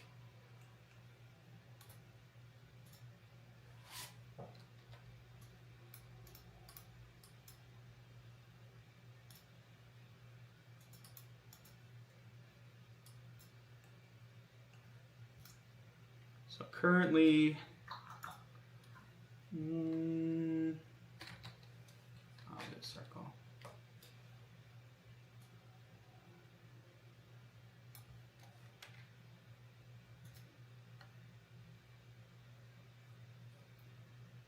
What does that say?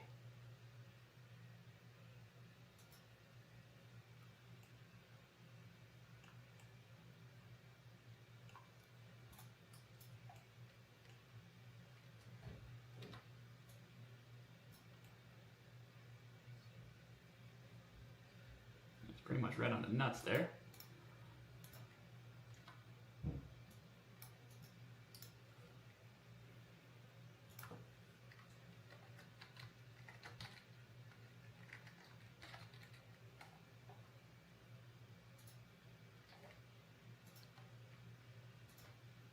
So it's got a radius of 0.5876. 0.5876 times 2. So it's right now it says that the wheels are 1.1752 meters. We know that's wrong.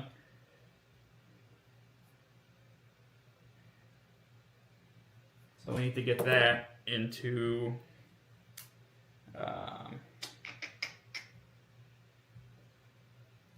let's see, 15 inches in meters.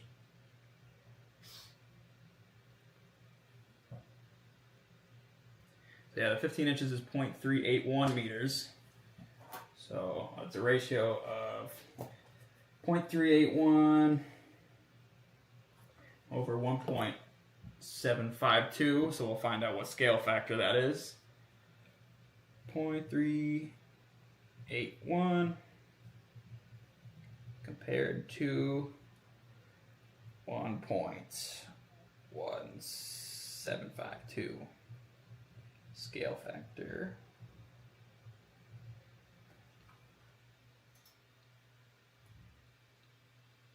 I definitely want the low tuck / perfect fitment look. Okay, cool.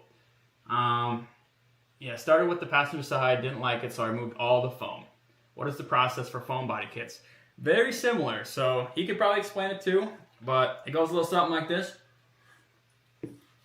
If you don't want to use the foam as a core material, you want to use it as basically a plug for the mold. So say I want to make, let's see, say I want to make, I want to recreate this pop can or whatever. So what I would do is, okay, so say, what's the best way to put this? Say I wanted to recreate this pop can. Basically what you do is you would make this, and we'll say the pop can is the body kit you're going for. So, and we'll call it a fender flare. So the fender flare here is what you want to recreate. So what Aaron's doing, and what a lot of people do, is they'll make this out of foam. So they'll get the exact same shape they want, and they'll do it out of foam. And to make sure that it flows well with the body of the car and they have perfect fitment, they'll shape that foam while it's still on the car, so everything's nice and seamless. Then they take that foam piece, or the plug, and they pop it off the car. It's light, it's easy to work with. Here it is. Here's your foam over fender. So then you're going to want to body work this foam over fender just like it was a car. So you want to smooth it out and basically make it look like the finished product. So you use your Bondo, your lightweight filler, your primer. You sand that bitch down to like 1,000 grit, 1,500 grit, so it's a nice shiny surface. Then you basically have a nice shiny plug. This is your prototype. This is what you're going to be pulling your mold off of. And then you're going to want to cover that plug with the release agents. If your plug is really good, you don't need a release agent. Like Grey Duck Customs, he says he doesn't even use PVA. But yeah, you want to do at least like 5 layers of wax. Then you lay your fiberglass or whatever you want to make your mold out of. So it's usually a layer of gel coat actually, which is basically just like, it's very, very durable. It's good for making molds. You do the gel coat, and then you reinforce that gel coat with a couple layers of heavy-duty chop stand fiberglass. You let that cure, and then you pop it off. So now you have this mold, and you're ready to recreate your plug. So now you take your fiberglass or your carbon fiber or whatever, and you lay it into here. You can either do a wet layup or a vacuum infusion, and when that cures, you pop it out of the mold. Because you made your mold out of tooling gel coat, it stayed in really good shape, and here you have your over fender, and it'll be the same exact thing as your plug when you're done. So it's a lot of steps, it's a lot of work. I definitely commend him for going through all that, especially when you're doing like a big, long, smooth surface. It's extremely difficult doing that with foam. Doing small portions or small over fender, easy. Large chunks, very, very difficult. You got to be good. Like, you bust out the rasp, you want a nice long one, and then when you block sanding that, especially these long classic cars, you're using a big block when you're block sanding those things to get a nice smooth reflection. So anyway, back to our math here. Looks like we are 32.42% too big. So everything we have to scale down by that factor. So let's take everything here and let's see, we got everything here? Yeah. And we got to scale it down. So I think that means, yeah, we got to scale it by, this is a 32%.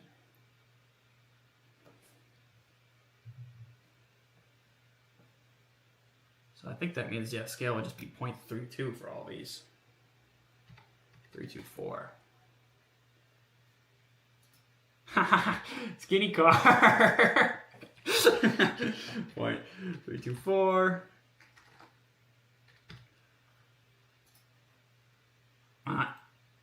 Choke car, and then 0.324. And there we go.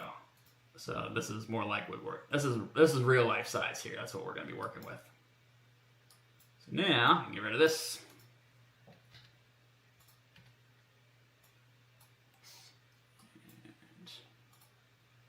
And we'll double check. We'll measure the wheels one more time.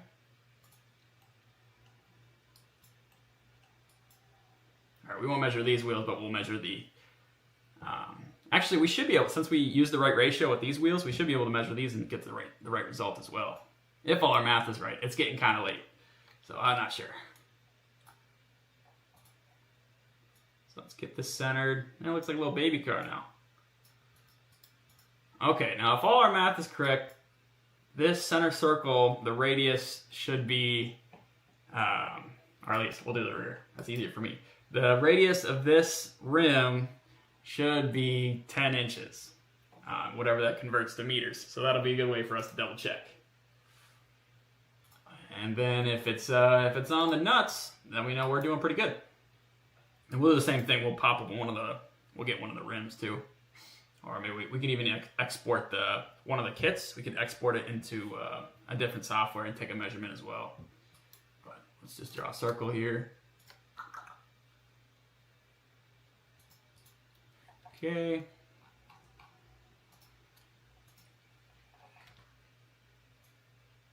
Over.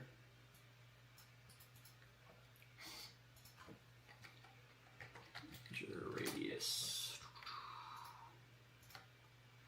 Okay, so 0.2234 meters.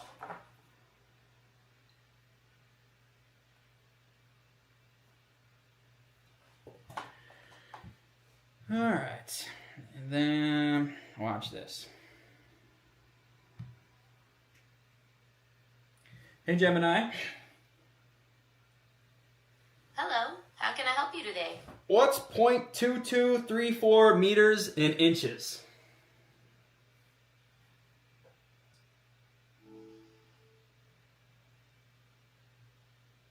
10 inches. 10 inches is equal to 0.254 meters. That's what I'm talking about. 2.54. Okay. What about 0.2234? What would you like to know about 0.2234? If that was in meters, what would it be in inches?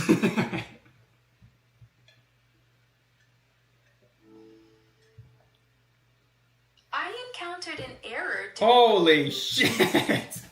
Never mind. So yeah, we're pretty close.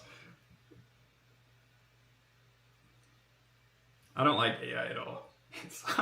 It's useful sometimes, but most of the time not.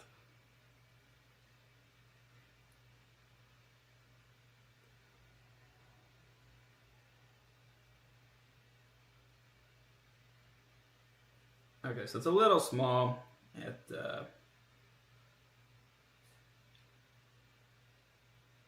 8.79.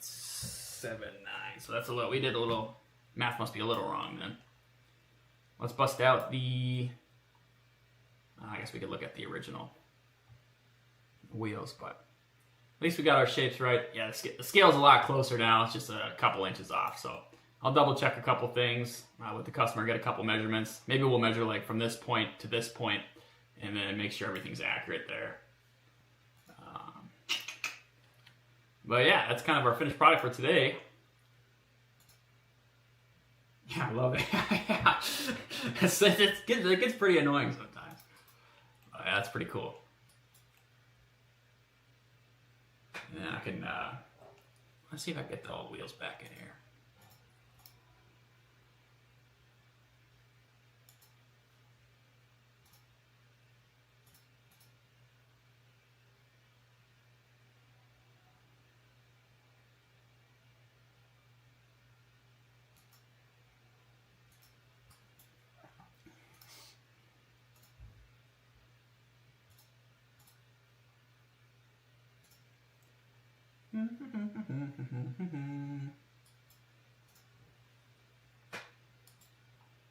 Yeah, so let me see here. And I wish that when you imported the file or got like the details from the file, it told you what dimension the creator made it in, so you didn't have to do the scaling yourself. It's kind of annoying. But yeah. Because obviously that's that scale's way off, you know.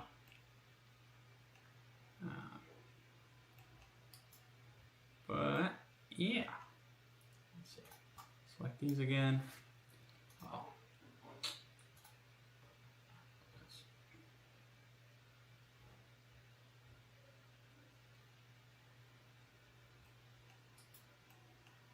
Yeah, we won't worry about that right now. I'll just take a couple screenshots and stuff. This turned out really nice. I'll Alt-X these to the other side.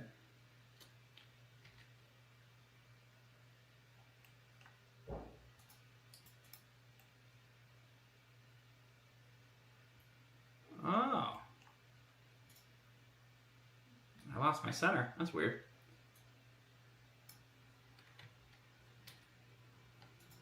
I must have messed something up.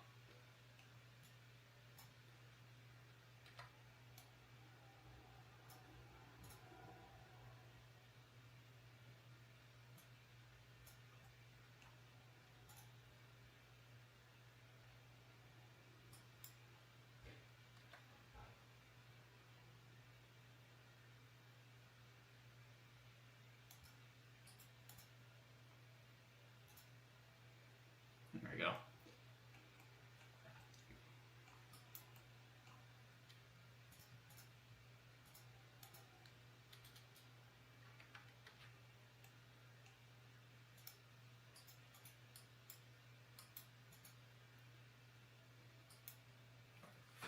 Yeah, there's that. And then, yeah, he likes that tuck fitment look, so you can see, just the different in the stance there. How much wider there in the back. Get regular. Yeah, very cool. Very cool.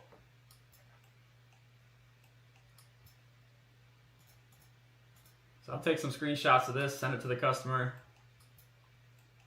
Hopefully he likes that. I don't know, Aaron, if you're still in here, what are you thinking about this? I think it's pretty cool. It's definitely different than the Audi kit, but I think it fits this body really nice. And yeah, you could finish it in a couple different ways, but I think it's pretty slick. Yeah, before we get the final stuff or whatever, I'll double check with the owner, see if he wants me to change anything. Do a quick revision, because we only worked on this for like 2.5 hours, so I got another 2.5 hours worth of revising I can still do on it till we get the finished product. But I'm very happy with this. Cool, and it's nice to work on something other than the Audi again. So we've been working on that for a while.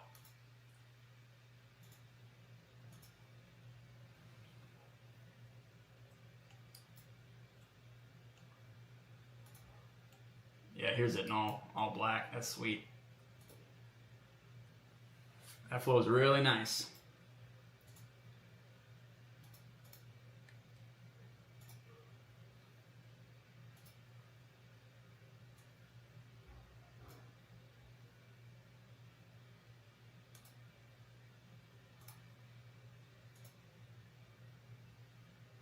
Trying to think what other angles I can get.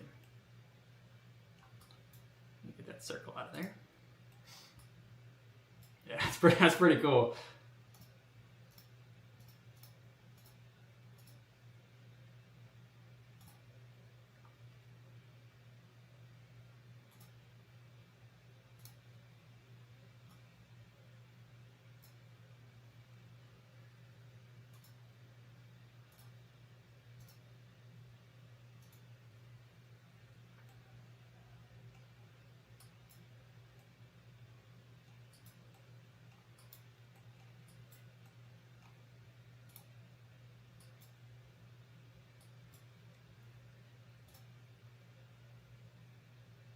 Oh, top down view, good idea.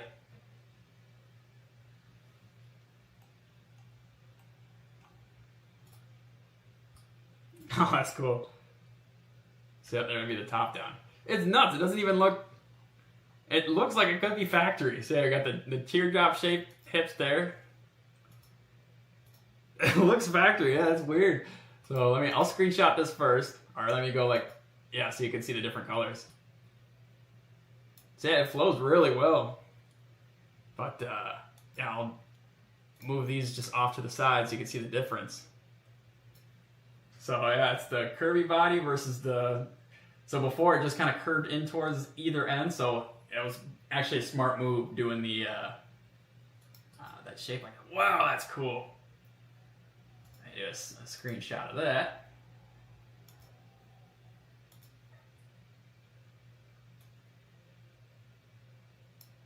That is awesome.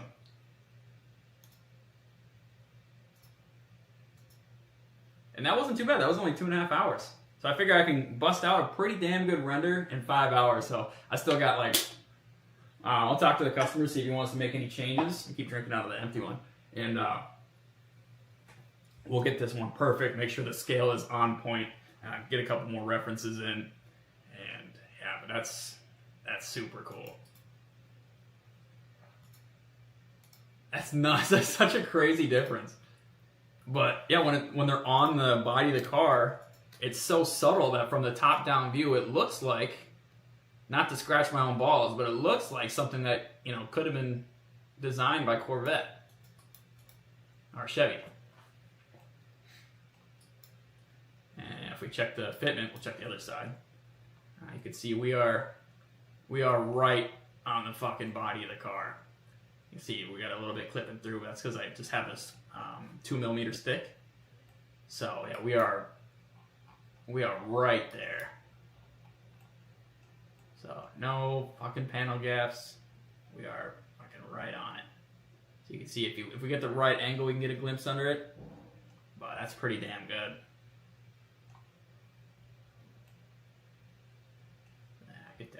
I could take that in a little bit for sure. And then we block that there, so that looks good. So yeah, I'll probably do a couple more tweaks to it, smooth it out, check reflections. As you can see, it's nice, so look good in the sun. I'm very happy with that. Very cool for our second render.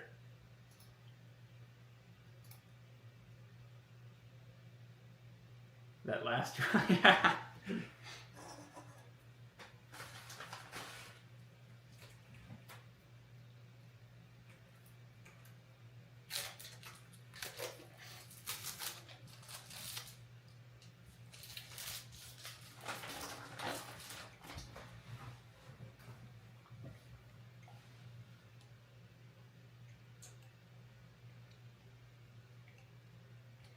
I'm trying to think where would be a good spot for us to do a measurement, Aaron. Like maybe we could measure the Corvette or like the width of the grill, and then I'll scale the kit accordingly. So yeah, we'll come up with something, but I'm just glad we got this done today. And let me know if this is the design that you want to stick with, or if you want to change it up a little bit. But I think that's pretty nice. I think you were already onto something really good here. So especially having this pinch right here flowing really well with the rest of the car. It's definitely a good idea to stick with the factory body lines. Yeah, it will be pretty wild in the rear. What I can do too is I could blend these together as well. I can either do a straight line across to kind of help any gravel or anything that wants to get kicked up, or I could try to blend it down, but that ain't bad. Not bad at all.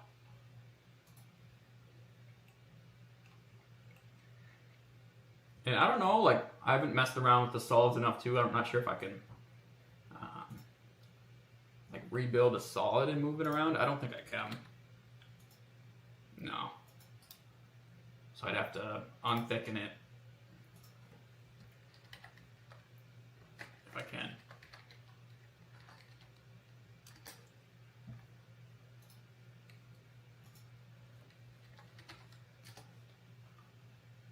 Maybe. Or maybe just take the, yeah.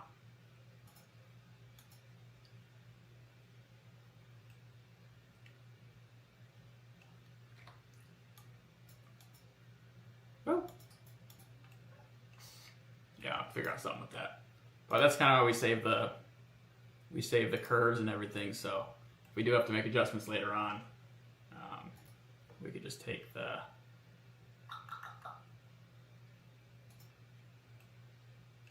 solid, move it out of the way.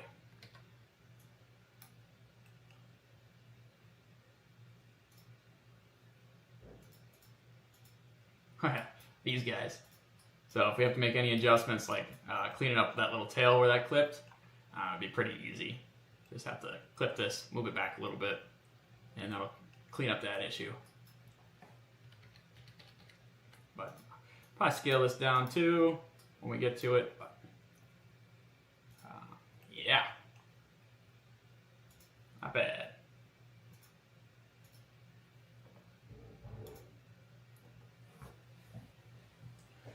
Okay, maybe blend the headlight part in a bit more from the top down. The transition from the headlight to the fender looks a bit odd. Okay.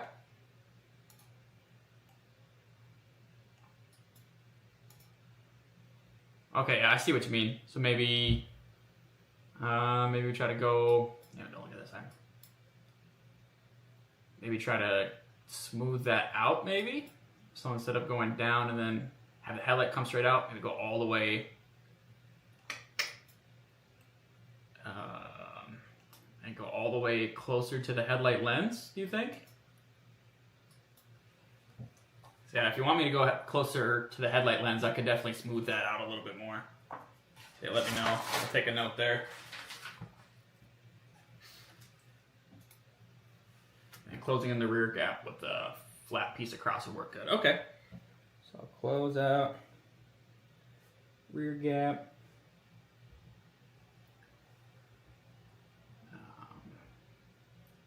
Blend the headlight part in a bit more. Yeah, I like having the circle there, just to kind of play along with the, like, kind of replicate the body line of the car, because there's a natural curve there. If you see, if I hide this, you can kind of see what I mean. But I can take it all the way here if you'd like. So, that is no problem at all. Probably I might actually just add another piece.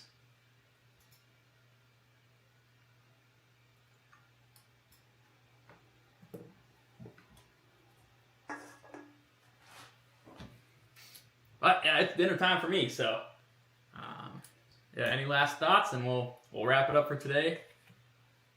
Overall, I'm pretty happy with it. But yeah, we'll make some more small adjustments. I mean, we've done like 6 different revisions on the Audi kit, so. Yeah, feel free, any input, whatever, that can kind of make this look good. It's very rare you get it perfect on the first shot, so but yeah, so far I'm liking what we're seeing here. But the rear looked good. You like how the rear looks? And we'll just close that piece up. That'll be all right. Oh, I'll make sure the scale's good too. So if there's any good spots for you to bust out a measuring tape or a ruler or whatever, and give me a couple measurements, maybe some of the holes. I'm not really sure exactly what we can measure on this thing, like door handle, stuff like that. That would be really good too. So just let me know. Okay, I'd like to see what it would look like if you brought it all the way to the front of the light versus where it's at. Okay.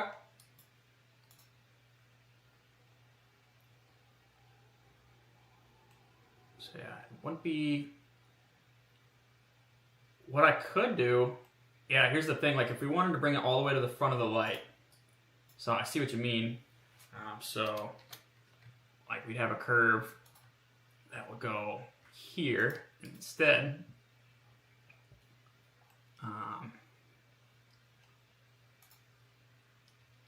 Yeah, I could probably do that. What I might do then is, yeah, I could do that for sure. Might look a little different from the side. So I'd have to do maybe kind of like that. And then maybe there. Kind of like that.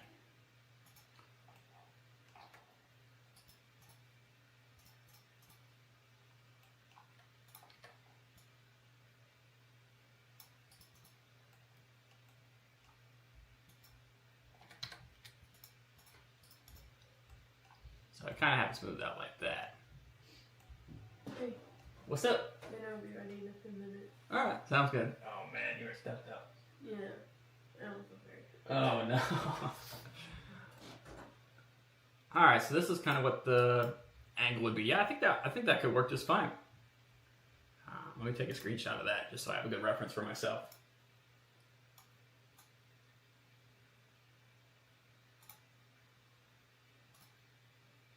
So I just I'd change up the perimeter lines and then I'd change up everything else.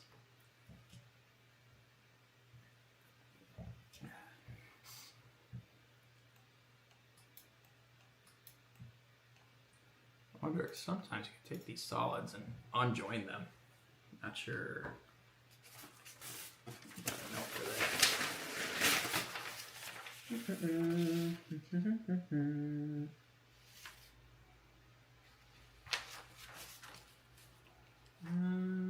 Alt-J to unjoin curves and surfaces. Oh, there we go.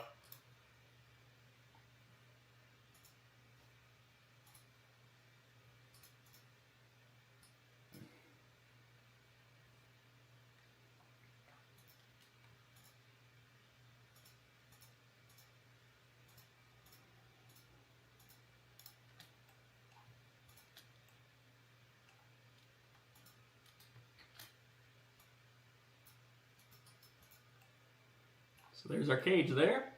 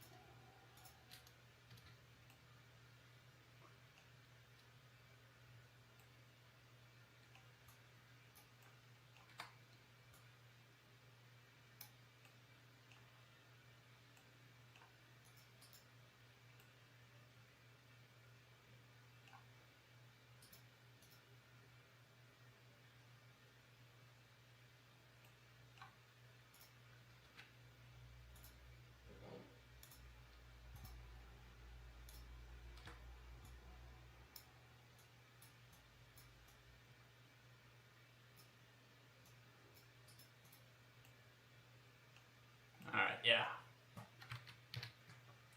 I think I got a plan what I'm going to do. I should just be able to rebuild these lines, extend them forward, and then repatch it up. So I'll probably be able to work on that a little bit tomorrow. Time for me to sign her off for today. So yeah, thank you everyone who tuned in for the stream. We had a really good time today. So made a lot of progress, learned a lot of new stuff, and got some more knowledge going in for next time. So I'll go ahead and save this. Save as cost widebody Corvette, and we are good. You know, gotta go eat dinner with my beautiful wife. So, yeah. Peace out, YouTube.